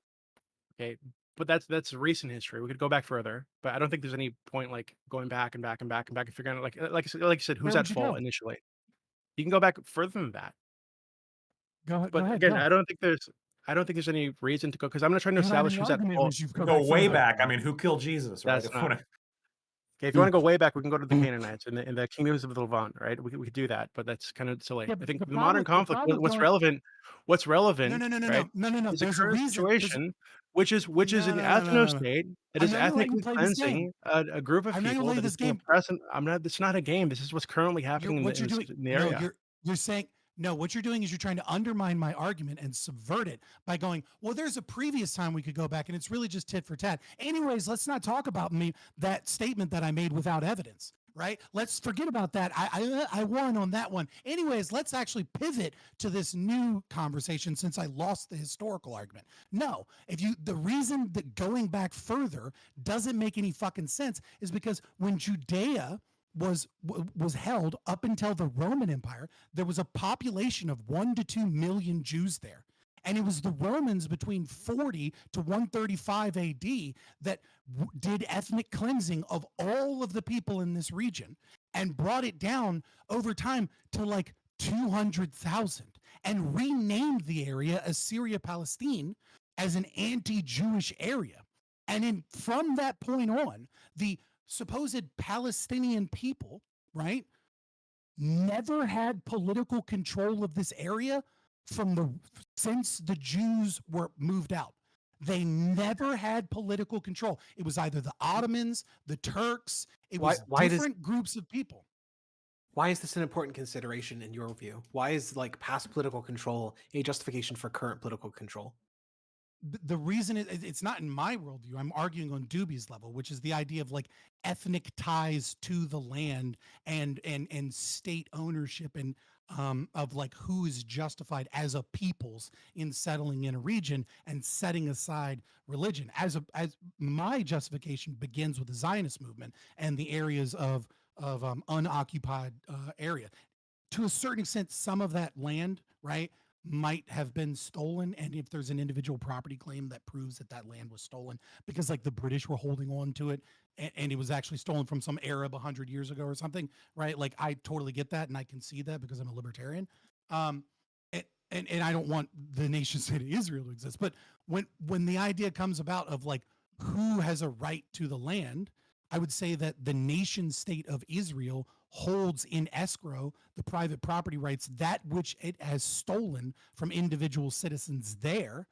And in many cases, that is Jewish people. And it's unacceptable to respect the authority of organizations that demand that all of those people be removed from Israel, as well as Jewish leaders that demand the same of Palestinian Arabs. Does that answer your question? Yeah, Let me ask a different question if I could. Mhm. What would Hamas have had to do before you would not stand with Palestine? I don't think that's a reasonable question. No. So what I mean by that is Like you obviously, got a we're not nobody Palestinian here is flag standing with behind you. Hamas, I right? don't understand, but you got like a Palestinian flag behind you. At least on Twitter, a lot of people are saying, stand with Palestine immediately after the attack. Is there anything they could have done that would have been so severe that you would have been like, you know what, I'm not going to post this. I'm not going to say that. No, I don't think so. I don't have like a Hamas flag behind me. It's a Palestinian flag. I don't support Hamas. I don't support raping and murdering people. I mean, to extend So that, what are you Lactoid, supporting? do you think that like if Azov was a larger percent of Ukraine's military, that would justify opposing like all aid to Ukraine, or are Wait, hold on. If Azov like ran Ukraine, which is Hamas runs Gaza, if Azov ran Ukraine and then like had just like committed like a sneak attack against somebody else, the last thing I would post on my Twitter is I stand with Ukraine. And if you did that, I would assume you hold on. And if you did that, I would assume you were a Nazi, rightfully so. Well, See, actually, Sock this- Done Left would immediately burn you on Twitter if you were getting enough views. If you weren't getting enough views, he probably wouldn't see you because the algorithm would never let him see you. But Sock Done Left, for a fact that if a majority Nazi army just did a sneak attack and someone said, I stand with that country, that you would be calling them fascists immediately on Twitter. And if you say no, you're full of shit. the difference here is so the reason I was pointing to that is like, yeah, so Lactoid would say if they ran the country. Yes or no, you just say you would. Just say you would. You know it. The point that I was trying to get at is Azov is a minority in the real world of Ukraine's military. If Azov did some terrorist action, would there be some sufficiently bad action that Azov, as a minority both of the political populace, could do that would be so bad that it would make you support Russia? Not that would make me support Russia, but if immediately let's say there was like an Azov battalion, right? That just like I'm sure I know there is, but it's hypothetical, right? Let's say you have like a fascist, like openly fascist Azov battalion, and like they just committed a massacre in some Russian city. Like they moved in, like mobilized units, and just started like pillaging and destroying the area. If I timed my I stand with Ukraine for that day, that would look really bad. It would look really bad because why did I pick that day? Why did I pick the moment after they just went in and slaughtered innocents to say, to re-proclaim my support of Ukraine? Because it's so trending, the other disjunction here is that all the time Palestinians are in the open air prison that is maintained by Israel, right? Like the oppression there is ongoing. It's not just that people are bringing this up, because Hamas did something evil. They're doing it to bring up that Hamas did something evil, yes, and now this issue is back on people's minds. And we want to point out, hey, there's this other evil that's also occurring here all the time. Hamas is evil several days a year, a lot of days of the year, and that's fucking terrible. And the open air jail is evil all the goddamn time. That's the point, right? Like, just to extend the analogy, if Russia had invaded, Hamas is evil every day. If Ukraine had been occupied by Russia 40 years ago, if Ukraine had been occupied by Russia 40 years ago, I'm just trying to work here, okay? If Ukraine had been occupied by Russia 40 years ago and had walled off a certain region, had blocked imports into the area, et cetera, right? If it was analogous to Palestine, you would understand why someone who's like, oh, look, this crazy group did something bad, but I still want to lend support to the people who've been blocked off from the area, right? Okay, Not there just are the some crazy group allegories. did something bad, but immediately after the crazy minority does something bad, you have God knows how many people on Twitter, on the mainstream media, calling for the absolute destruction of all Palestinians, right? So, like, I don't think these two things are comparable. No. So, I would condemn people, and I think we did show on the panel that when somebody did suggest to start killing or potentially open the door to killing Palestinian civilians, I reiterated that was a terrible idea and that we shouldn't do it, and I condemned that, and I tried my best to end that discourse because I thought it was disgusting. Of course, it's not something that I would support, and it's something that I would condemn. I would say that there are some allegories you can draw between Russia and Ukraine. And, even if you had some kind of situation where like, yeah, like Russia like cut off gas to Ukraine or like substantially interfered with their economy, we know that was happening. We also know, there was a mass killing, the Holodomor, that happened in Ukraine under Soviet authorities, et cetera, right? There's things you can like, there's connections you can point to. But if the Azov battalion, right, a group within Ukraine that expresses wildly fascist views, like just finished like massacring some town, that would still not be the day that I would pick to say that I stand with Ukraine. And by the way, that's the more tame thing that a lot of left Twitter accounts are saying. I mean, DSA Connecticut, right? I mean, you can agree that's you wanted to fucking get to that crazy, statement right? way earlier. And what I wanted to note is that that statement doesn't mention violence, period, which I think is a problem. Within DSA, I've called for DSA statements to oppose violence, but that statement didn't support violence. It supported like decolonization. It supported the broader idea of fighting back against oppression. And I understand that's frustrating. Yes. No, hold on. And this happened right after what? It happened right after something that people should be condemning. That's like, I agree with you because I agree. But my argument is that when people say, I think it's right to fight against oppression right after some really big, really bad thing, it's important to distance yourself from that. That's why I called for it. And some chapters did a bad job of that. Conversely, what I would just note is overwhelmingly the response from politicians in the United States has been just, I stand with Israel. I can count off like a dozen fucking like NBA accounts. I can count off like the White House did it. They painted the fucking White House in the Israeli colors today. Biden didn't say a goddamn thing about like opposing Palestinian oppression, right? I just want to point out, DSA says bad things, and 99% of the media says the opposite bad thing in the other direction. In my view. Okay. Two things I want to point out, right? If it's not a bad thing to say, if in the future, hold on. Yeah. If immediately, like, let's say all this, like there was a secret attack by Israel in which like they did the same thing, they slaughtered like civilians. That would be a bad day to post I stand with Israel. I would agree with that. Okay. I want to read to you. This is directly what the Connecticut DSA posted. Yesterday, the Palestinian resistance launched an unprecedented anti-colonial struggle. Despite 75 years of occupation, Palestinians are standing tall against apartheid. On Indigenous Peoples Day, we are gathering in solidarity on the new Haven Green, no peace on stolen land. That is an endorsement of this attack. Support. Yeah, that's endorsement. That is a direct endorsement of this slaughter, right? And you have people who are either openly endorsing the slaughter or they're like standing with the fucking government that did it, like the day it happened. Standing in solidarity, like that's just a literal definitional endorsement. No, you would never see me support, even though I do support Ukraine against Russia. You would never see me support Azov in this way, and you would never see me time my post in support of Ukraine, like when Azov does something terrible. So I know that one of the difficulties about this one is that Hamas did, so like in addition to killing a bunch of civilians, they also did a bunch of things which were like unambiguously goods in my view, like tearing down fences. Like they got a bunch of bulldozers and they pulled down fences and stuff like that went viral on like left media as well. Hamas also attacked a lot of IDF. Like there was a very viral one of a tank being attacked. And I know, like we can argue whether Hamas is an evil organization, I would say. At the same time, like if you're going to resist anyone, it's resisting that military. My view is that a lot of people who were on the left, who are trying to sing the praises of Hamas, especially earlier on, like Connecticut, DSA, I think that their views were heavily filtered through, here's like the good things that came out of Hamas. And I think that view gets maybe less tolerable over time as more of the violent stuff gets viral as well. But the violent stuff was viral first. Dude, we saw the body count. No. Dude, how fucking dare you just say that?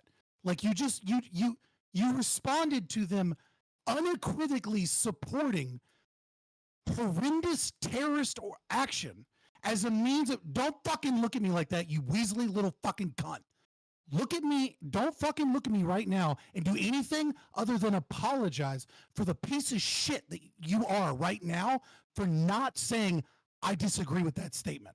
Instead of going into some bullshit apology about, well, actually, they did do some good things, and that maybe that's what we're, it was in leftist circles. But Yeah. fuck off. That's not what they're saying. And you know it, you lying sack of shit. Fucking man up, pull your fucking balls and say either A, I love it when Jews get killed because I hate Jews, or B, apologize. I feel like there's some other options here, so I'm going to avoid saying those. The point How that about I you was stop being raising a fucking bigot little bitch and fucking answer now. You is just that made apology for horrible fucking crimes against humanity, and now you're gonna fucking smile about it. You little fucking cunt. Fucking apologize, or let us know the bigot you are. One or the other. Now.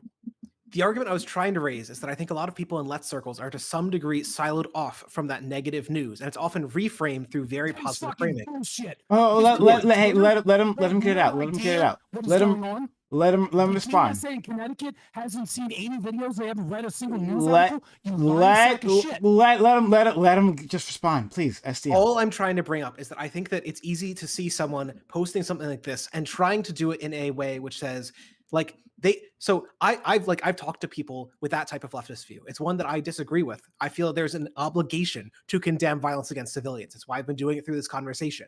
The argument that they give is that when you do this sort of the argument it's equivocation. When you do something like, we oppose the violence against civilians, but we think decolonization is valid or whatever. Well, they didn't do that.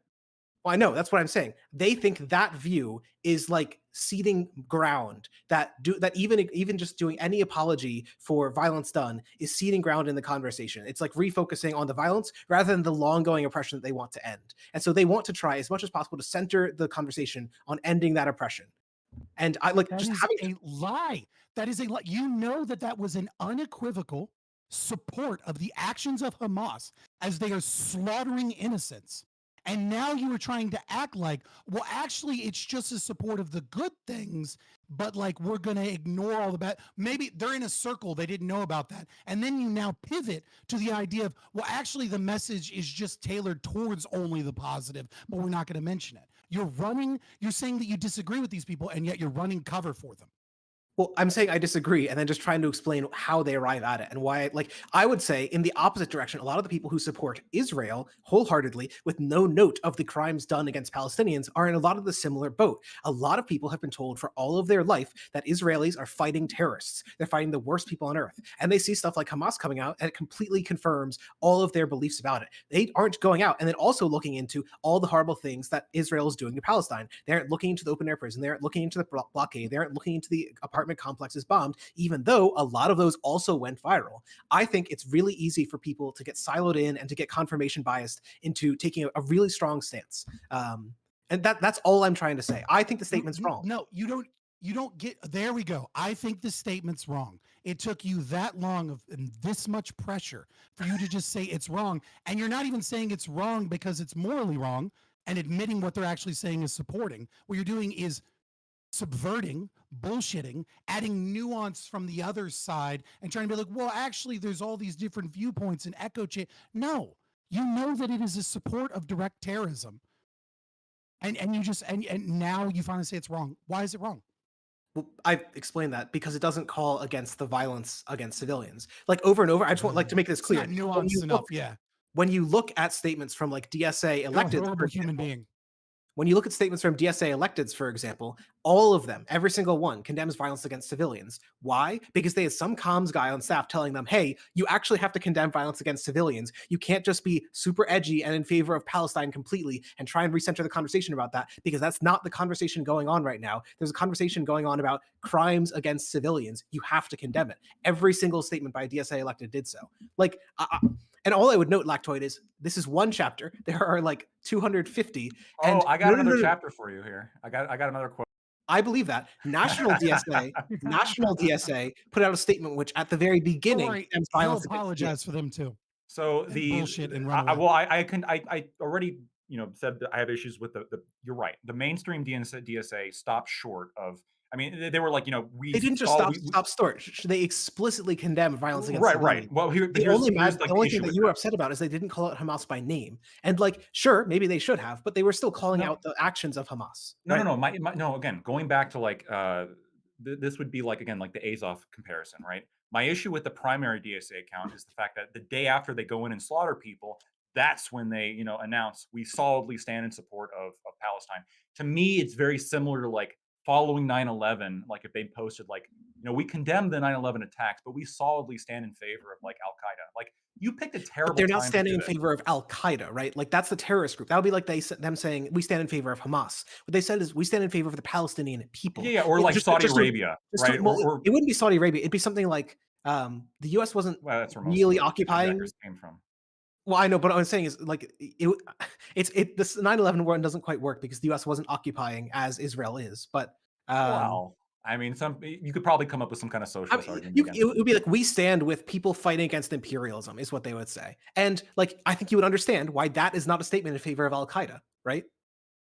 No, so I don't think that's comparable. Be a fucking problem, obviously, even in yeah, that scenario. If I tweeted that statement's still a little bit fucked up, 9/11 and was like, I stand in solidarity with people that fight against imperialism in the Middle like East, the American Empire, yeah, whatever they may or may not do in New York. Yeah, this is a great example. Like, hold on. If they did post like we solidly stand with Middle Easterners opposing imperialism. If you posted that the day after 9/11 or the day of 9/11, yeah, I'm going to criticize the fuck out of that.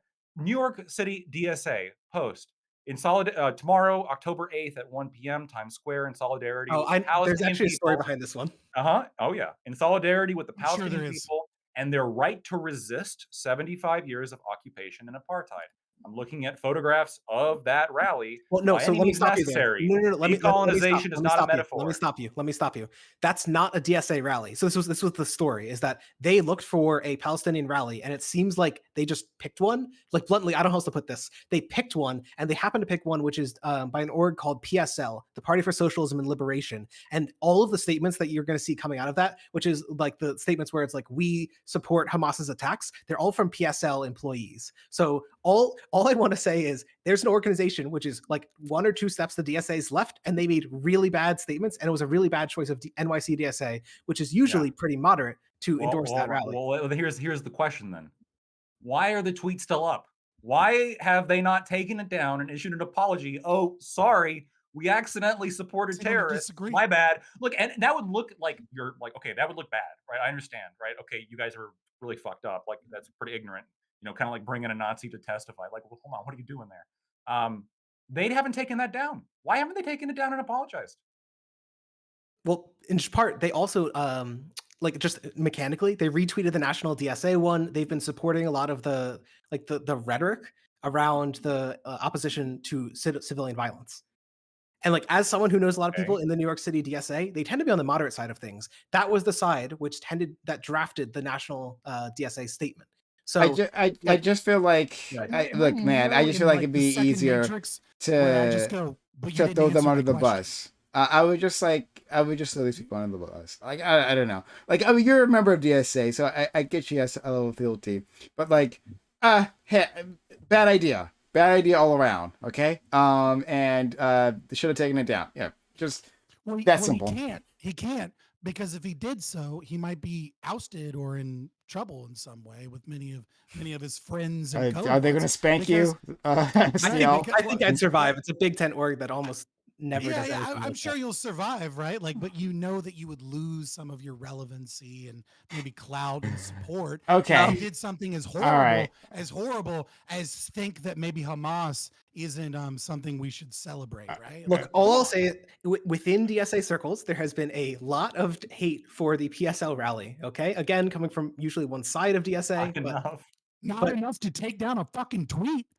I don't know. Like, I think that to some degree it's probably pride, and if you take it down, then it looks like you're agreeing. Like every article is going to be like NDSA deleted the tweet, which is an admission of guilt, right? That actually they agree with the statements by, and there were like 50 people from mainstream New York You're allowed to politicians. admit guilt. I think there's nothing wrong with No, that. it's Yeah. Guilt they of the things admitting that that they are. made a mistake. Yeah, It's not about like, making a mistake. They would worse admit is guilt of what is accused of them, which is that. So every single accusation thrown against them by like Richie Torres, for example, is that they support the killing of Jewish people. Like verbatim, every single New York Democrat has said more or less that. Slightly different words, but that's what they've said. When I'm betting the thought process is if you delete it, then that makes it seem like they were right, and we do support that. and it's a bad thought process. Like you could also just say that, just like it's a Totally. bad thought process. It's that simple. But all right, look, well, let's leave it on. We grilled our friend STL on this enough, and we weren't here to talk about DSA any which way, but bad luck. I think we could say bad luck. Really bad luck. All right, so anyway, we went to bonus time, heavy bonus time. Thanks, y'all, for sticking with us. I'm never sure if Doobie is around here. But I feel like he just like goes to get like food. Oh yeah, I'm here. Okay, all right.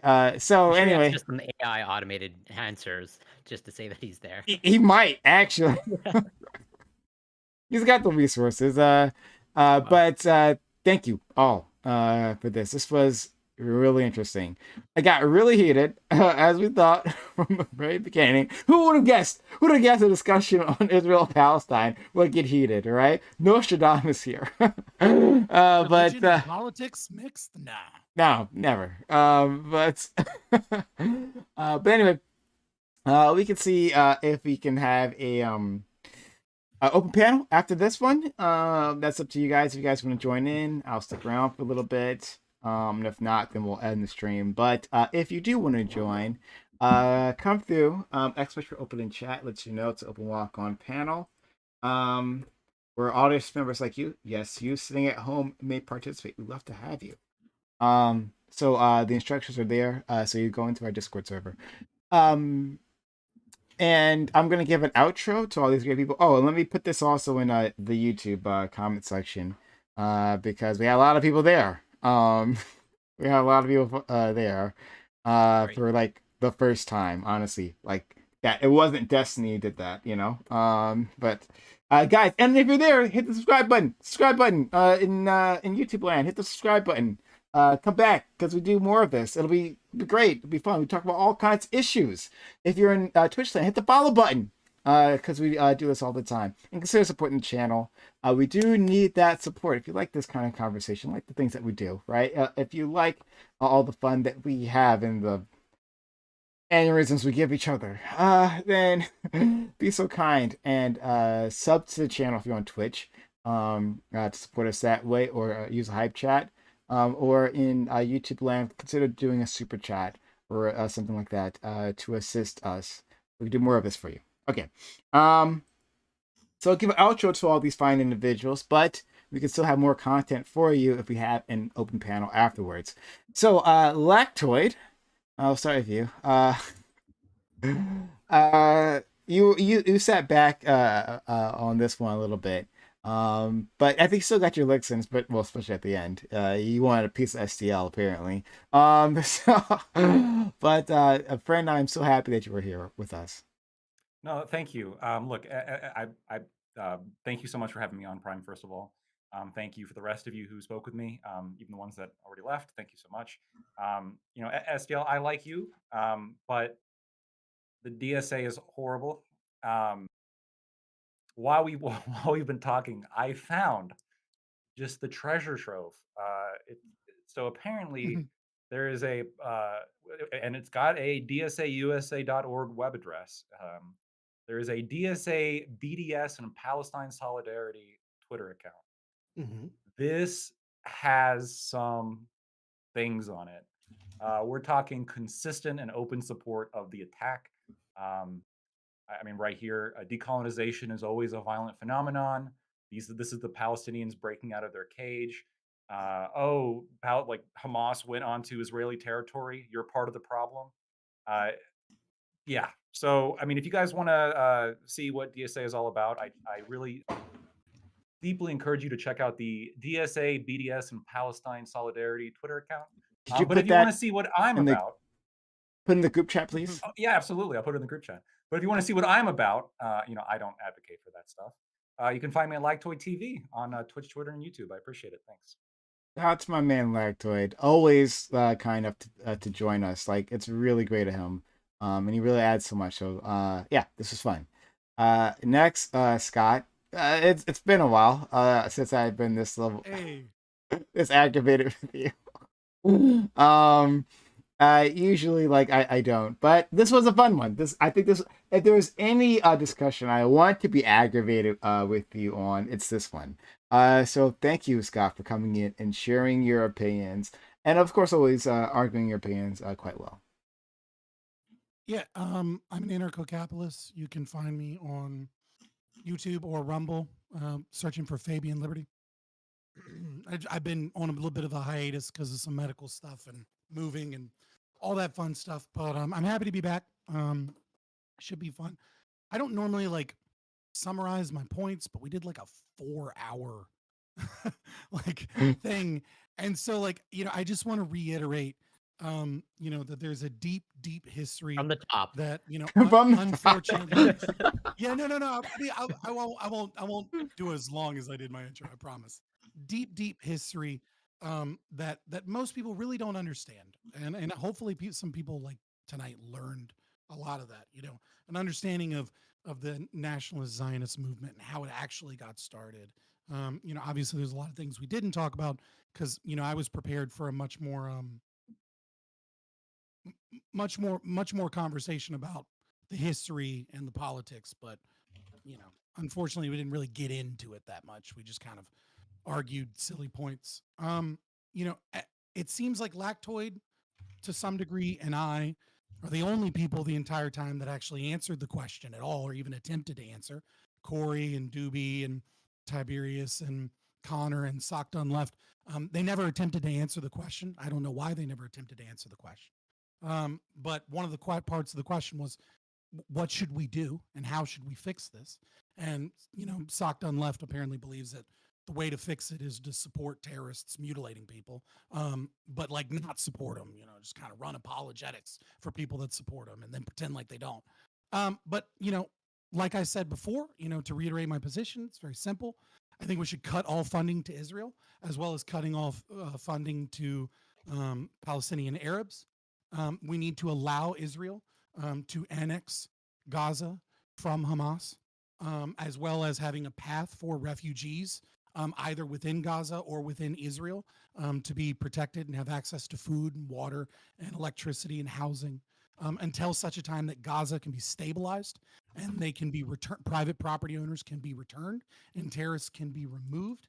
And then we need to sit back down again with some arbiter that both parties agree to, that the Palestinian Authority, and demand a resolution of borders. And if those borders are not accepted by the Palestinian Authority, tough luck, go fuck yourself. These are your borders. You can fight in courts or in the UN for more land later. You are your own country now. We're done with you. And establish the two states, whether or not the Palestinian Authority comes to the table or not. That's my time. Fabian Liberty, check me out. I'll answer a question after I give an outro to all these people. I'll because I didn't get a chance. Actually, I wanted to. You don't have to answer it. Sorry. You're the moderator. You don't have to answer it. Well, I do anyway. I do. If you want to, that's fine. But like, it's the people. It's incumbent upon all the people that didn't answer the question. Okay. Fair enough. Corey. Yeah, thank you so much for having me, and I will absolutely totally concede that I did not give an answer because I don't have a good answer, and also I didn't participate as much because I totally learned a lot. As in, there's a lot of history that Fabian shared that I absolutely did not know. I have no problem pleading ignorance on this topic. Like I said, I'm not an expert. I only know sort of broad strokes, and I definitely don't know as much of the nitty-gritty detail that Scott does. So I'm glad that Scott shared all that along with all the other panelists that shared great information that hopefully I'm more educated and hopefully can make more informed positions. But yeah, this was great. Always a pleasure to be here. You can find me on Twitch, twitch.tv/CoreCam84. I'll go back to using Twitter instead of X. And on Instagram and YouTube, it's Corey Campbell. I'm a biochemist. I cover science, research, and news. And STL, Doobie, Scott, Lactoid. Always a pleasure. Great to have you back, Scott. And I'm glad to see that you're doing well. And I love you, Prime. Love you too, friend. Thank you. Glad to be Yeah. here.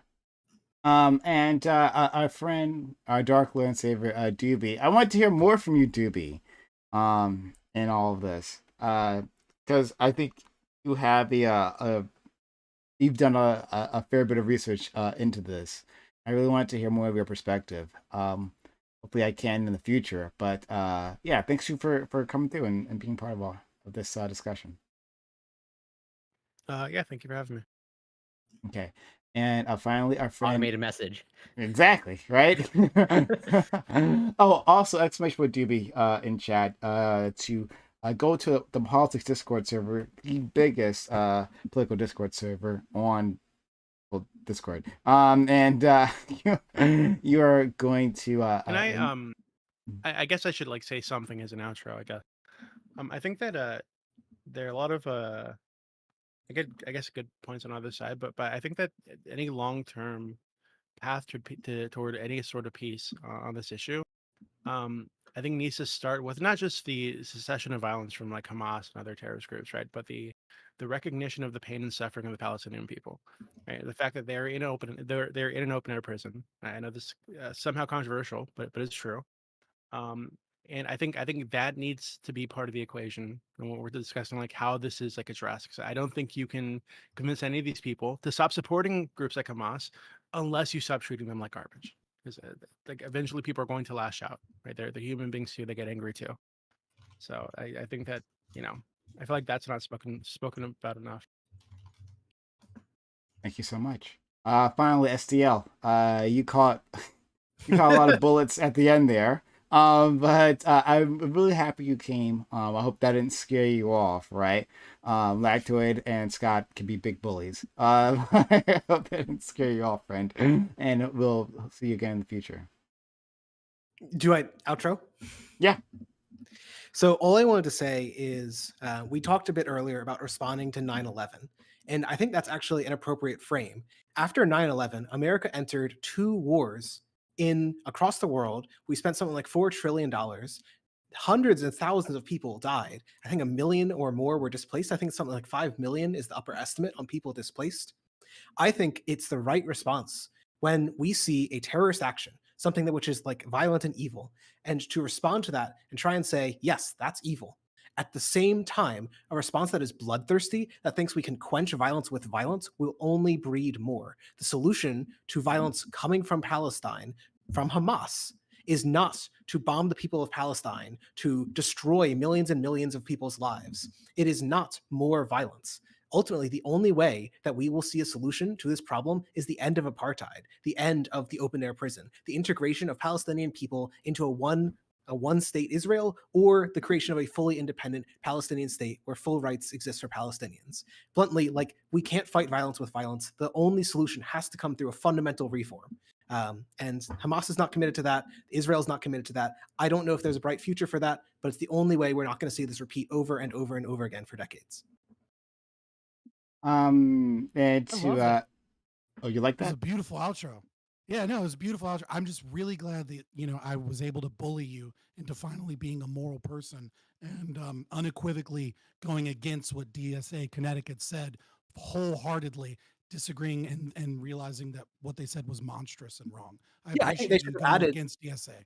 They should have added a condemnation of violence against civilians, but I wouldn't hold you to every statement of like whatever ANCAP organization, if any, you find. I wouldn't hold Lactoid to like all Libertarian Party statements. I hope that he wouldn't endorse everything by the Libertarian Party New Hampshire if he agrees with the Libertarian Party at all, right? I think it's totally fine in a democratic organization. Which DSA it's insanely democratic, actually sometimes frustratingly so. That there's members there which I strongly disagree. Point of privilege and caps point like of privilege. cats, though. Point of privilege. I just want to say. Sockdown Left, I agree. But if you were to bring up an LP&H tweet that I thought was bad, I would just say, yeah, that's bad. Not run apology for them. And be like, well, actually, the reason New Hampshire kind of feels this way is that they actually don't feel that way. But like maybe they don't feel that way. They should have added more context to the Hitler tweet. You know what I'm saying? Yeah, If they only should have more specified, right? They shouldn't have put "they" in quotation marks. They should have just said the Jews. or parentheses, right. But we all know you're full of shit, buddy. It's okay. Oh boy.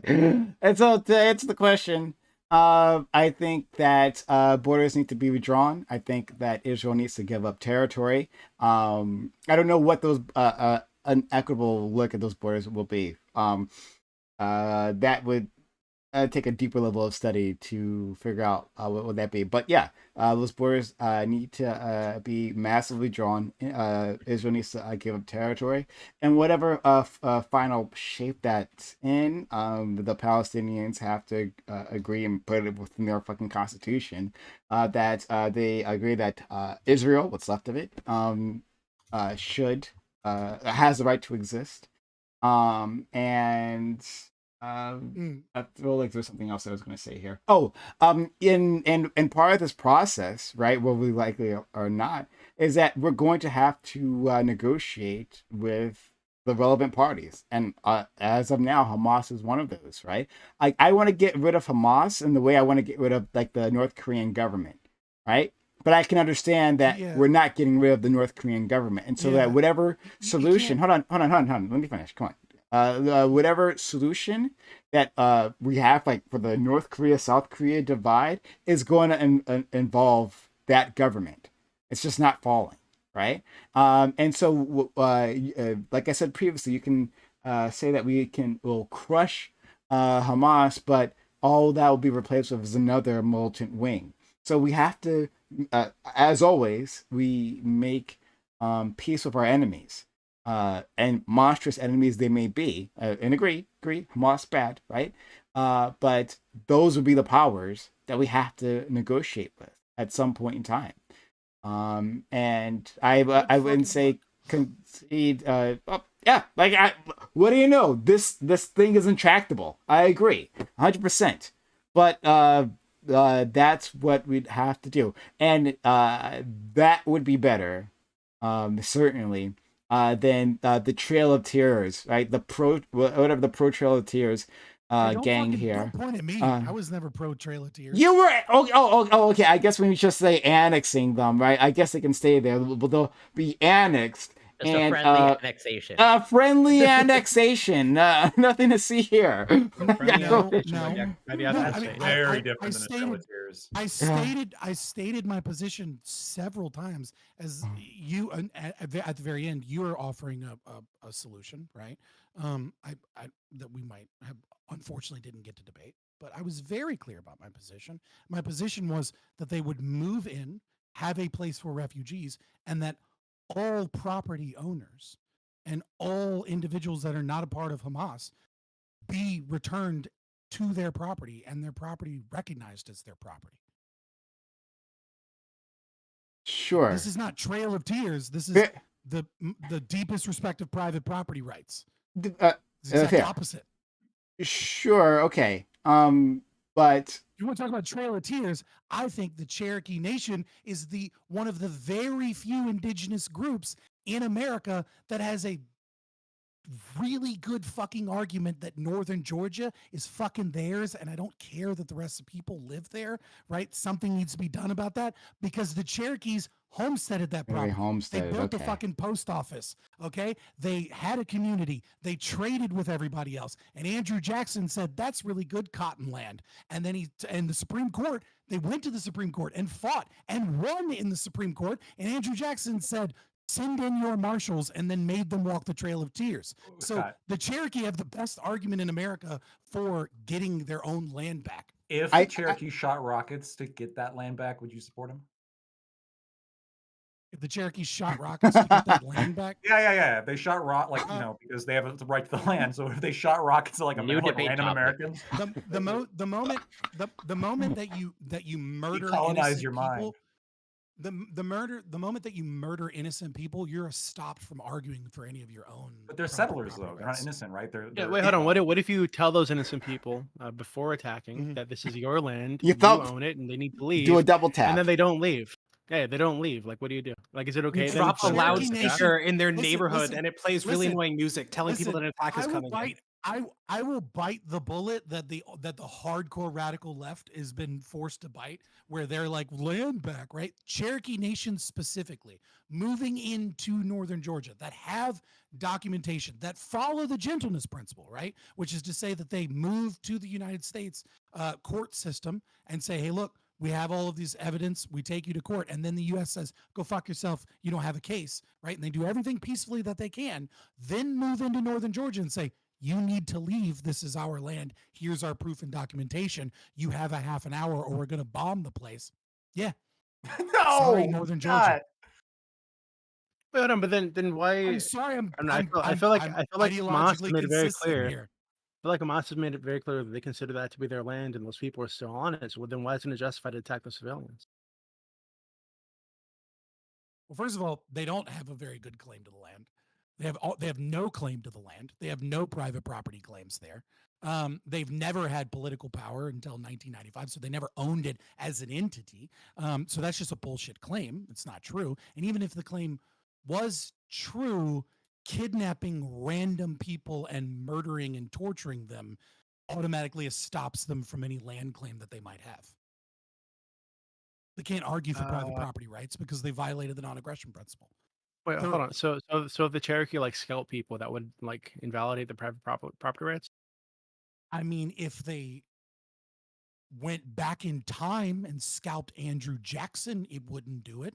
But if they just scalp random white people, yes, it would completely invalidate random white people on their claim. land that these people have been made aware that this is their land, right? They have the legal claim to this land. If one of the ways that they force people off of it was scalping, like why wouldn't that be justified? It would only be justified in the sense that they follow the gentleness principle. But yeah, eventually, like when you get to that point where it's like you have a half hour, you could start scalping people as opposed to bombing them. Okay.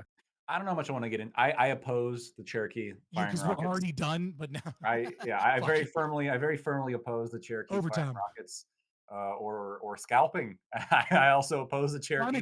I'm against the rockets if the rockets are aimed at innocent people that don't have a means of evacuating.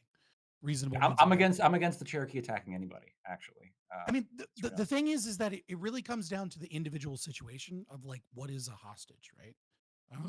So when someone takes a human shield hostage, right, and then points a gun at you, can you fire a gun at that person, and you might accidentally hit the human hostage, right? You might accidentally hit the human shield. Are you allowed to defend yourself against someone shooting at you? And the answer is yes. I'm not the aggressor against the person that's been kidnapped and is being used as a human shield. I have a right to self-defense, even if that means that I kill that other person, because that other person was not killed by me. That's a second order consequence of the aggression and kidnapping of the person that's using them as a human shield. Same situation applies with Hamas in buildings, but it starts to get grayer once we start talking about the municipals. Oh, sorry, it's later. Municipalities? The weaponry. No, the munitions. Right? Munitions. Yeah. I don't know why my brain kept going there, but like, can you nuke a house and say, well, it's like, no, obviously you can't. So you need to follow some form of gentleness principle, but it gets weird. And I think, Israel very clearly does, to the best of their ability, follow the gentleness principle under most circumstances, which is they developed new weaponry as a means of killing the least amount of civilians as possible. I mean, Israel is without a doubt the most peaceful nation, both in its setup and in its warfare, that has ever existed in human history. Sure, whatever. I disagree, but I just wanted. I'm gonna let all these people go. I just for what you had said previously in terms when I made that Trail of Tears comment. I guess my response is that like I acknowledge like your solution. That like you're saying annexation, let them out. Like, let the Palestinians out, then let them back in afterwards after you sort out land. I acknowledge that's what you're saying. I just think that like there's no way that Israel would ever do such a thing. That they might let people out, but they will never give them back in. Like, I mean, that land is forfeit. When we're talking about annexation, that's my only response there. But it's not valuable land though. I don't think they care about that. Oh, this is unrelated. Wait, this is unrelated. The Libertarian Party of New Hampshire, their Twitter account is currently posting Benjamin Netanyahu with a Hitler mustache doing a Sig Heil. So they are actually like the crazy libertarians in New Hampshire are actually much more in solidarity with the DSA The than I think horseshoe we theory give credit exists. for. It's true. Is that bad, Troy? Do you disavow? I disavow. I disavow. That's This is- simple. oh my No, God. why would you Courageous. disavow that? Very Why would you courageous. disavow? Why would you disavow them talking shit on people drumming up for war and our support? Like, fuck it, cut funding. Don't follow the fucking war drums into supporting Israel financially. In fairness, they spend the rest of the time calling Zelensky a Nazi and Biden a Nazi. So I think it's just consistent. They seem to think all world leaders are Nazis. So between that and advocating for the age of consent, nothing they're more consistent on. Okay. We're Calling people Nazis. I mean, I'm telling you, there's a lot of like solidarity here. we are going to end this. We're going to end this. We're going to end this. We're going to go to Overwalk on panel. If you want to join in, right? You can find the DSA tweets. The We magic bullshit you say definitely you can't find. like to send me those the last DSA tweets we were talking about with Yeah. So I linked. So there's multiple DSA pages. I linked the most egregious offender in your chat. put it in the group DM. Thank you. Oh, my bad. I'll post Scott, it. No problem. Just the Libertarian Party New Hampshire thing, and I'm sorry, Prime, you can end right after this. Their leader was accused of being a pedophile, a PDF file by someone, and they responded by saying there should be no age of consent. So it's not the page itself saying it. It's just Wait, hold on, pause. When did that? When? like 2021 or something. It's the whole same guy, I think. I have no idea what his name is. I can go find it. I made a meme of it. You guys can discuss it after I leave. PDF file. You guys can literally sit in here and talk about that. All right. I've never heard about that PDF file. That's pretty funny. Anyway, we will.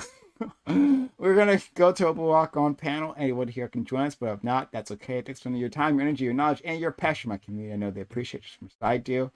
Thanks for being here. Bye. Pleasure. Oh my God, these people.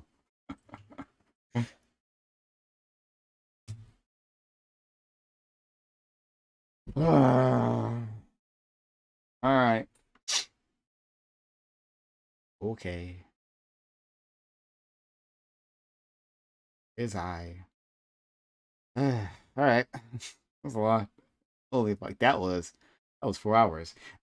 Hey, thank you, Remy LeBeau. Hey, with $7.99. Question for Duke.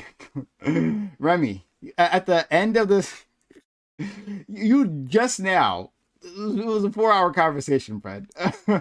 Hold on, maybe I can grab Doobie. Okay.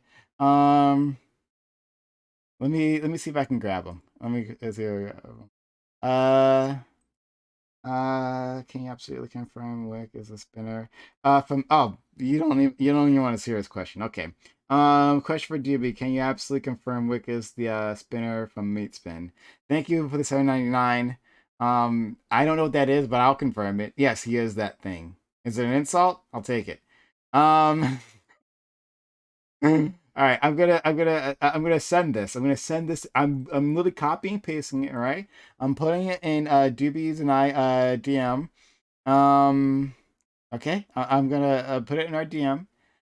And we'll see if he gets an answer. Okay, he may not answer us, but we're going to super chat. Okay. All right, there you go. I copied and pasted your super chat, put it in our DM. Let's see if he does it. Thank you, Romo, for supporting the channel. Hey, we could always use more of that support. That's what powers this community. It allows me to do the things that I do. Meaning provide this level of entertainment / frustration / rage at either my points or other people's points. But if you want more of that, please do what our friend Remy just did. Consider subs to the channel, getting bits or getting subs. Doobie answered, Remy Doobie did answer. He says the answer is yes. This is from Doobie. The answer is yes. I have first-hand knowledge. There you go. There you go. And again, thank you, Remy, both for being so kind to support this community. Okay. So anyway, we will do it up and walk on panel. We'll see if people want to join. What's going on here? All right, let's see. So that over there in that corner. Can you see it? Yep, you can. That over there in that corner, that's me. If you want to be a part of this, jump into our Discord. Links in chat. We'd love to have you. We got 2 people here, so I'm just moving them across. Hopefully they're ready. Admiral Gibbs and hello, OVB. OV Bismarck. Hello. How you doing? Hi. Hello. Hello. Hi. You 2 are in our waiting room, and again, if you want to join in, jump into our waiting room. We'll let you in. You can have the part of the discussion. Do that for a bit. Hello, OV Bismarck. You got a camera? No. I can It's- just drop off the call. No, That's no, fine. it's fine. It's fine. I just asking. Okay. So, yeah. What happens to be on your mind, you 2? What did you want to say? I gotta say, I think I differ from my conservatives on this a little bit. I first, I mean, as you know, last week it's interesting this happened right after our panel last week. About this, and this like almost exactly she became a topic. And I mean, it's crazy, right? Deja vu. But I gotta say, I'm very disappointed with my fellow conservatives and their crocodile tears. Like it's outrageous. Like I feel like more of them need to admit the only reason they're sitting here saying these things is that it comes down to this. It comes down to they're America first, and that's the reason. And America's intricately tied within Israel politics and Israel and the region, and that are probably our most reliable ally in the region. And I feel like they should just be honest and say that's why we're supporting Israel in this, and stop saying, "Oh, yeah, well, Hamas bad." Like, I mean, I think it's disingenuous. I think it's a disingenuous take that a lot of these conservatives are sitting here trying to like pass off as virtue signaling stand with Israel, and I think that they need to You're be called talking on it. about like from like the evangelical side of things, right? Yeah, I'm even talking about like on your panel tonight. I mean, how many of them sat here and tried to sit here and talk about the moral high ground and the difference between the style of fighting versus like the IDF pushing like settlements in, and like, let's be honest. I mean, it's both really really bad. And for one to sit here and act like the other is somehow morally superior, like the side is morally superior, I think in my opinion is bullshit, like, for lack of a better way to put it. I think that to sit here and act like, oh, they're crying, and like it's just so terrible what Hamas did. I mean, yeah, it is terrible. I think it's pretty bad, but it's war, and like they don't have the military capabilities to fight Israel heads up. So what do you think is going to happen? Like, it. Hold on. I agree.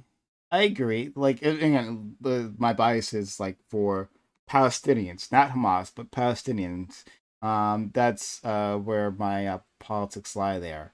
But like Hamas did not have to slaughter civilians. Like those targets at that music festival, right? Like the place that they attacked wasn't even a settlement, right? You can't even go that far to say that it was a settlement. Like the town that music festival was in was not even a legal settlement.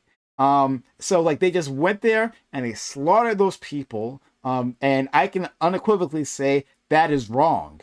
What happened there? So like I don't like you would say that like I don't know how you can disagree with that.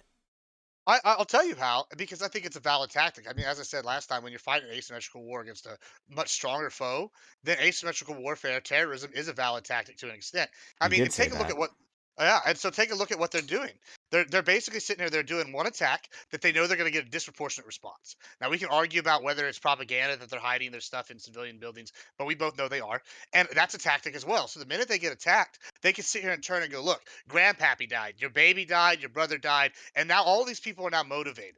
Then it turns around, they can sit here and use this propaganda victory for getting with Iran and Hezbollah. They go, hey, look, we're fighting the battle for you, support us. And then they continue to get more support from Iran and Hezbollah. This is a viable tactic, and they're definitely doing it. And for us to sit here as conservatives go, I can't believe they're doing this. This is so morally thing. I mean, what is the success rate of them going against Israeli tanks or attacking Israeli military bases? It's going to be very low.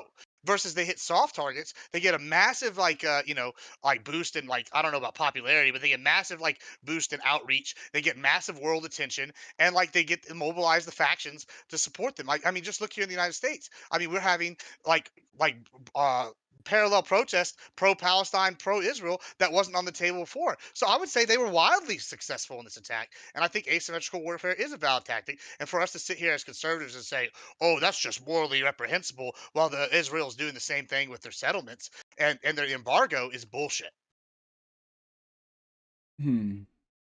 I think asymmetrical warfare is a valid tactic. But I don't believe like I can't I would say that you would pick your targets better than this.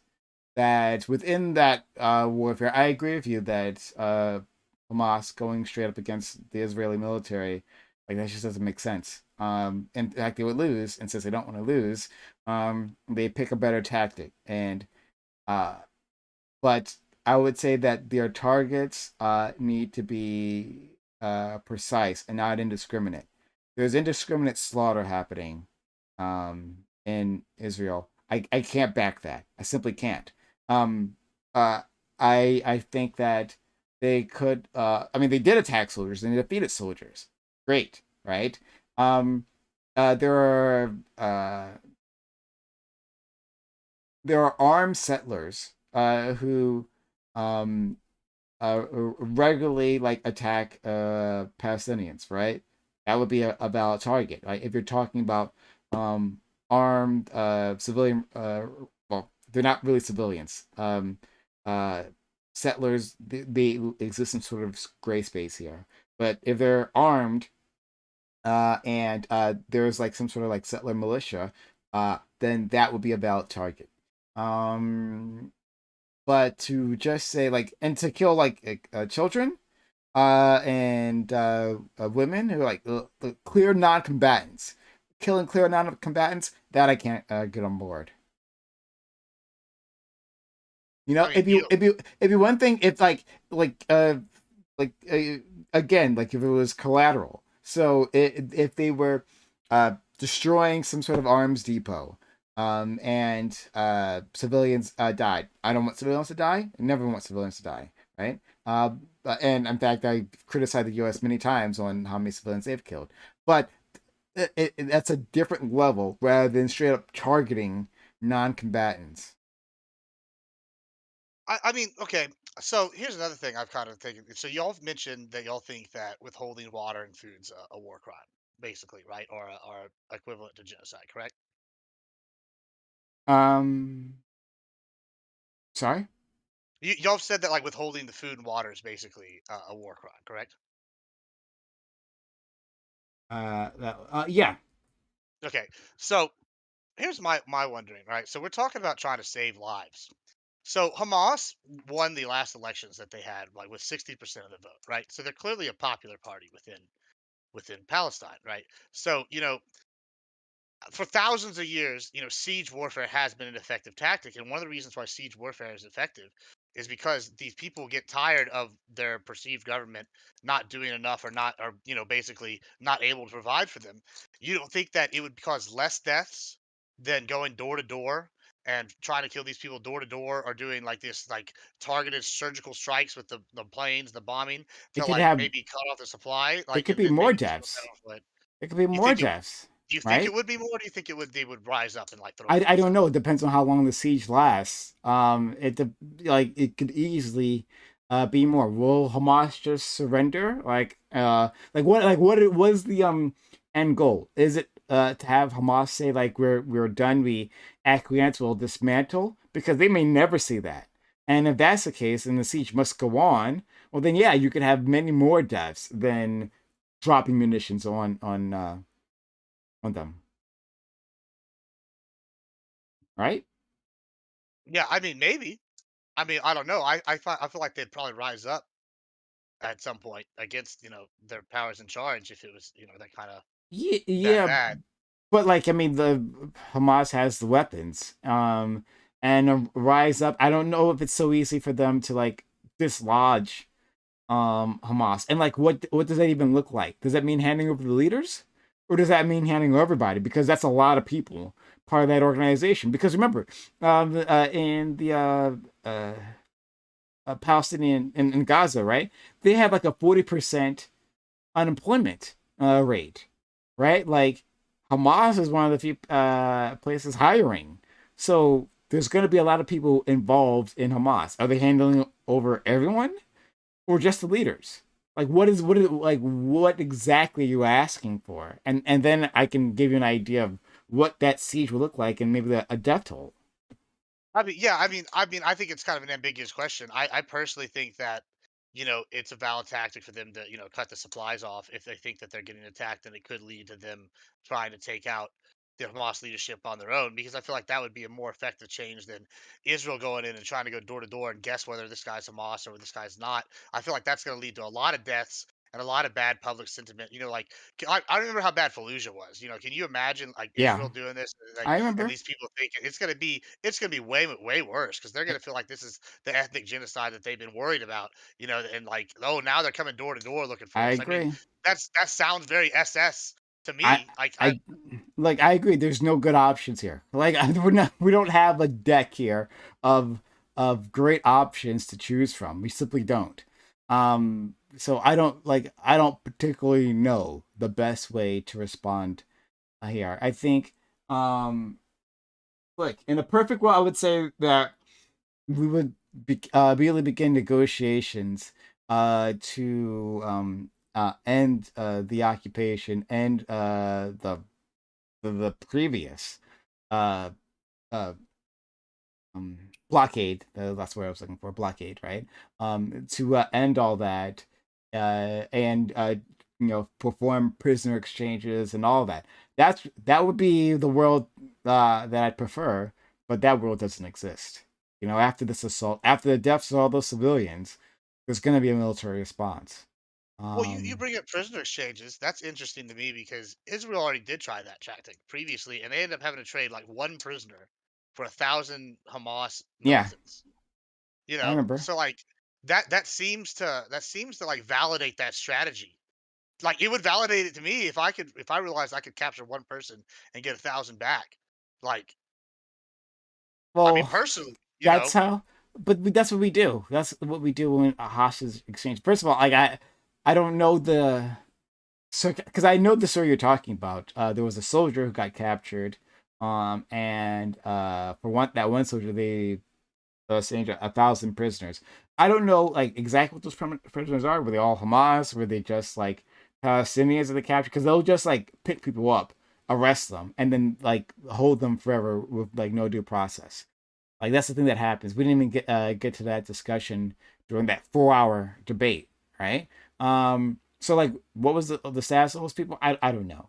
But in any case, yeah, it is a valid target when valid tactic when you take people hostage. Again, I would choose better. I wouldn't just like get a bunch of women and non-combatants. I would uh have gotten men at the very least men of fighting age, um, and I or armed combatants that you defeated. I would have used them as hostages. I don't want women and children. I don't want to do that. But like in terms of as a strategy, yeah, it'll be effective, and they'll have a bit of leverage here that they wouldn't have otherwise. yeah, I don't know. I'm just like I said, I feel like it's a lot of disingenuous stuff from at least my fellow conservatives personally. Like the way that the overall the right seems to be wholesale back. I wish they would just say that we're doing this because we back Israel as an ally, like that, like as opposed to this crocodile tears. And I just feel like it's I don't know. I have a real problem with the disingenuity from like coming from most of my conservative peers. Um, uh, uh, Bismarck, did you want to add something? Sure. I mean, Prime's a leftist. He doesn't care about what the conservatives in the American government are doing. That's true. Welcome. I mean, I care what they're doing because they're the enemy that I must defeat. So I need intelligence to my enemy, so that I may crush them. But yeah. It's a good But point. what are your thoughts though? I just think it's sad that people are dying, and I don't like anti-Semitism. A lot of anti-Semitism. Agreed. Agreed. I hope Israel. I don't know what their laws are, but I hope their citizens have the right to arm and defend themselves as well. That's about it. Oh, they do. They got arms there. They have arms there. Um, they have a lot of guns, but like would you say that you would also give that to, well, let's say not the people in Gaza, right? But the West Bank, the Palestinians in the West Bank, you think they should have the ability to be armed and defend themselves? I mean, yeah. Okay, yeah. I guess it depends if they're under the jurisdiction technically of the government of Israel. They're under occupation. Okay, then I'd say like legally they probably wouldn't have the right to own firearms, correct? I mean, as of now, they don't. They are disarmed. But like you would say that they should be able to, right? It would be nice. It would be nice. What do you mean by it Everyone would be should be able nice? to bear arms, yeah. Okay. It'd just All be right. nice if they didn't have to kill each other over it. Yeah, but you would say that like that is no. I guess I'm unsatisfied with the be nice. You would think that is a fundamental right of theirs as well. If it's a fundamental right of one human, it's a fundamental right of all humans. All right, well, I'll take that. And I'm sure Gibbs is on your side of that much at least, right? Yeah, more guns, baby. Let's go. I am anti-gun in general. I think, but the thing that I think is the most convincing argument, from my standpoint, is that like for instance, Black Americans here in the States need guns to protect against white violence. And so that I get. 100%. Yeah. More guns for everybody. I just don't want to. Oh yeah, dude. More guns for I totally support the black militias that form to protect the communities in Minneapolis, and I think that felons should be given the absolute Second Amendment rights. Fucking ATF is unconstitutional. You know what's up. Constitution. Brian, are you doing okay? I'm not. I'm not doing okay. I'm not. I'm not okay at all. But I think it's actually a challenge, to link these two things, talking about like a de-armed Palestinian people, then relating that to me hating guns in general, and like relating that to this country. So I'm trying to like consolidate these two views. Um, Look, if I had my way, like if I don't know if it'd be a gun in the world. But but like guns are a thing, and a thing that aren't going to disappear, right? Um, so I just feel like they should be heavily regulated.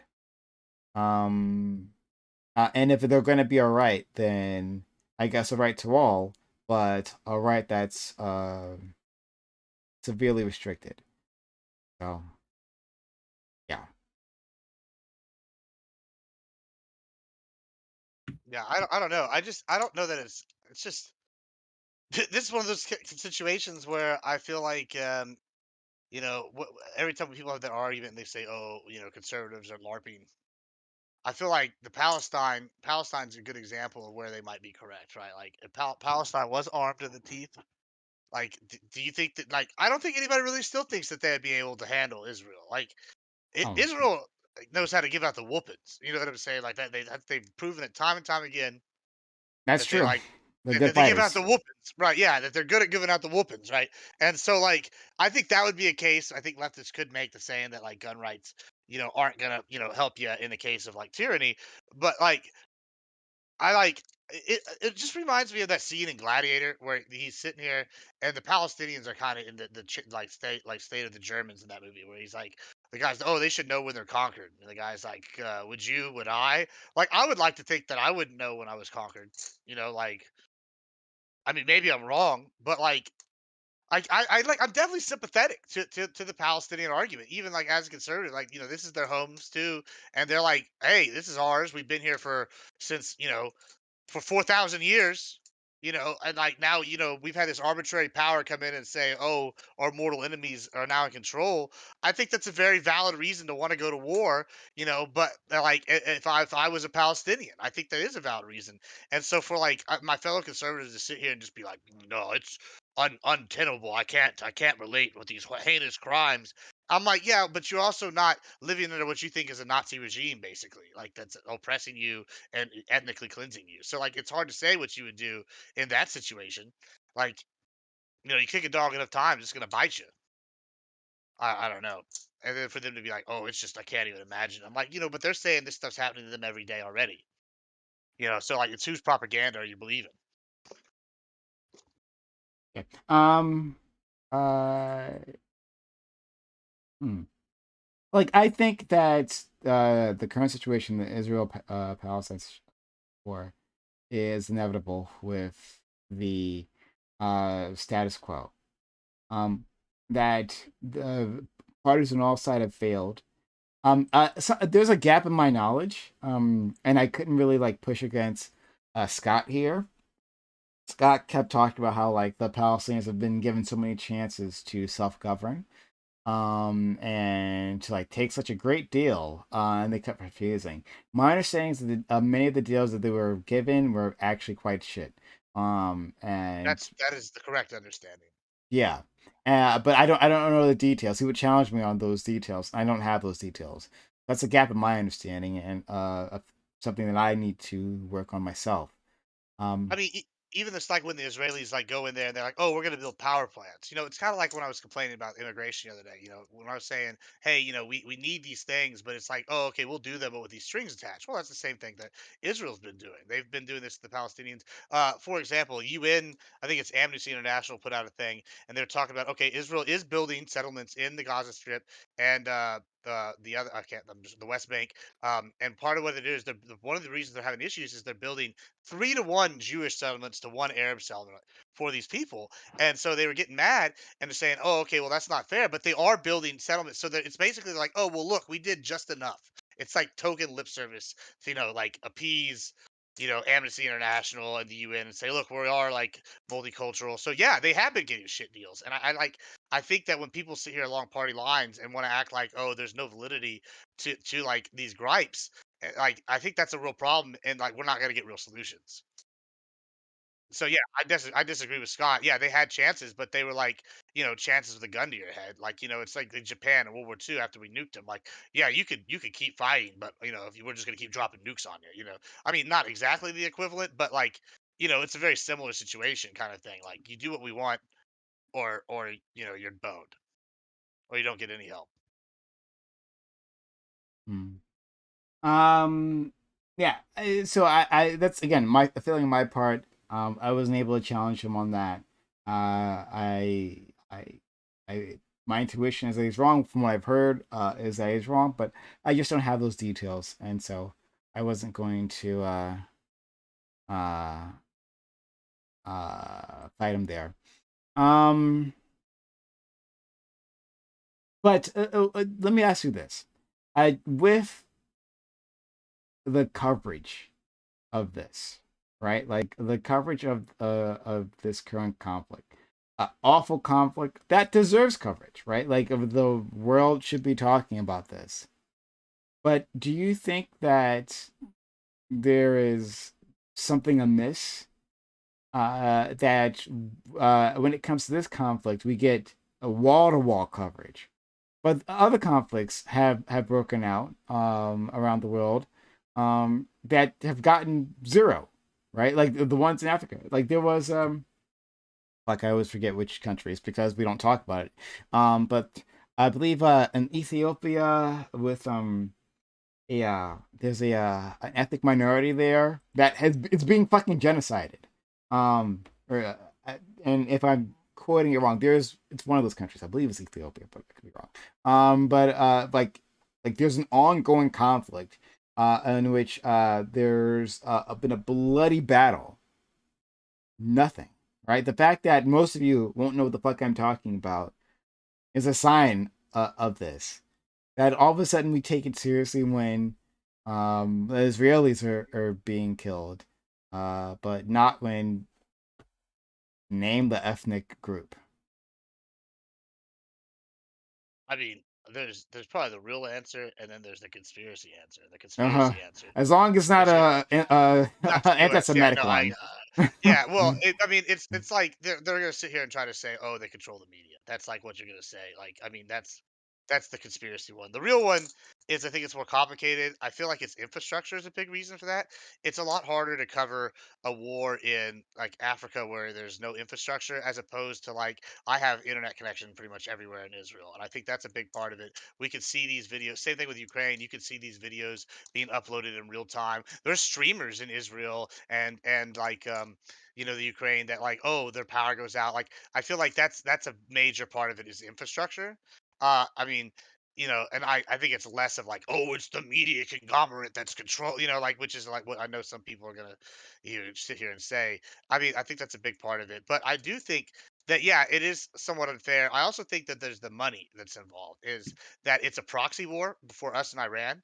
And Russia, and basically this, it's becoming this multipolarity thing. And I think that this Israel-Palestine thing is just another proxy war for the U.S. Basically, Ukraine's a proxy war. Iran is, feeding, and with Hezbollah, and Hezbollah is feeding Hamas, and I think that's a proxy war with Iran and them. Taiwan could be a potential proxy war. South Korea and North Korea could be one. These are all like the areas I think they're going through, and I think it's very quickly becoming this battle with U.S. supremacy and their allies versus the multipolarity countries. Boom man. Hello, hi, nice to meet you. Good day. What are your thoughts? Well, I actually agree a lot with Gibbs. Like I guess you could consider me somewhere in the conservative side of things, but I'm definitely more libertarian. I I don't agree with everything that was said on the panel with what did you call it? PDF failure. That kind of yeah. PDF, yeah, Philia PDF file. It was weird. Yeah, that's the one. That's the one. But for sure with Gibbs here, like I'm listening to him, and he sounds like an intelligent guy about a lot of this, and I want to ask him his insights on also the with war in general, and how it seems to be that, because like I'm a big opposition to government spending, and I look at the military industrial complex, and I see how a lot of decisions made, like decisions of who's even the president of the US, has been made under the premise of, are they supporting Israel? Are they supporting the military industrial complex? And I just want to hear your thoughts on what's on this fight between the two groups, and how much of it is actually just how much of it do you think is the American government pushing for more war and more conflicts, and for more money to be spent? So I would say, first, like unabashedly, I'm very America first. So like, and that's kind of the reason I'm coming in so hard on my conservatives, is I feel like I try to be an honest conservative, right? Like, I think that what's happening in Israel is pretty horrible. But on that note, like, and I also said this on like the last panel, I definitely think asymmetrical warfare is a valid tactic. But like, so when I look at it, I think war is America's biggest export. So anytime there's more war, America does benefit to an extent. I like definitely have a lot of Lockheed Martin stocks. I got stocks in Raytheon. As war happens, my stocks go up. That sounds bad, but it's just business. So like, I mean, you know, like you got to do what's best for you to some extent. And the other thing is like, I wouldn't say that we necessarily have a monopoly on war, but America is damn good at it, right? And so I don't know how much we're sitting here drumming this up. The world is very seems very ready to like kill itself already on its own. You know, so you know they might as well buy our weapons, I guess. And so like, and I also like the idea. It's always better to be the superpower than to be the guy underfoot as well. So I don't know. I have pretty much a good fun. Like, I'm pretty big in favor of funding the military and you know American imperialism in general. So I'd rather fight them over there than fight them over here, kind of thing. But Really, that's like that's imperialism as well. Like, yeah. Let's uh, manifest destinies all of Latin America. Let's do it. Like I'm ready. Like okay, maybe we don't agree as much. yeah, we don't agree. I mean, I'm sure, but like I do. I like as far as war, you know, I'm like a Bushian neo warhawk kind of guy as So, opposed to like libertarian. so this is interesting. Because I wanted to catch our friend Doobie up. Doobie has joined us. I'm glad to have him here. Excellent. I'm gonna use the restroom real quick. Sure. And what Gibbs is saying, and he stepped away, but what he was saying before when he was like chastising conservatives, was that he is for asymmetric warfare, and he think that pretty much everything that Hamas has done uh, is justified within that warfare. So it's a similar take, somewhat similar to what Ty was saying earlier. But then he goes back and also says that he yeah, he's for the industrial complex, like the well, I will get him to repeat it. So Oh, Gibbs, I was telling them that you are for the asymmetrical warfare, and you're saying that everything Hamas was doing previously was fine. And yeah. what was your last point just before this, before you stepped away again? Oh, that I'm basically, you know, America first. Yeah, Like but I would be you were for the industrial military complex. Yeah. the military industrial Yeah, if they can make complex. money. So If they like can not make money, only are that's good you for America. Oh no, that's the thing you were saying. You were saying that you wanted to annex like Latin America. That's the thing I wanted to comment on. Sure. So, and I know Doobie is for that, for annexing the world. So I'm curious, what are your reactions to those two things? So I think you disagree with one and agree with the other, Doobie. I'm sorry, can you say that one more time? Sure, no problem. It was all over the place. No, okay. Admiral Gibbs talked about how he thinks that everything that Hamas has done up to now has been completely excusable, um, because they're at war and it's asymmetrical warfare, so it's just fine. But then also he says that he wants to annex Latin America, and which I know is something you agree with. So I think those are one position you disagree with and one that you agree with. Am I correct? Um, well, I don't think that what Hamas did is like justifiable. I spoke to Gibbs earlier, and I think that he just believes that terrorism in general is justified. Like the Mhm. civilians are legitimate That targets, yeah. which I disagree with, obviously. Yeah. Um, as far as like annexation, I don't think that the annexation can work unless Israel gives up the ethno state thing. No, And he I talked don't think. about annexing Latin America, which I thought you Oh, annexing Latin America. Okay, yeah. Sorry, my fiance actually Gibbs. We were talking about your helmets in the background. She thought they were backpacks, and I was telling her they're not their helmets. Yeah, they And then, help. yeah. So yeah, she came over here and she was staring at your Mandalorian helmet. Yeah. Um, okay. What was this? Yeah, so yeah, I do agree with annexing Latin America in Canada, and we'd make the United States of the Americas, of course. um so in that process, Admiral Gibbs, of annexing Latin America and Canada, the US can just do whatever it wants, right? In terms of the fight? Or not. Maybe because we're the superior power. Like, is anything that we do justified in that war if when we annex Latin America I and think Canada? I think part of the thing the U.S. does a pretty good job of, even if people don't necessarily agree worldwide, is we've developed like, for example, we came up with that missile that just shoots like knives or basically through the wall instead of like blowing up, so we can like personally target like a specific person in there. You know, I think the United States tries to be pretty like pinpoint with who they kill. Now it's war, so they're not exactly right. Sometimes they get bad intel.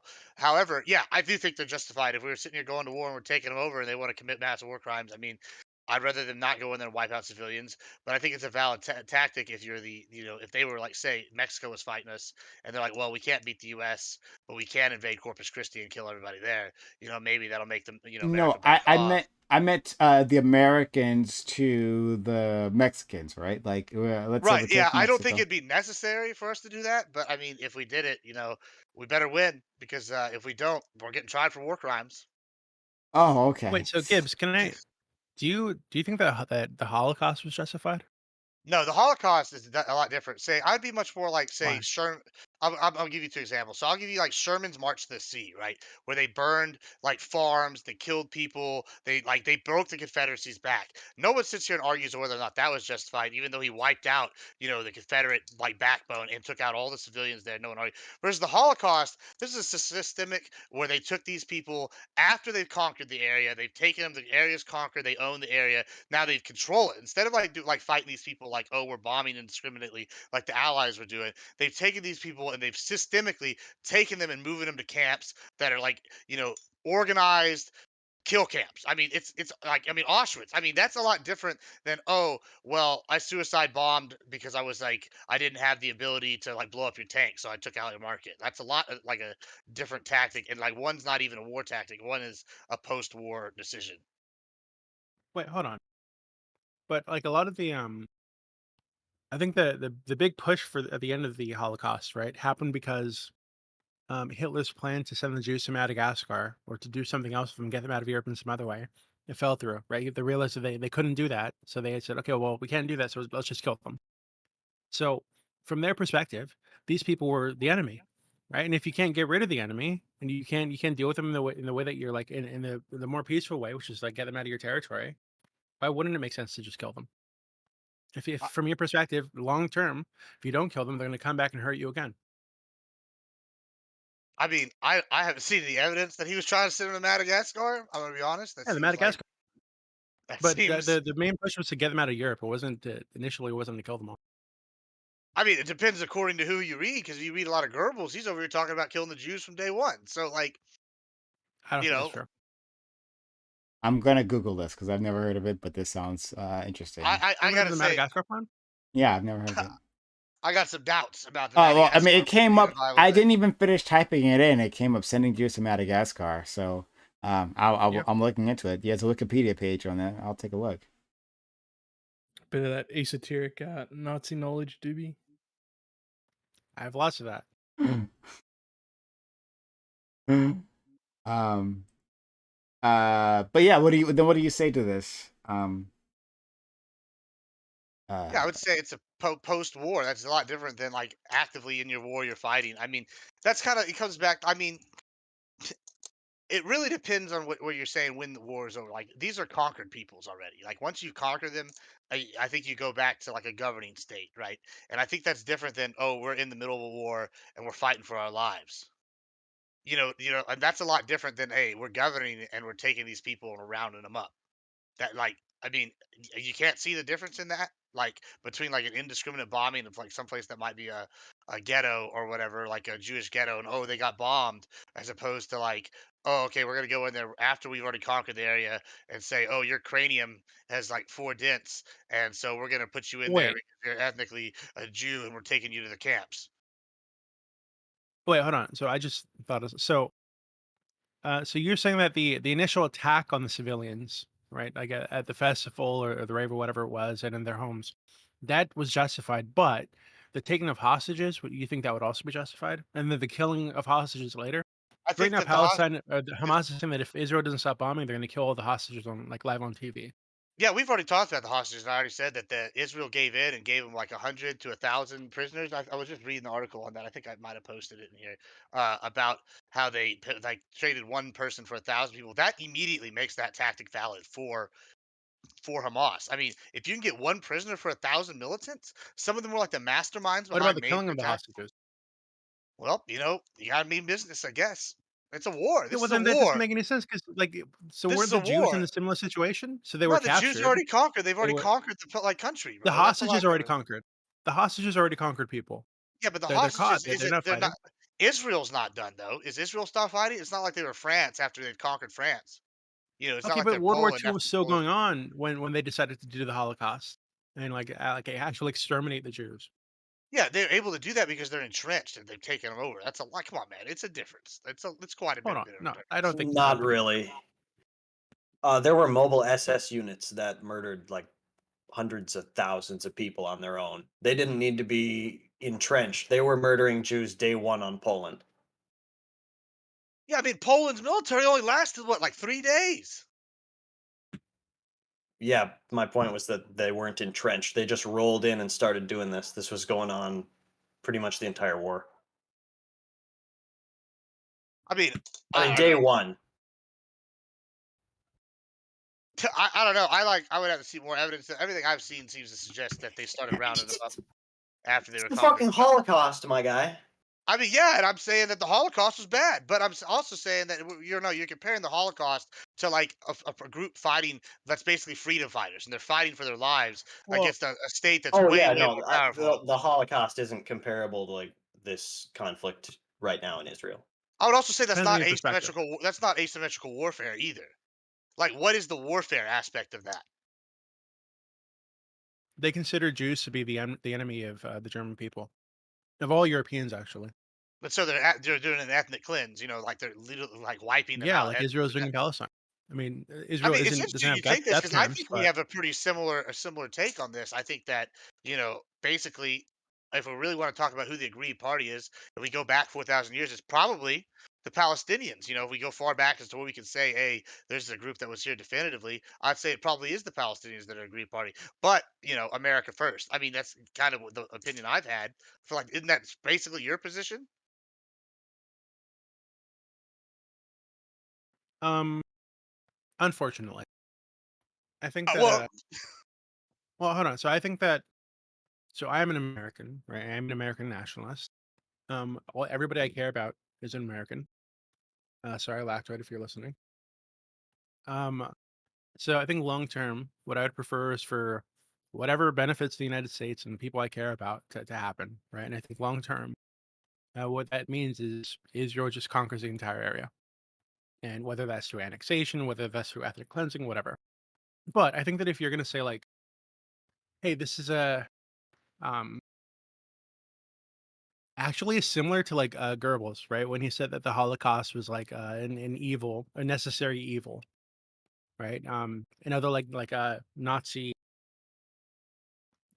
Nazi officials said that, hey, yeah, this is bad, this is evil, but it's necessary to ensure the future of Europe and the future of the German people.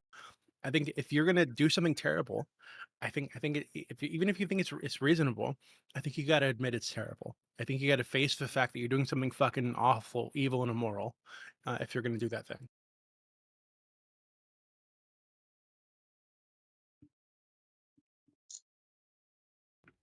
yeah. I I mean, agree. And to be clear, and to be clear, I think supporting Israel as they're building an ethno state and ethnic cleansing Palestinians is evil and awful. And I think it's bad.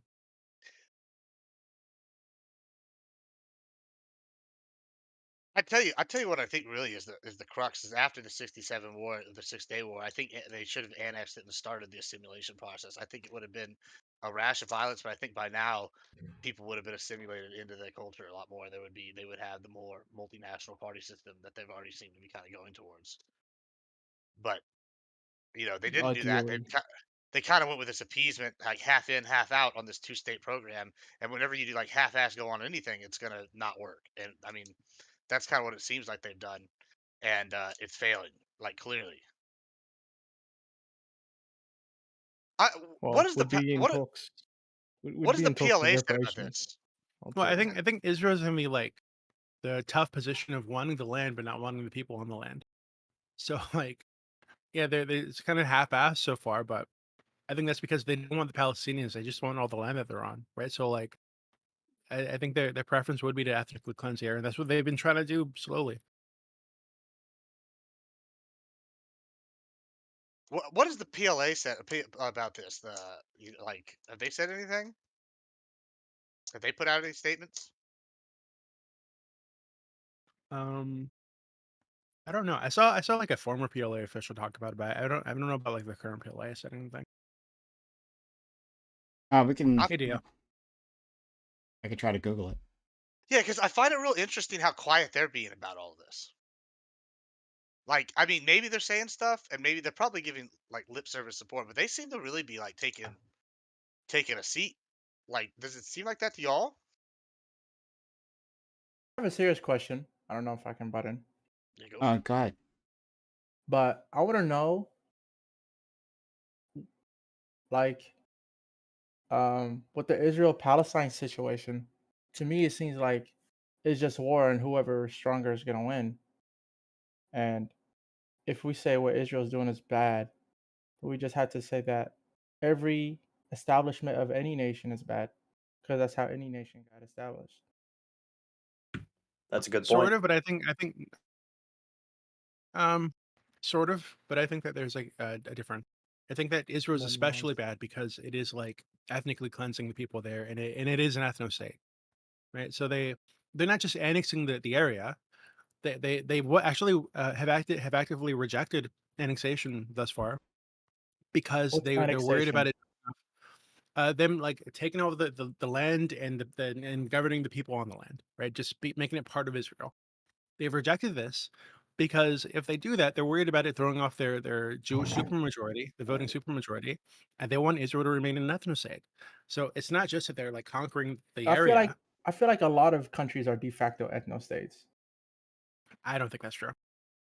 But even so, Israel is explicitly an ethnostate. Yeah. By ethno state, you mean they won't allow non-Jewish to be in their country? Yes. No, But there are no, that's current. not. Okay, Yeah, so it what do you That's mean not by what I it? mean. That's No, they have to be ethnos is Jews. it's just like a nation like dominated by the interests of one group, either made up of or dominated by the interests of one group, and that It's is not. absolutely Israel. Which are Jews. That's like Yeah, most of African nations are like that, though. No. I don't know about African Isn't nations. There, China? Isn't China like that? No, I don't China think isn't so. either. Isn't Ch- There's a lot of isn't small China groups dominated by that the all make Han ethnicity? okay. Does You the think it's Chinese something completely constitution say different that now. China's for the Han ethnicity? Also, the Constitution has to say in order for be an ethno state. I mean, you're Well, looking I'm like talking about an like ethno what state, it'd be like reality is, right? Iran So or like something. I don't know if China is an ethnostate. I've never heard that before. But if it were, I would say it's bad. I know that Israel says outright in their basic law that the right to national self determination in Israel is unique to the Jewish people. I know that they've removed the parts of the basic law that called for like Arab settlements, and they left in only the Jewish settlements. I know that they've said like explicitly that Israel is for the Jewish people and the Jewish history and the Jewish culture and the Jewish religion, et cetera, et cetera.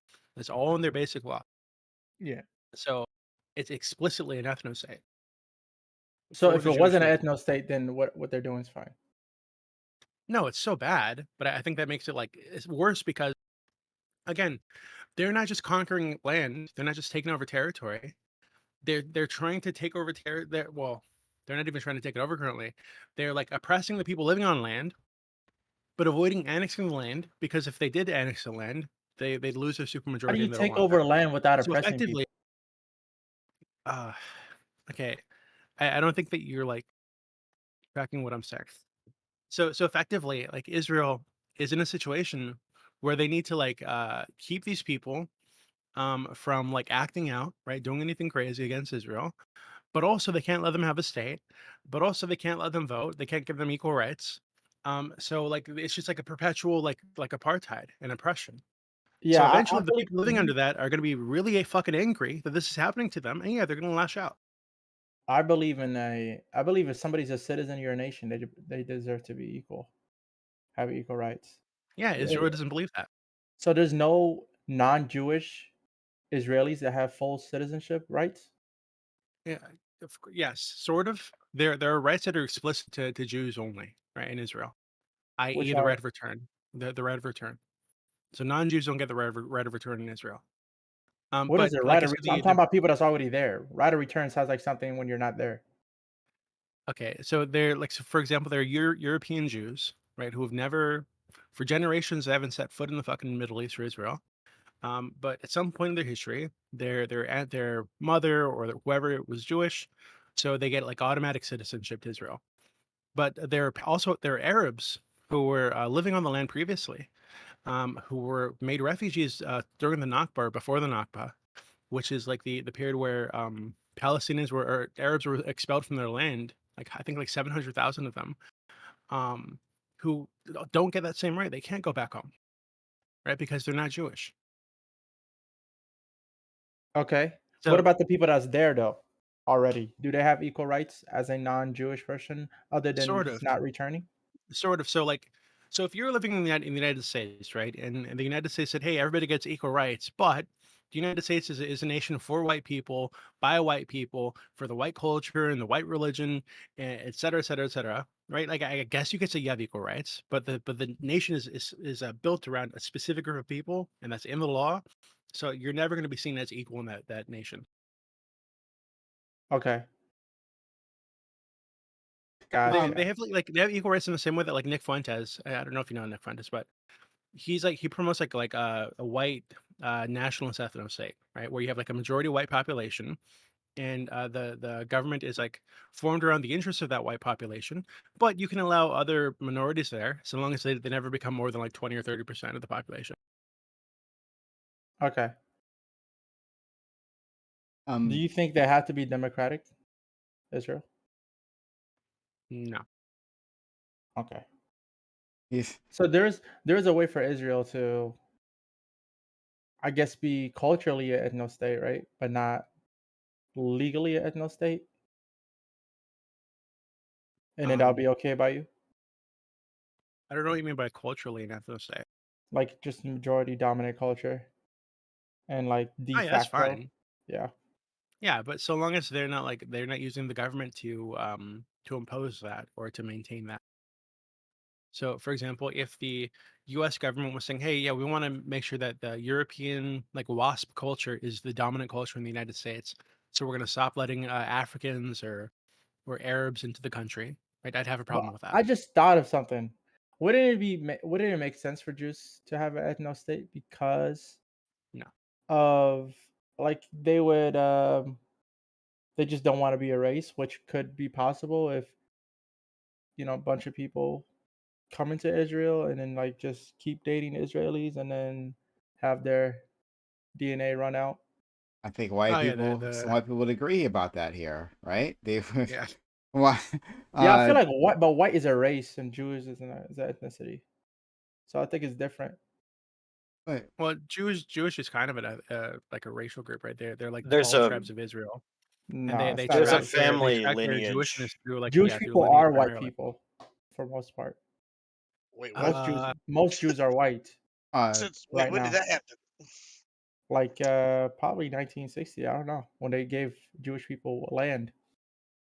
there's a large amount of Jews that are not white. I Yeah, don't that's why I know. said most. I don't know. I don't know the answer to whether it's most or not. Like I just don't know. It's Um, absolutely the case. I know 6 million Jews in the U.S. First of all, they were Western European for a while, so these are Western Europeans I know there's that migrated to that a That migrated. doesn't large. mean they're of that race. You know, like I mean, the Moors were in Europe for centuries. They're not white, are they? They're like they look like Yeah, acorn. Moors is a They can't very they can't be. ambiguous people. The Moors are very ambiguous people because number one, No, they can genetically test that back. no, no, They no. can I'm talking 23 first. and that shit. Listen to me. Listen. The Moors, that moniker was just labeled amongst black people of a lot of ethnicities. There wasn't no one group called the Moors. It's like Moors were just this was a moniker placed on just dark But skinned there people. is one group that's called the Jews. They're all from, as far as I know, most of them are from the 12 tribes, and that comes from the Well, Mid the East. well, if you're thinking about the Western Europeans, a lot of Western European like Ashkenazi Jews, their ancestry is mostly like Roman because their ancestors were just raped, R-worded. So like they kept the culture, but then their DNA is like Roman. That's why it's an ethno religion, sure, I not think necessarily. the foundation of like the Jewish religion is like ethnocentric, right? There's like explicitly 12 tribes, and this is why it's so difficult to convert to Judaism, right? And why in Israel a lot of the Orthodox rabbis won't recognize Reform Jews who are less into the chosen people thing.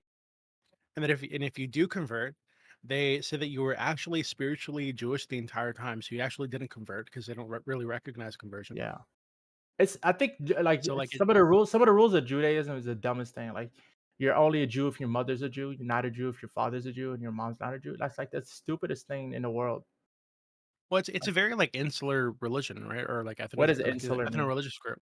What's They keep to themselves. They're not interested in mixing with other people. Yeah, Right? but it's that doesn't explain why only if your mother's a Jew, you're a Jew. I think that's Well, just stupid on its face. Yeah, that's just a Like religious religious law, yeah. That's what I'm saying. It's stupid on its face. But when they talk about No. like the like why Judaism as an ethnicity, that's like part of it because they from bloodlines, Yeah, but your bloodline is Yeah. from your father too. It's 50%. Not in the Torah. Yeah, that's why I'm saying it's stupid on its face. They're not. Yeah. They're really It's not dumb. stupid on its face. It's like 4,000-year-old literature. Which can be stupid. I mean, it No? can be, but I'd imagine to most Jews, there's a reason it exists. God said so. Reason is to be stupid too. I mean, yeah, you can think that's a dumb reason God said so. No, I'm saying how can The you same reason reason they snip the peepees off their kids. how can you reason? Well, one person has a father that's Jewish, and the other person has only a mother that's Jewish, but one of them is more Jewish than the other. How can you reason that? I can't reason it with my knowledge of modern biology, but if I didn't have that knowledge, the baby comes from the mother, so I'm sure people would put some significance to that. They didn't think babies came for the father too. They thought it only took one to have a kid. Not in the same way that we see it with biology, because the baby literally came out of the mother and there was, nothing that the father did There was that nothing. you could scientifically prove anyway. They didn't understand the I biology think you can behind it. empirically prove it, not like. I think they had an understanding that it They took know, a yeah, turn. people still knew what sex was. Yeah, I don't. Yeah, I don't know. Yeah, it's just stupid on his face. What It's just stupid. pre-modern people thought about that. Okay. I feel like we're. But what do you think, Prime? What do I think about what? About what I said. My question earlier is we can't say that Israel can't. If we say what Israel's doing is wrong, that we have to say that every establishment of every nation is wrong. That we just revert. No. If we say that what Israel is doing is wrong, And then every establishment of every nation is wrong. I would. Well, I think I think most nations are established through bloody warfare and have no moral high ground. So I'd be willing to say that just in general, that most nations are. But what would you do with those such nations? Do you say, hey, give your land back, all of it? What I would say is that like we have a conflict ongoing now. Like I can be. I think it's a compelling argument to say that well, there's only so far in the past that we can look back. Sure, okay. Well then, now that we have this conflict in the present, let's address this conflict in the present, and we can look at the state of play. We can look Isn't at that hypocritical?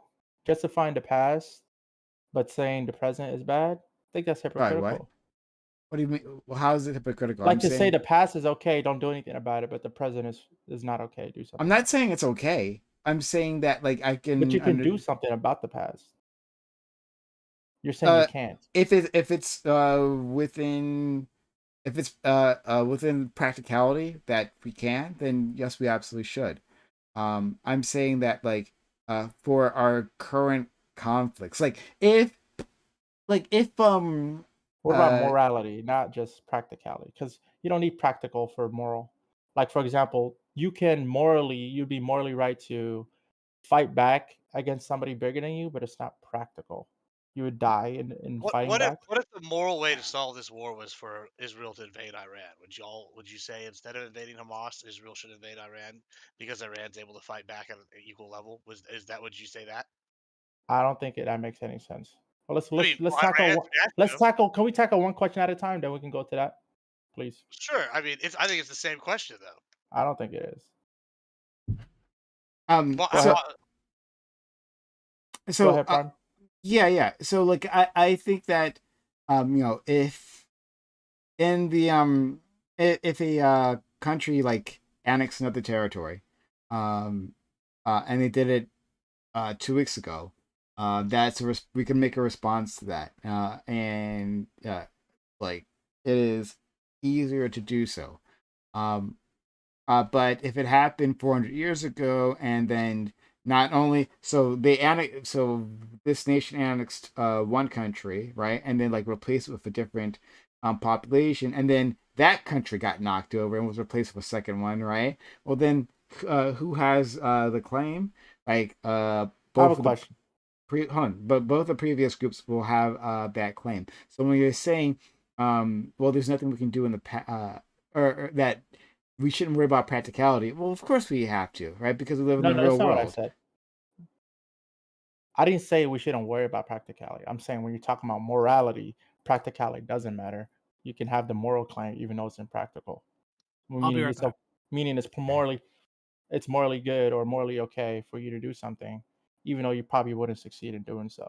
For example, fighting back against your R-wordist R-wording you, and this is a big, stronger person with a weapon, and you have nothing to defend yourself with, you would be morally right and, and good to fight back. It's probably not practical thing for you to do in order for you to survive and live on. So that's what I mean. It's you can have the moral argument without needing practicality. So my question was like, here's a scenario. What if there was like an underground secret communication line between all the Native American tribes, and they were thinking about um, civil war or like getting their land back in the U.S. using guerrilla warfare? You think they'd be justified in doing so? Um. Uh. I think. Hmm,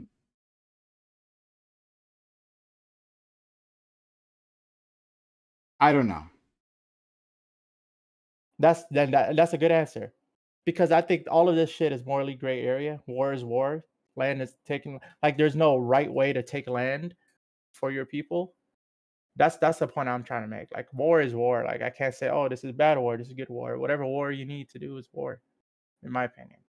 Like or at least I don't have a really strong opinion yet. Like I just think this is all morally gray. I don't have a strong opinion on it yet. I've yet to see a convincing argument, and besides maybe the no ethno state, but then I can see a path for Israel not to be ethno state and still do what it's doing. Yeah, I mean, well, I think we all agree with that. That it doesn't have to be an ethno state to oppress another group or annex them. Does anyone else want to jump in? I got you thinking on that one, Pride.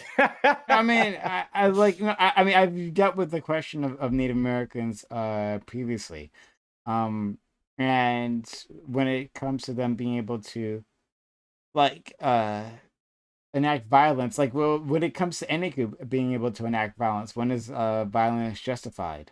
Um, like, Here's the thing. I I think Native Americans would be justified from their perspective, and we would be justified in defending ourselves.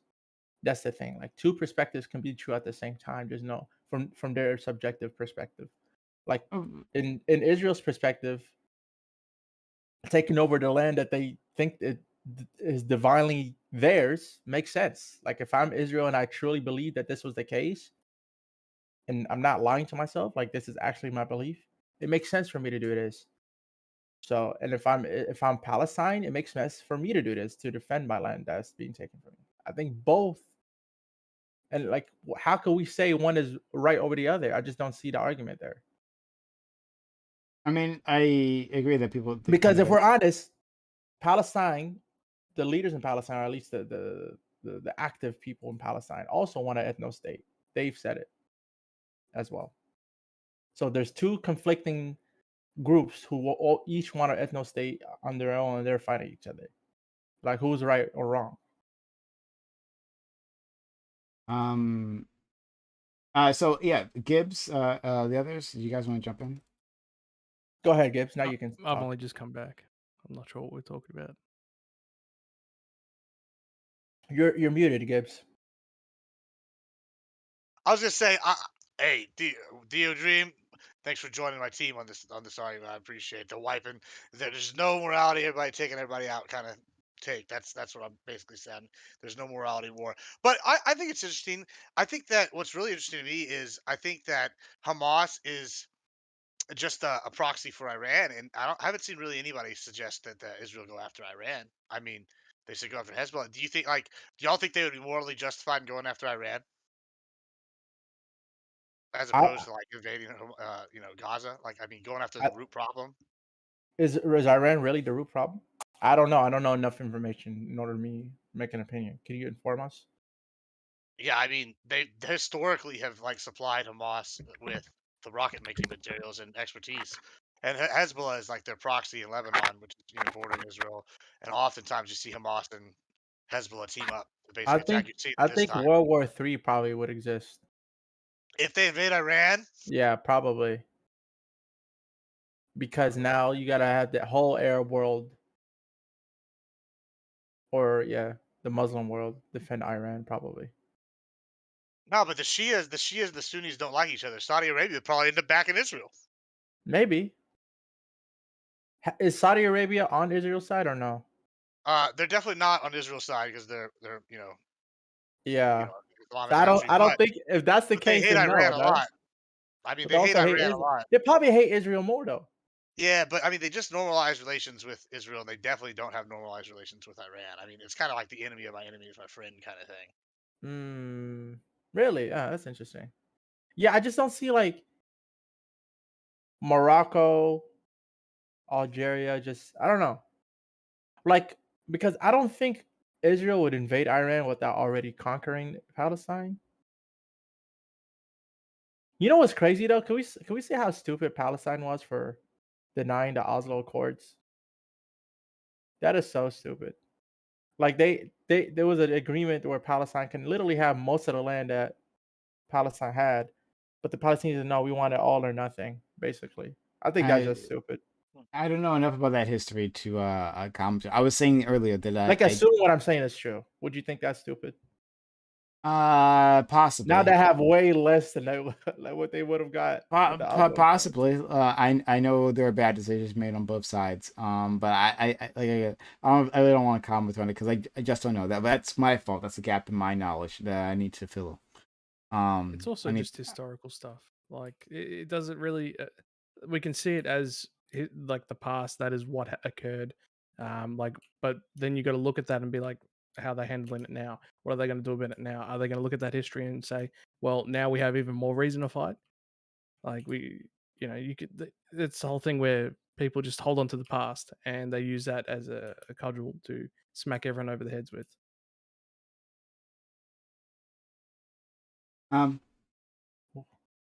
So I kind of want to end things here. I have like a long You're train. sleepy. Sure. But anyway, thanks all for coming through. This was a highly energetic stream. It was very good. It was a very good stream. Yeah, I hope you guys all enjoyed. We'd love to have the new people who stopped by, Bismarck and Boom Man. If you guys want to come through in the future, please do. I'd love to hear more from you. But anyway, so I'm gonna send you guys off. I'm sure this won't be the last time we talk about Israel-Palestine. Like I'm positive on that one, right? And Admiral Gibbs. Oh, thank you for gifting a sub. Did I miss that one? I think I did. Yeah, I think I did. But thank you so much for kindly supporting the channel. Anyway, off you guys go to Great stream, Prime. Hey, thanks so much. We'll send you to our friend Relevant. To and try